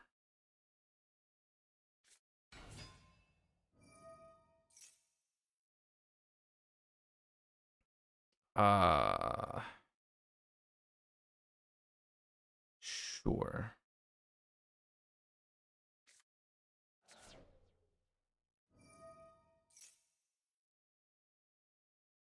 Sure.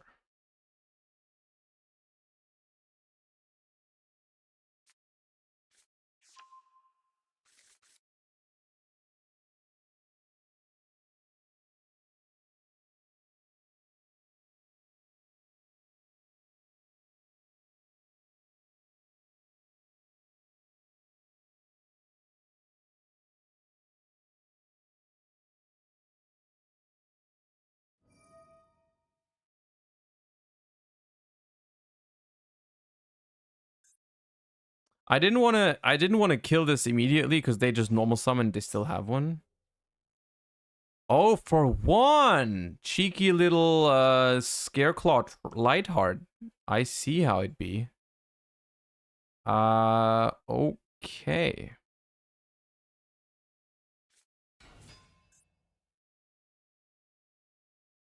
Okay. Interesting.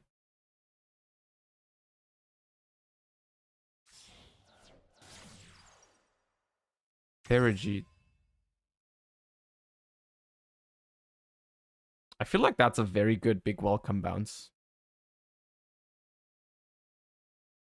Because they want to use it as an extender from hand, I think.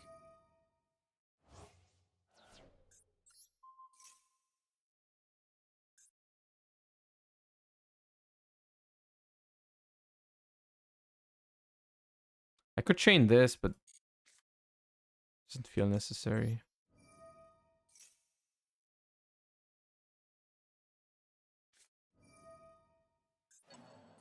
Chains Druid's Worm. Okay. Chains Starter. I'm ashing that. Also, I'm tempted not to ash it, just to teach them a lesson.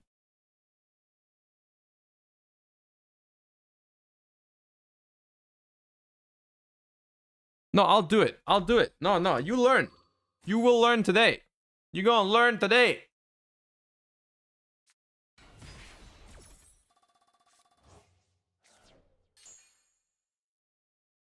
I will not destroy a card in my opponent's hand. I will just destroy the blue, so it can't search. So you've literally just hand looped yourself.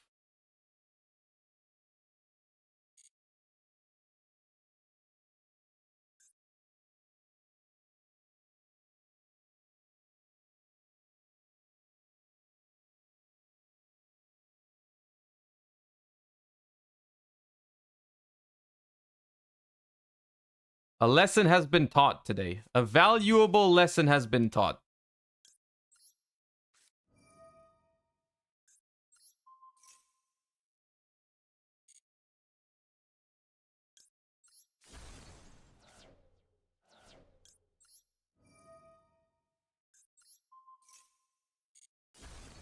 Ava RVN, thank you for the prime. Appreciate that. Welcome to the channel. Thank you.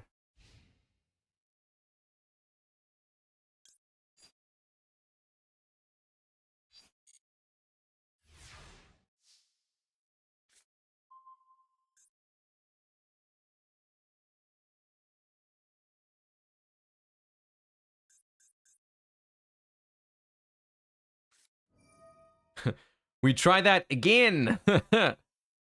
Let's see if it works this time. Let's see if Duelist Realm is bugged. Let's see if Duelist Realm is bugged. Let's see. Surely it's just a bug, right? Maybe Duelist Realm is just not working properly.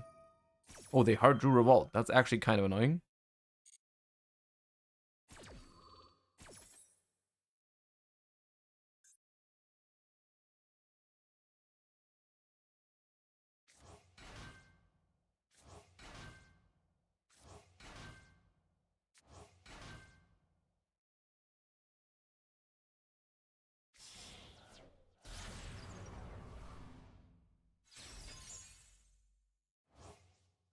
Not my Entus.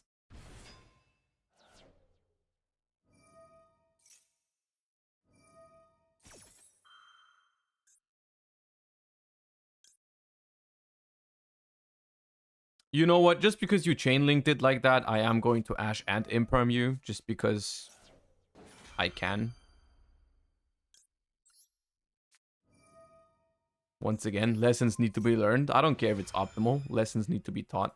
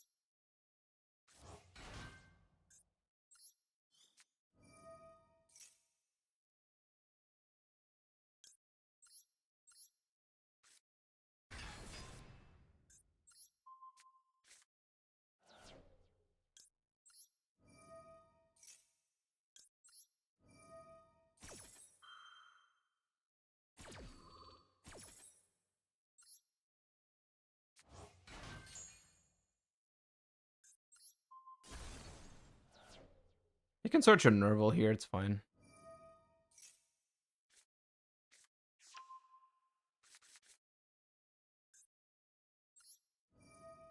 And we will just reset. I think Punishment is the best one to reset.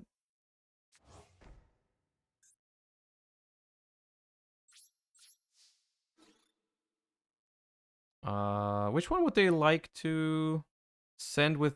I guess they can't send the big lady, so let's just attack here. They can send this one now, but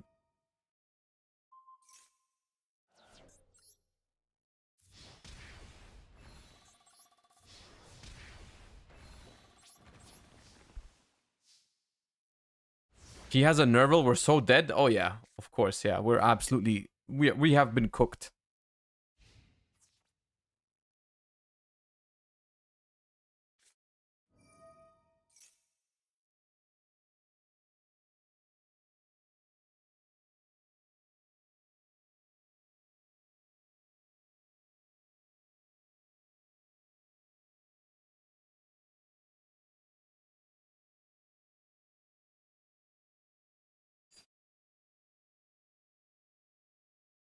Okay, which one do I keep? Which one is the best to... Oh, wait, no, it's over. Yeah, no, it's game.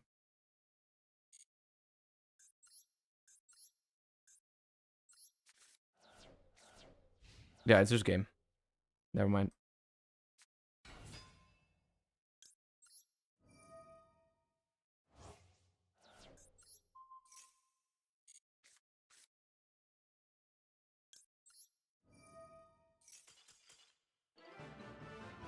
I was scared for a second. For a second, I was like, oh, wait, hold up. God damn, how would you draw evenly? All right, chat, we are masters at the game. We are masters at the game. Absolute masters is what we are.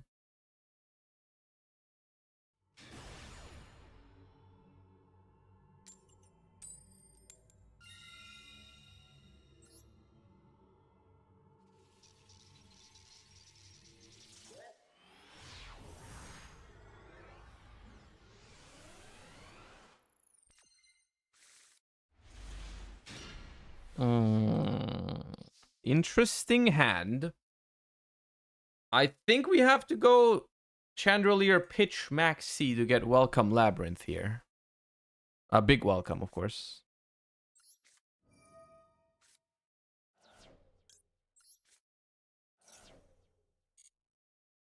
That has to be it, I think.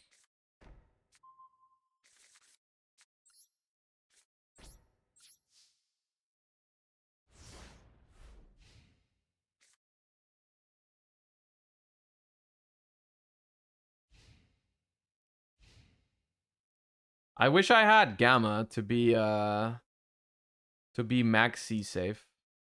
Ash safe rather. Teleport.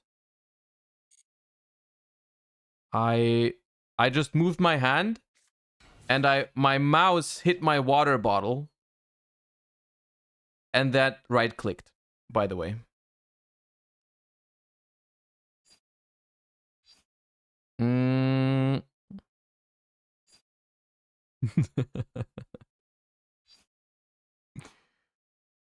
But in reality, I played around another copy of Gamma in hand. In reality, I'm just giga smart, chat. I am going to activate Big Welcome to summon Ariana to add. Then activate Welcome for Ariana.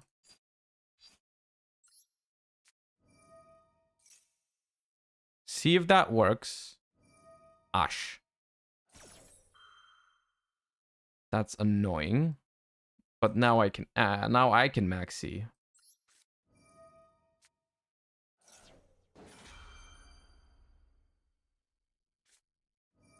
But it doesn't matter.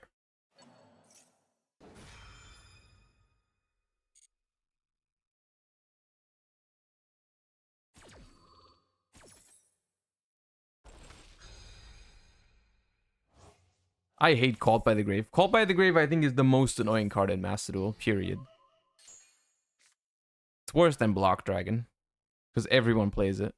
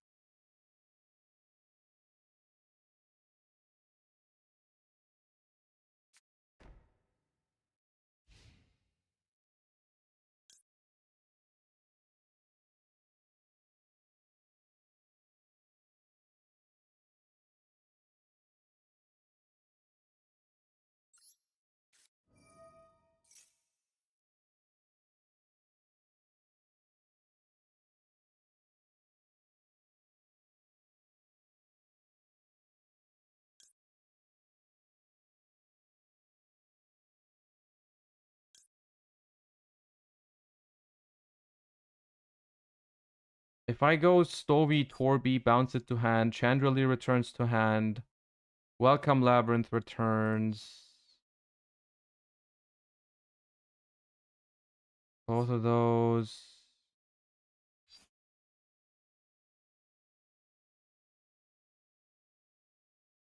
Use both.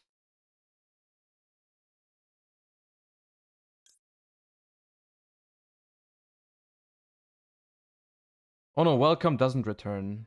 Only this returns. So I think it's this.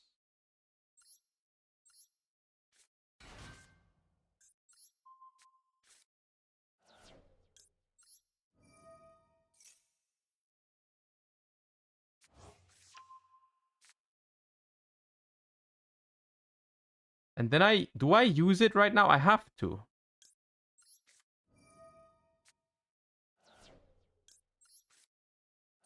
But this forces them to Zeus their own card at least.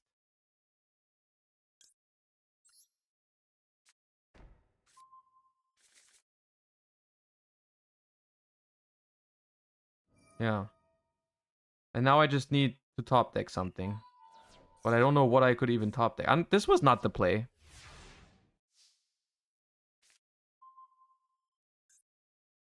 Whatever I thought I just did, it was not the play.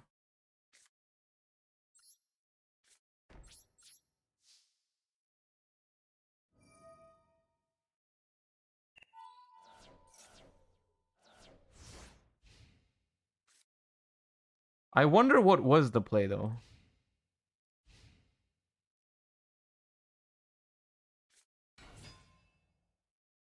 That's game.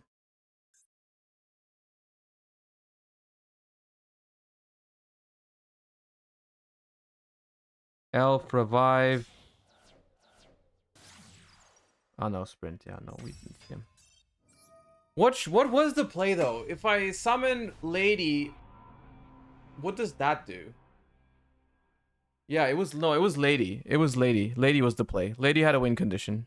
Lady had a win condition. Or Ariana. No, Ariana was the play.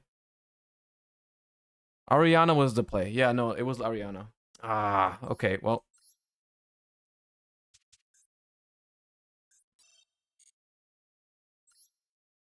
Ariana was the play, and then we can normal summon Ariana, grab Lady, and when we activate Lady, we can bounce to Zeus with Big Welcome. Yeah. That was the play. Stovey didn't do anything.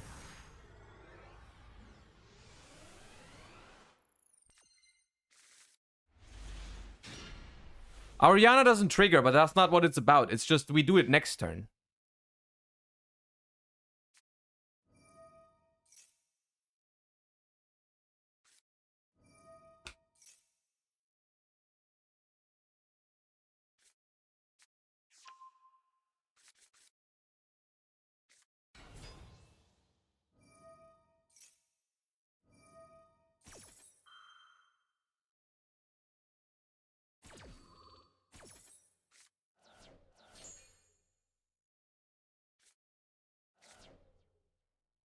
Bro, they milled a free fucking Grapha. They just milled a Grapha for no reason. Just get a free Grapha to negate my Imperm.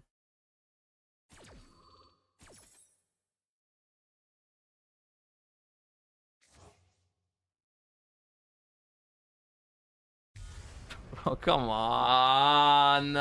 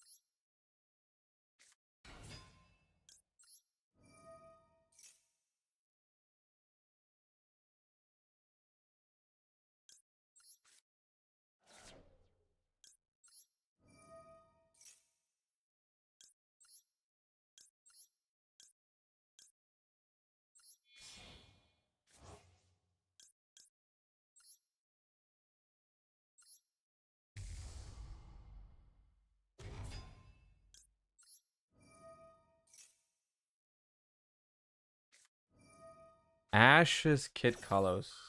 Interesting.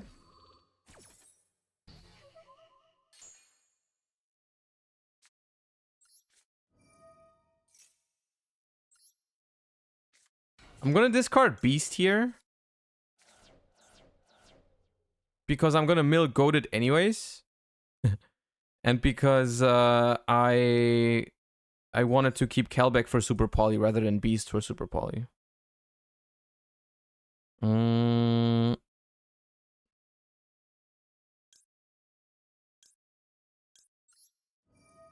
not gonna use Merly, I don't think. Because I'm just gonna kick Kalos into Merly.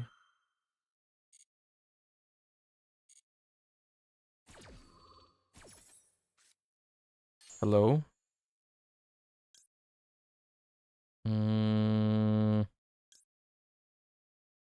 I could also summon Rhino from hand. Or search. I'm gonna search Havness for their turn.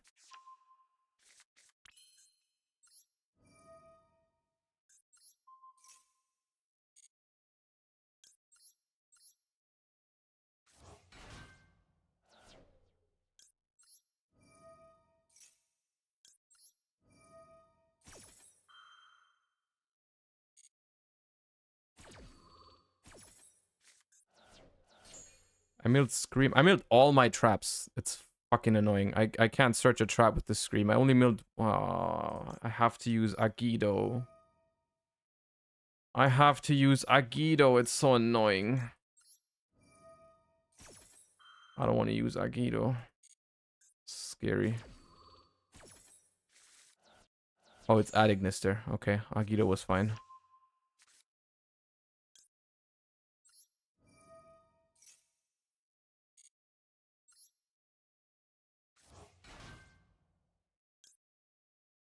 We've already used Sharon, but I kind of want to keep Havness in hand.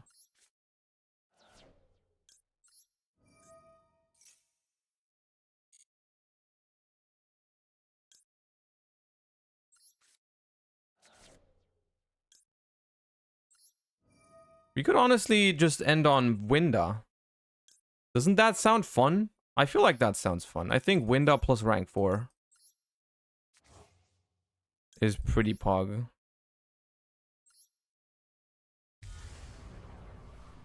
Hello.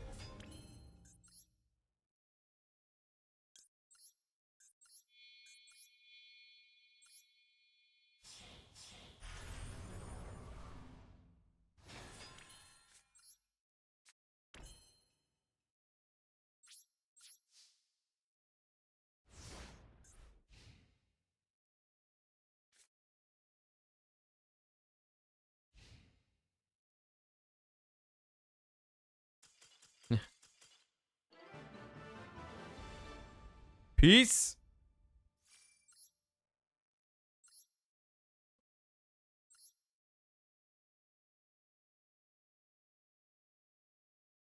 You think Runic is still good in Master Duel? Runic is fine. The thing about Runic is that it also does struggle a little bit with Maxi. And you can't really play all the outs to Maxi.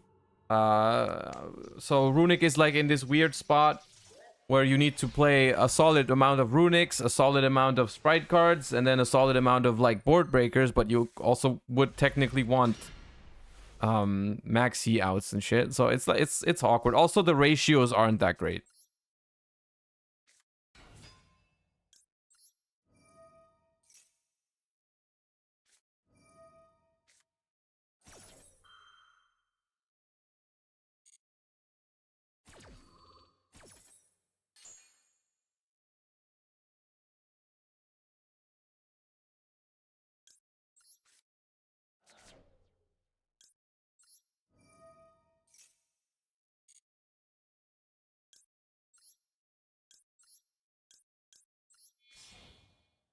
You can have one draw. I'll allow it. I'll allow it. Because I really want Sulliak. Or actually, I might grab Meta Noise. Or Scream. Actually, no, hold up. I can goods for Scream for the third one. I have all 3 traps. God mode. Do that. go God mode.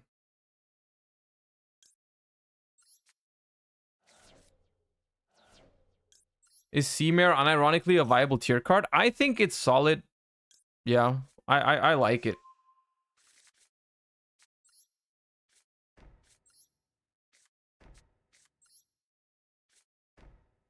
It's just more consistency in a deck that really struggles for consistency in Master Duel. Which I think is good. And it's also a good mill because it's an aqua, so it makes kit colors for you, so you don't have to use stuff from your hand. Into the Void. Interesting. What are we cooking here?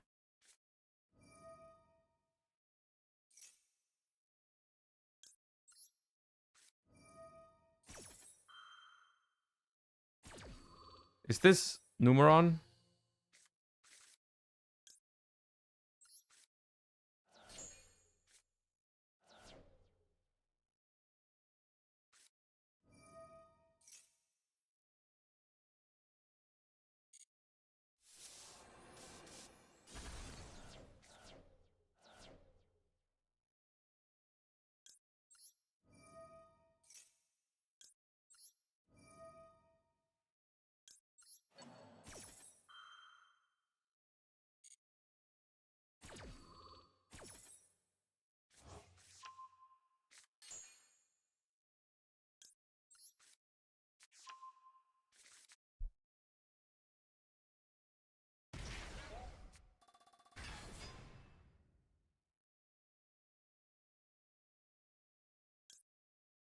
I guess I'll maxi you.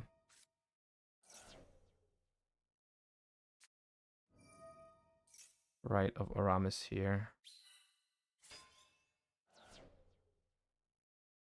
Drew Faithful. That's funny. Either Drew Faithful or misclicked. Stop!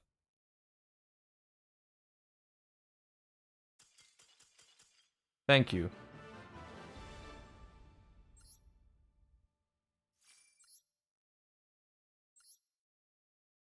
What was that?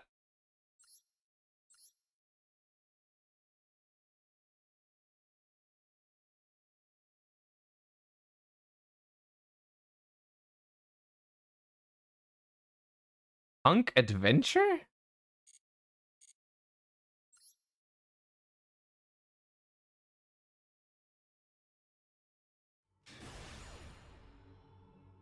Just a regular old-ass going first deck that just opened Lightning Storm and Feather Duster and Maxi against me. Noted. Cool.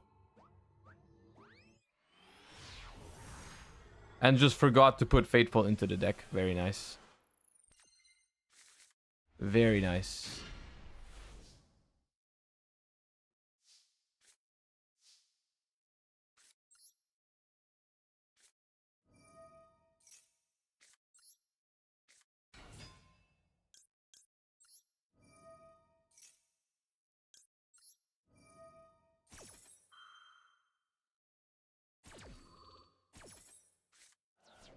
Mild Sharon and Scream. It's probably worth... I mean, I don't have to play around a Bastille here. Because I have Grief. Grief beats a Bastille.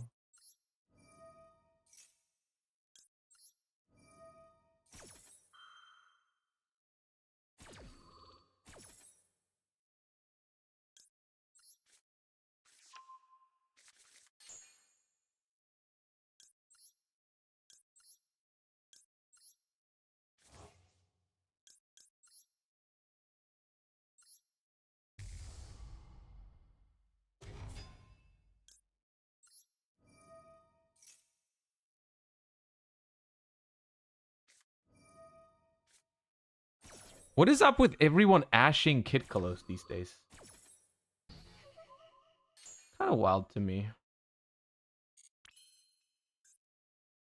Grieve to summon Merly still gives me mill 8 feel great.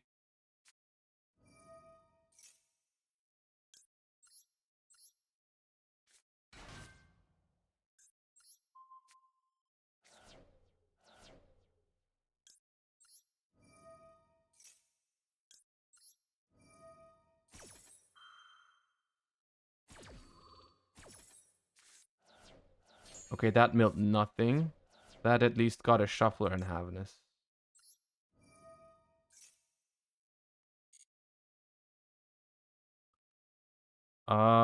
We can make Rule Kalos.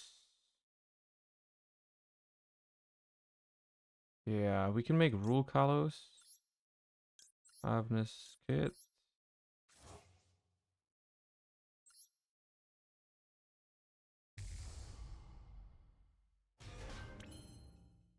Now I could make Sprint to make Kaleido Heart as well.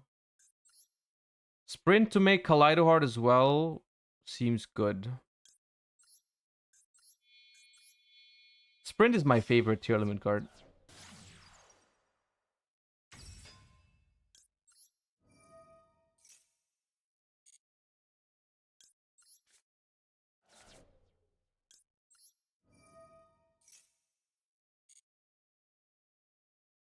I like the counter trap with Agido in hand. We could have considered adding the counter trap. It would have also made us safer against evenly. Maybe you're right.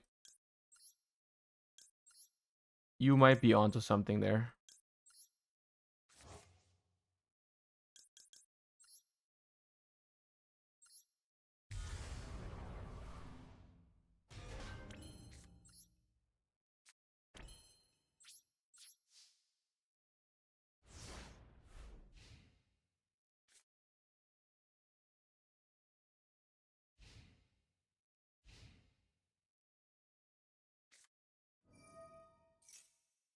Okay, it's branded with patchwork. Interesting. Well, Rule Kalos is really good here.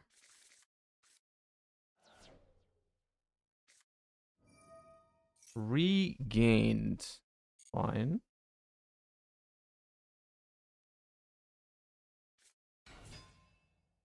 Normal summons Cartesia.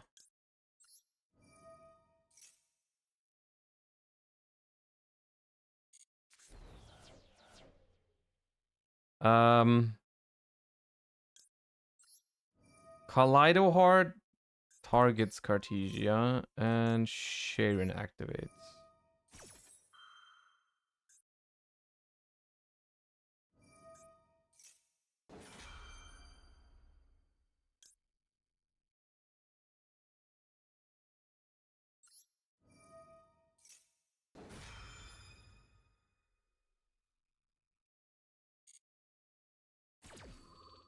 Maybe I should have Sulliac that.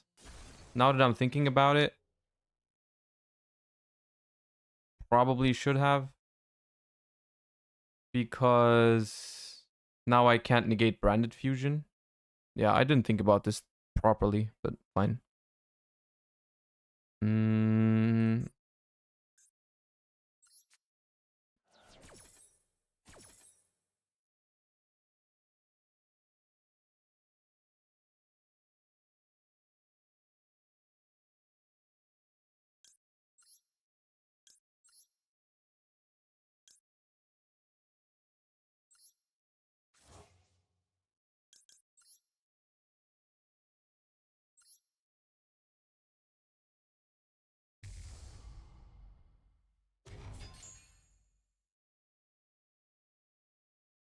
I am going to set up a Dragos Tapelia, but still, that was probably not optimal.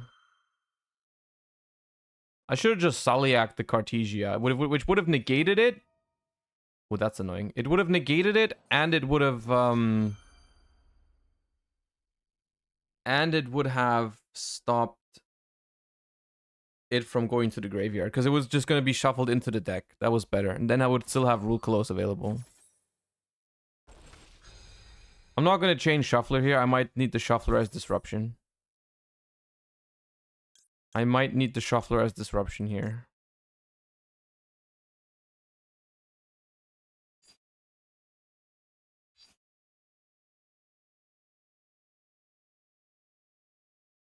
They do draw off of Regained.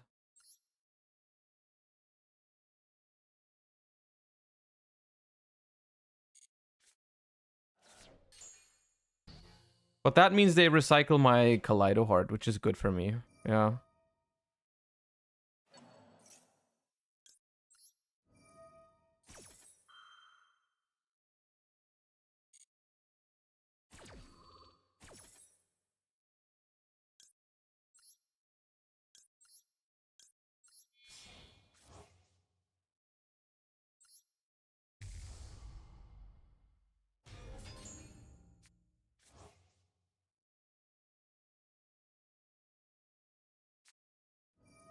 Yeah, there should have still been a Rule Kalos here. I'm an idiot. It's fine.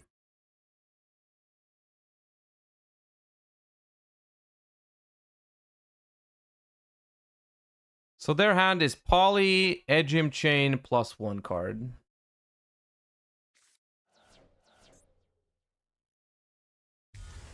How? Oh, I don't like that play. I don't like the Albion here at all. That is so bad into Mudora. Because I'm now just going to banish these three. Shuffle these three back. And then they might even be forced to make like Dragosta Pelia with the Edgim Chain in hand. That way it even turns off their polymerization. Because now they have to fuse with... They have to make Dragosta Pelia if they play it. And then they don't have enough monsters to poly into Chimera. Yeah, see?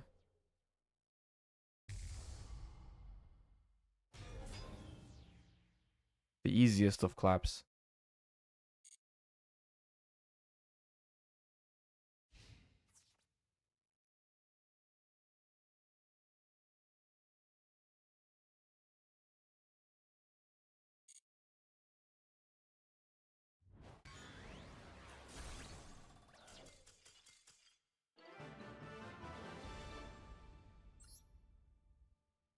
Used the interruption suboptimally, but at the end of the day, our opener was still way too strong, so it didn't really matter.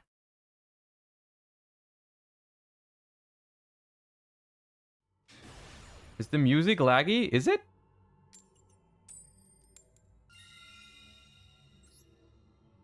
Yes? Okay, hold up. I'll restart Spotify. That fixes it usually. That fixes it usually. It should be better now.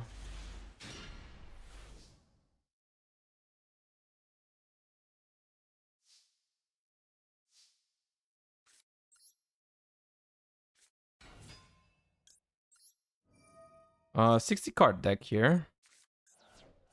We have milled pretty bad. We are not going to use this share. I value both of these cards too much. I think Saliak Maxi Magnamut is good enough. Against a 60 card abomination, usually. Should be, hopefully.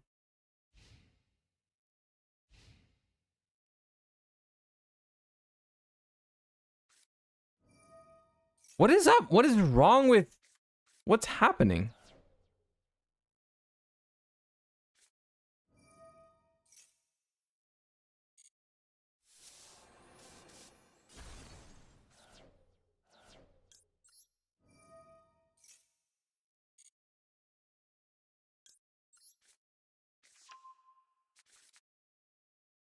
$60 card deck, by the way.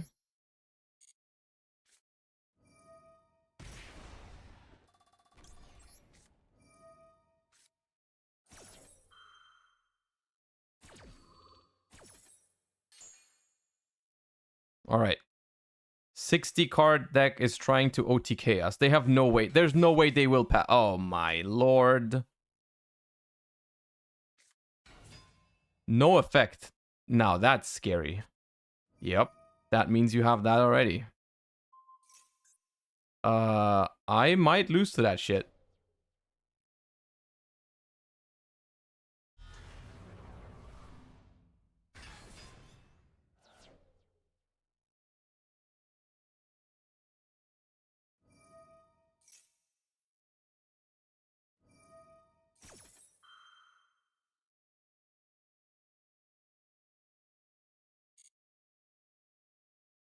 We might just lose to freaking Ferris now, right? Can this add Ferris or is it just Elemental Hero? No, any hero. It's just Ferris now, right?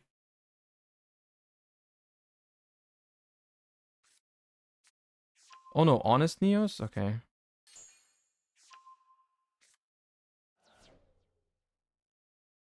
Rip Rhoda. Bro, what is going on?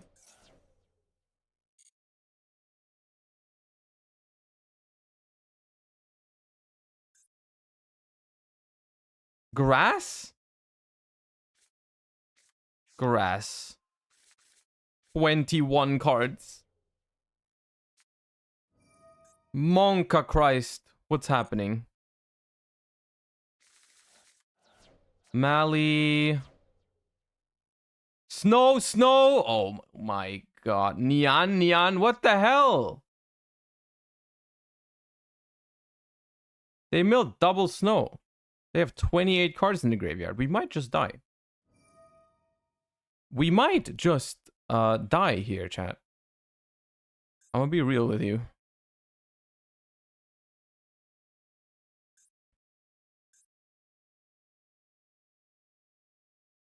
But the thing is, we should draw so many Bestials before we die.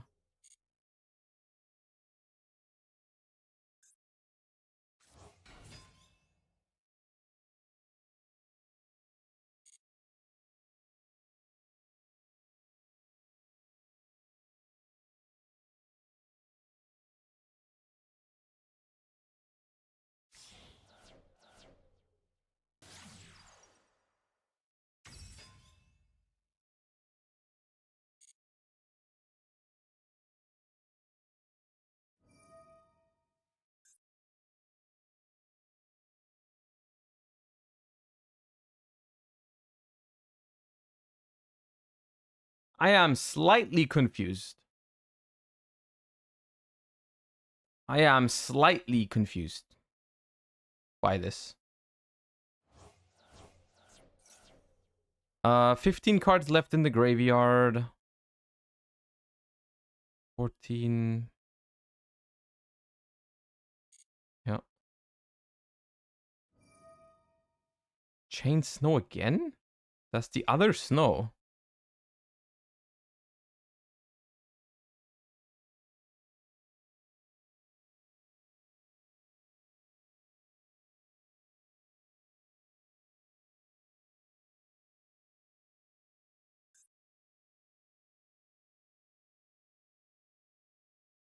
The thing is, we might die to Zeroboros, chat.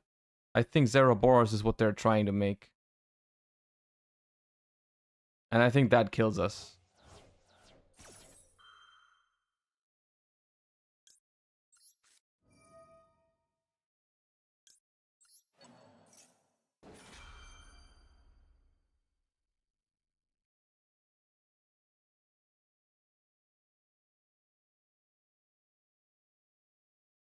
We need to use both Bestials. They have 8 cards in the graveyard, which means if I Bestial Snow now, if I use the second Bestial now, they can banish the remaining 7 cards to use that Snow again, and then they still have monsters on the board. I need to hope that they use another Bestial. Oh, they use Mutora? Huh?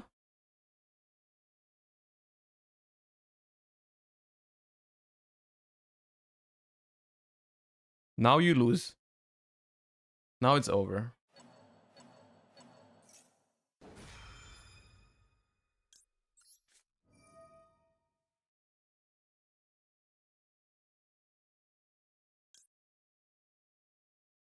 This one, right?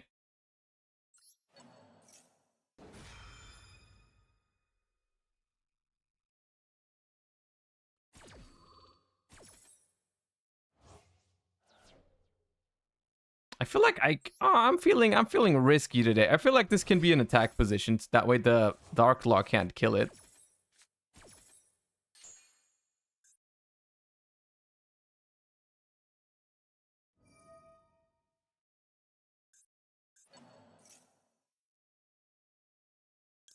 They could have recycled Mali, by the way, if they were smart. If they kept one Mali in the graveyard somehow,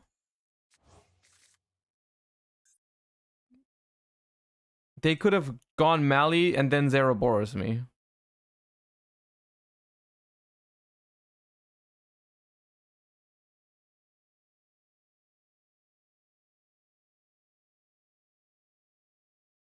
All right.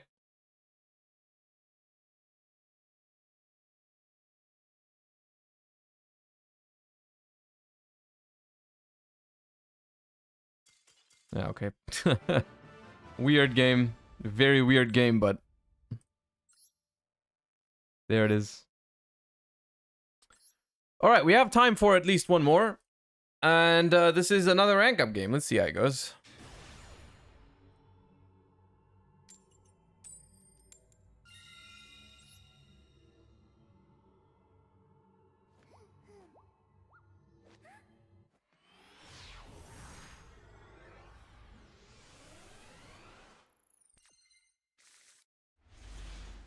Hand is okay, I guess. Hand is really weak to impermanence, specifically, because we have talents.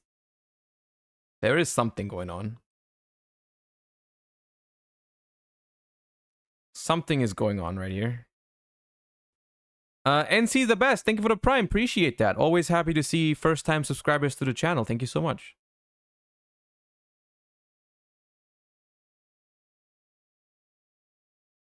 Now, can I go to my main phase? Thank you.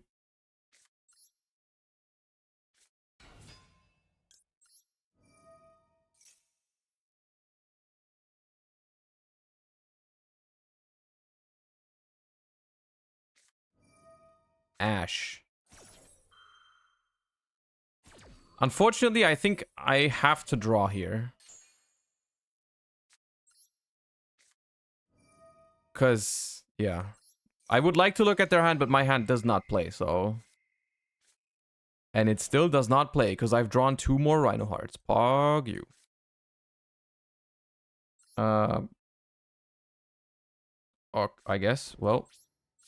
Set a bluff, so that way maybe they have to play around Saliak or some shit. And Prage on Havness.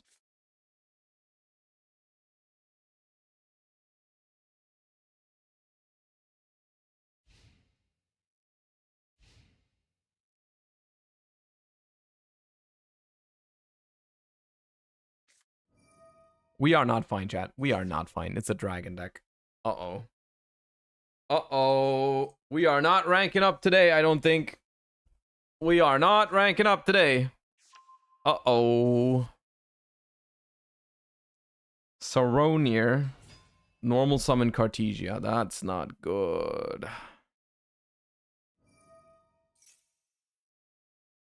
I will have this, but it's probably not gonna do anything.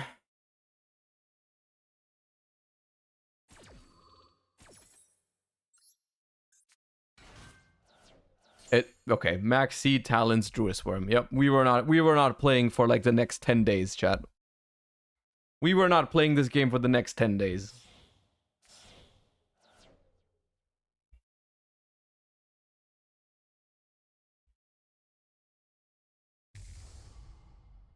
I'm gonna save us some time. And just play another game instead.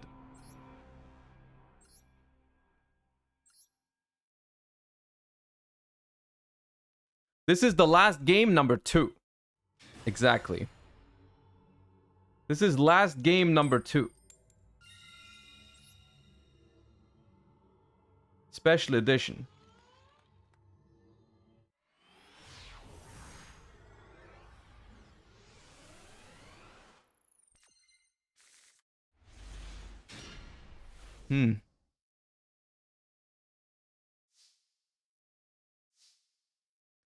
Alright, Scream plus Havness, if you really just think about it, it's just like build your own Merly, and Merly's a pretty good card, so...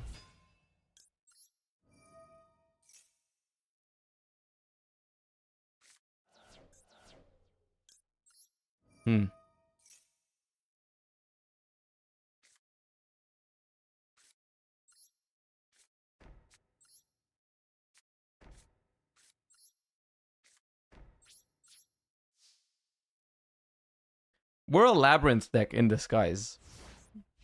We're a Labyrinth deck. That's what we are.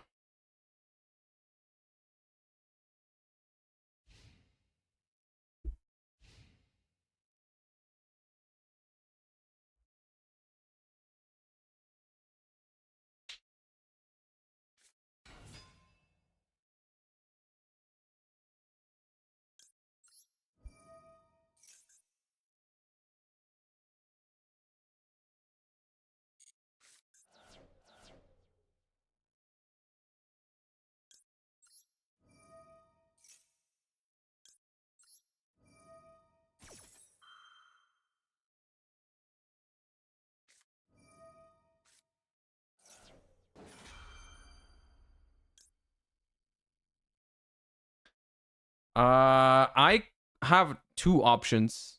I can crime Maxi. I like criming Maxi. Criming Maxi is great.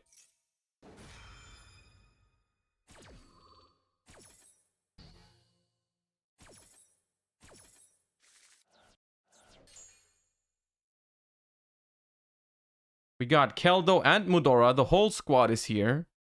Yeah, and we leave. Easy. All right. That was very fast. So we have time for one more. One more game number 3 coming up. Because we have the rank up. I feel like we can try the rank up.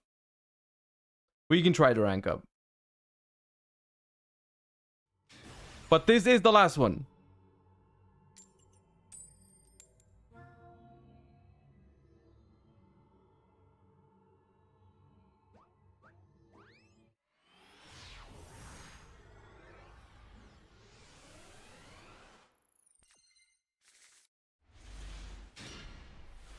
All right.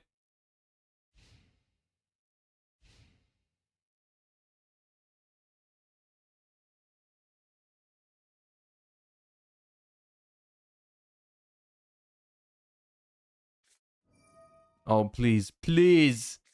Please. Oh!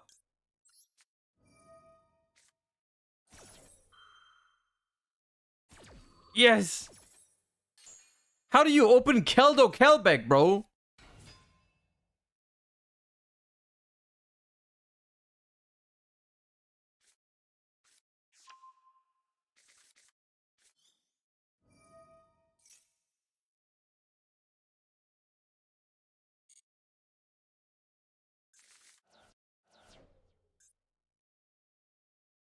They got Snow and Havness, Snow and Sharon.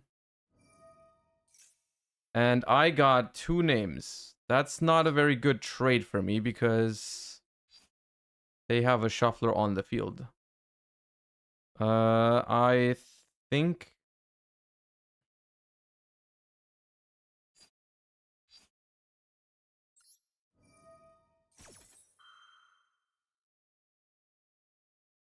I might use both. Because why not? They're not going to mill me anymore. I'm just forcing them to use the shuffler, basically.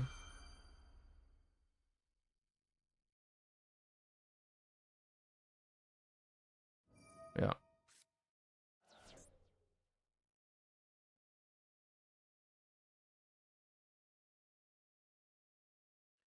Right, well, not the best start. Not the best start, but I mean, Maxi is active, so I guess we can't complain. What if you draw Havness? Then I will just mill Sharon.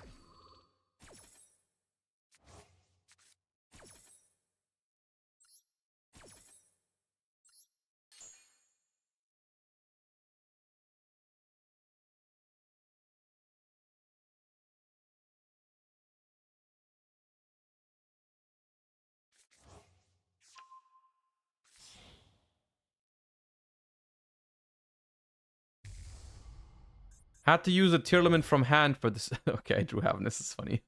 That is funny.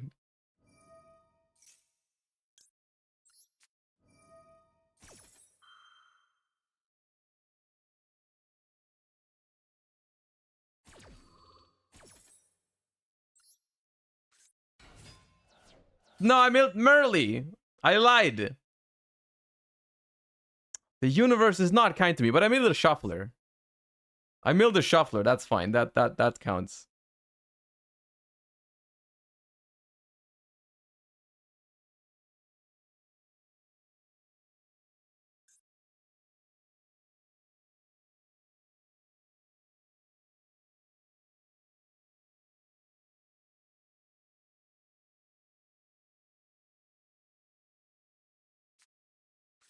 Is this the famous last game? You know what? We have once again outdone ourselves. Like this game is probably gonna take like 20 minutes. Yeah, it's like I should not have. Yeah, it's my bad.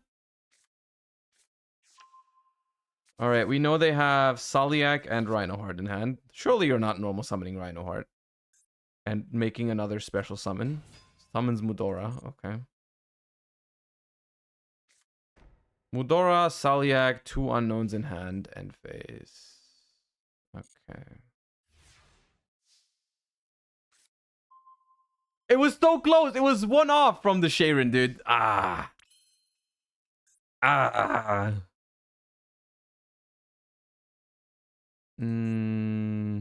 Okay, one in hand is Rhino. I think I have to make a more conservative play though. I don't think I can. I could just attack the Mudora, honestly. If I activate this and the last card in hand is Maxi, we are in a little bit of trouble. If it's not Maxi though, starting with Keldo is insane. But I think it's this.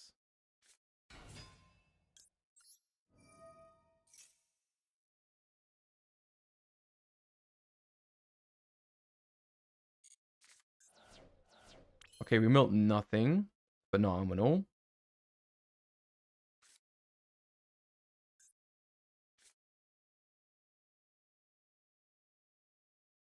Battle phase, attack the Mudora to put it into the graveyard. And then we can use our Shuffler to bait Mudora and Snow. I feel like that's it.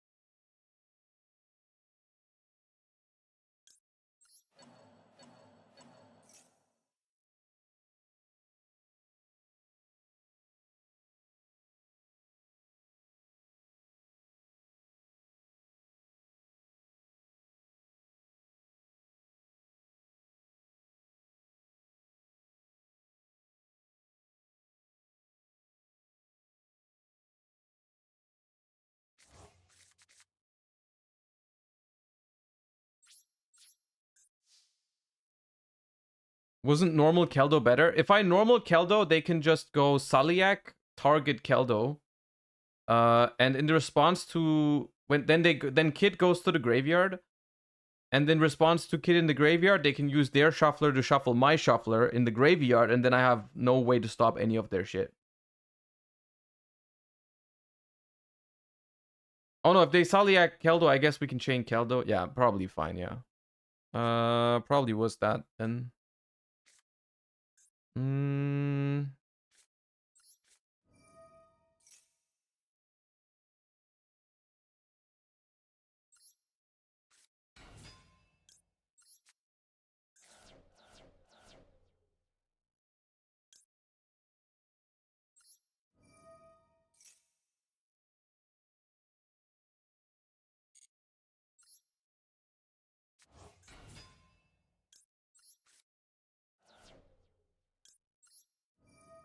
I mean, this game is I do think this game is over. We just have to properly play it down.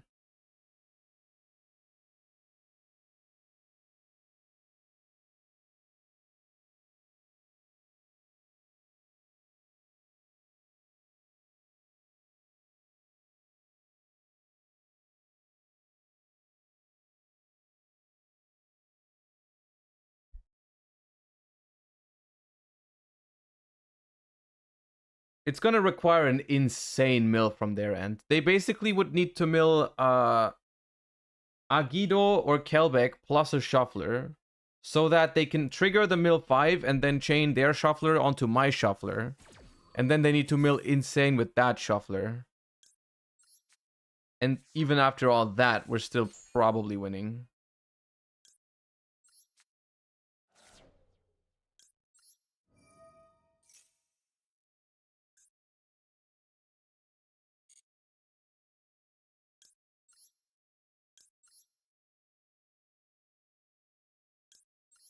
The Merly needs to go back into the deck for Sprint.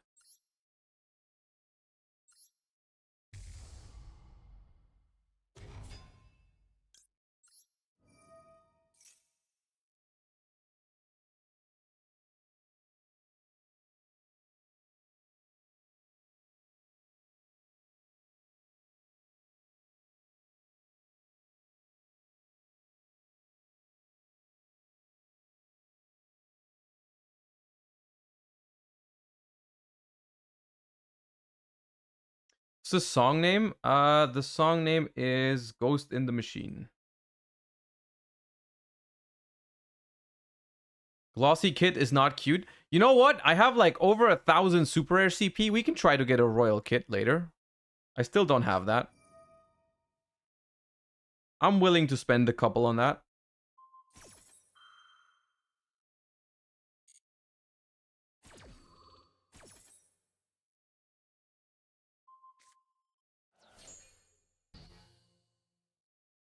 Not again? No, one day it has to work.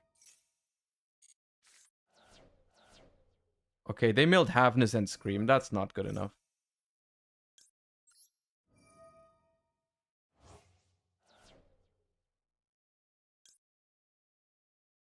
They even milled a Magnamute for my Dark. That's crazy. I do play Dark, right? Yeah. That. Oh, yeah.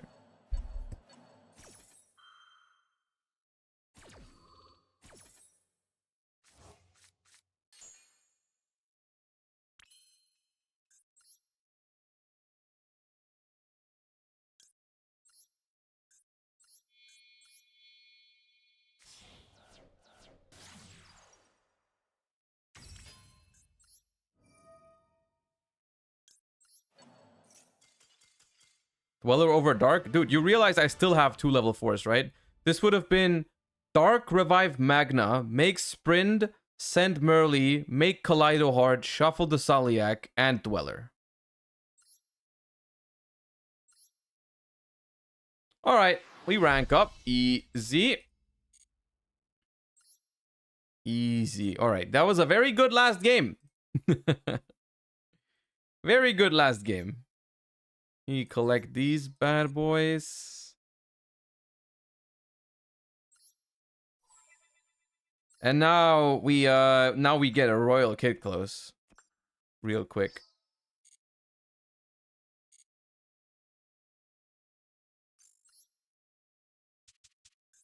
Real quick. We have 1,300 ultra rare CP. We will stop if we hit 750. That's when we stop. Oh, glossy right off the bat. Okay.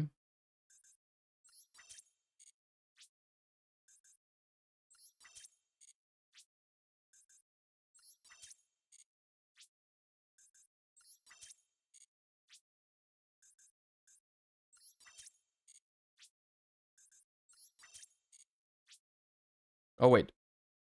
Dismantle extra.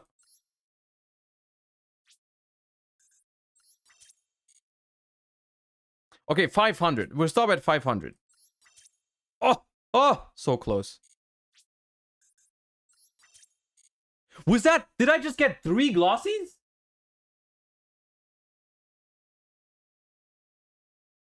Bro, the odds are lower for that. Then give me 1 royal, dude. Give me 1 royal. The odds for that are lower. The odds for that are lower.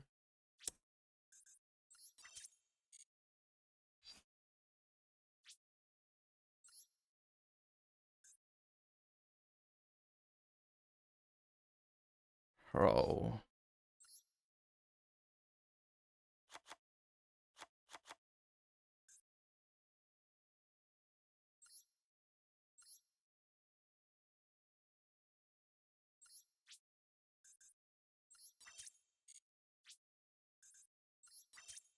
Come on, how?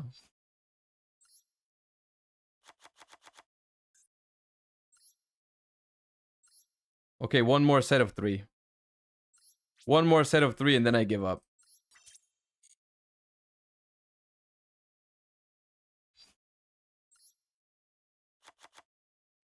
One day, Kit. One day, Kit, you will be mine. Kaputsa, thank you for the last minute Prime sub. I appreciate you offsetting my loss on Super Rare CP with your subscription support. Thank you. Okay. That was a little sad. That was a little sad. Chat, I will send you guys over to my man Nesh for a little bit of goo action. Thank you all so much for watching today. Hope you enjoyed the stream. Thank you for all the support as always. Hope you have an amazing rest of your day. and I will see you guys again tomorrow. Also, don't forget to join the Discord to sign up for the tournament and all the good stuff. You know what I mean? We still have like the half of the spots available for the tournament, so make sure to check that out.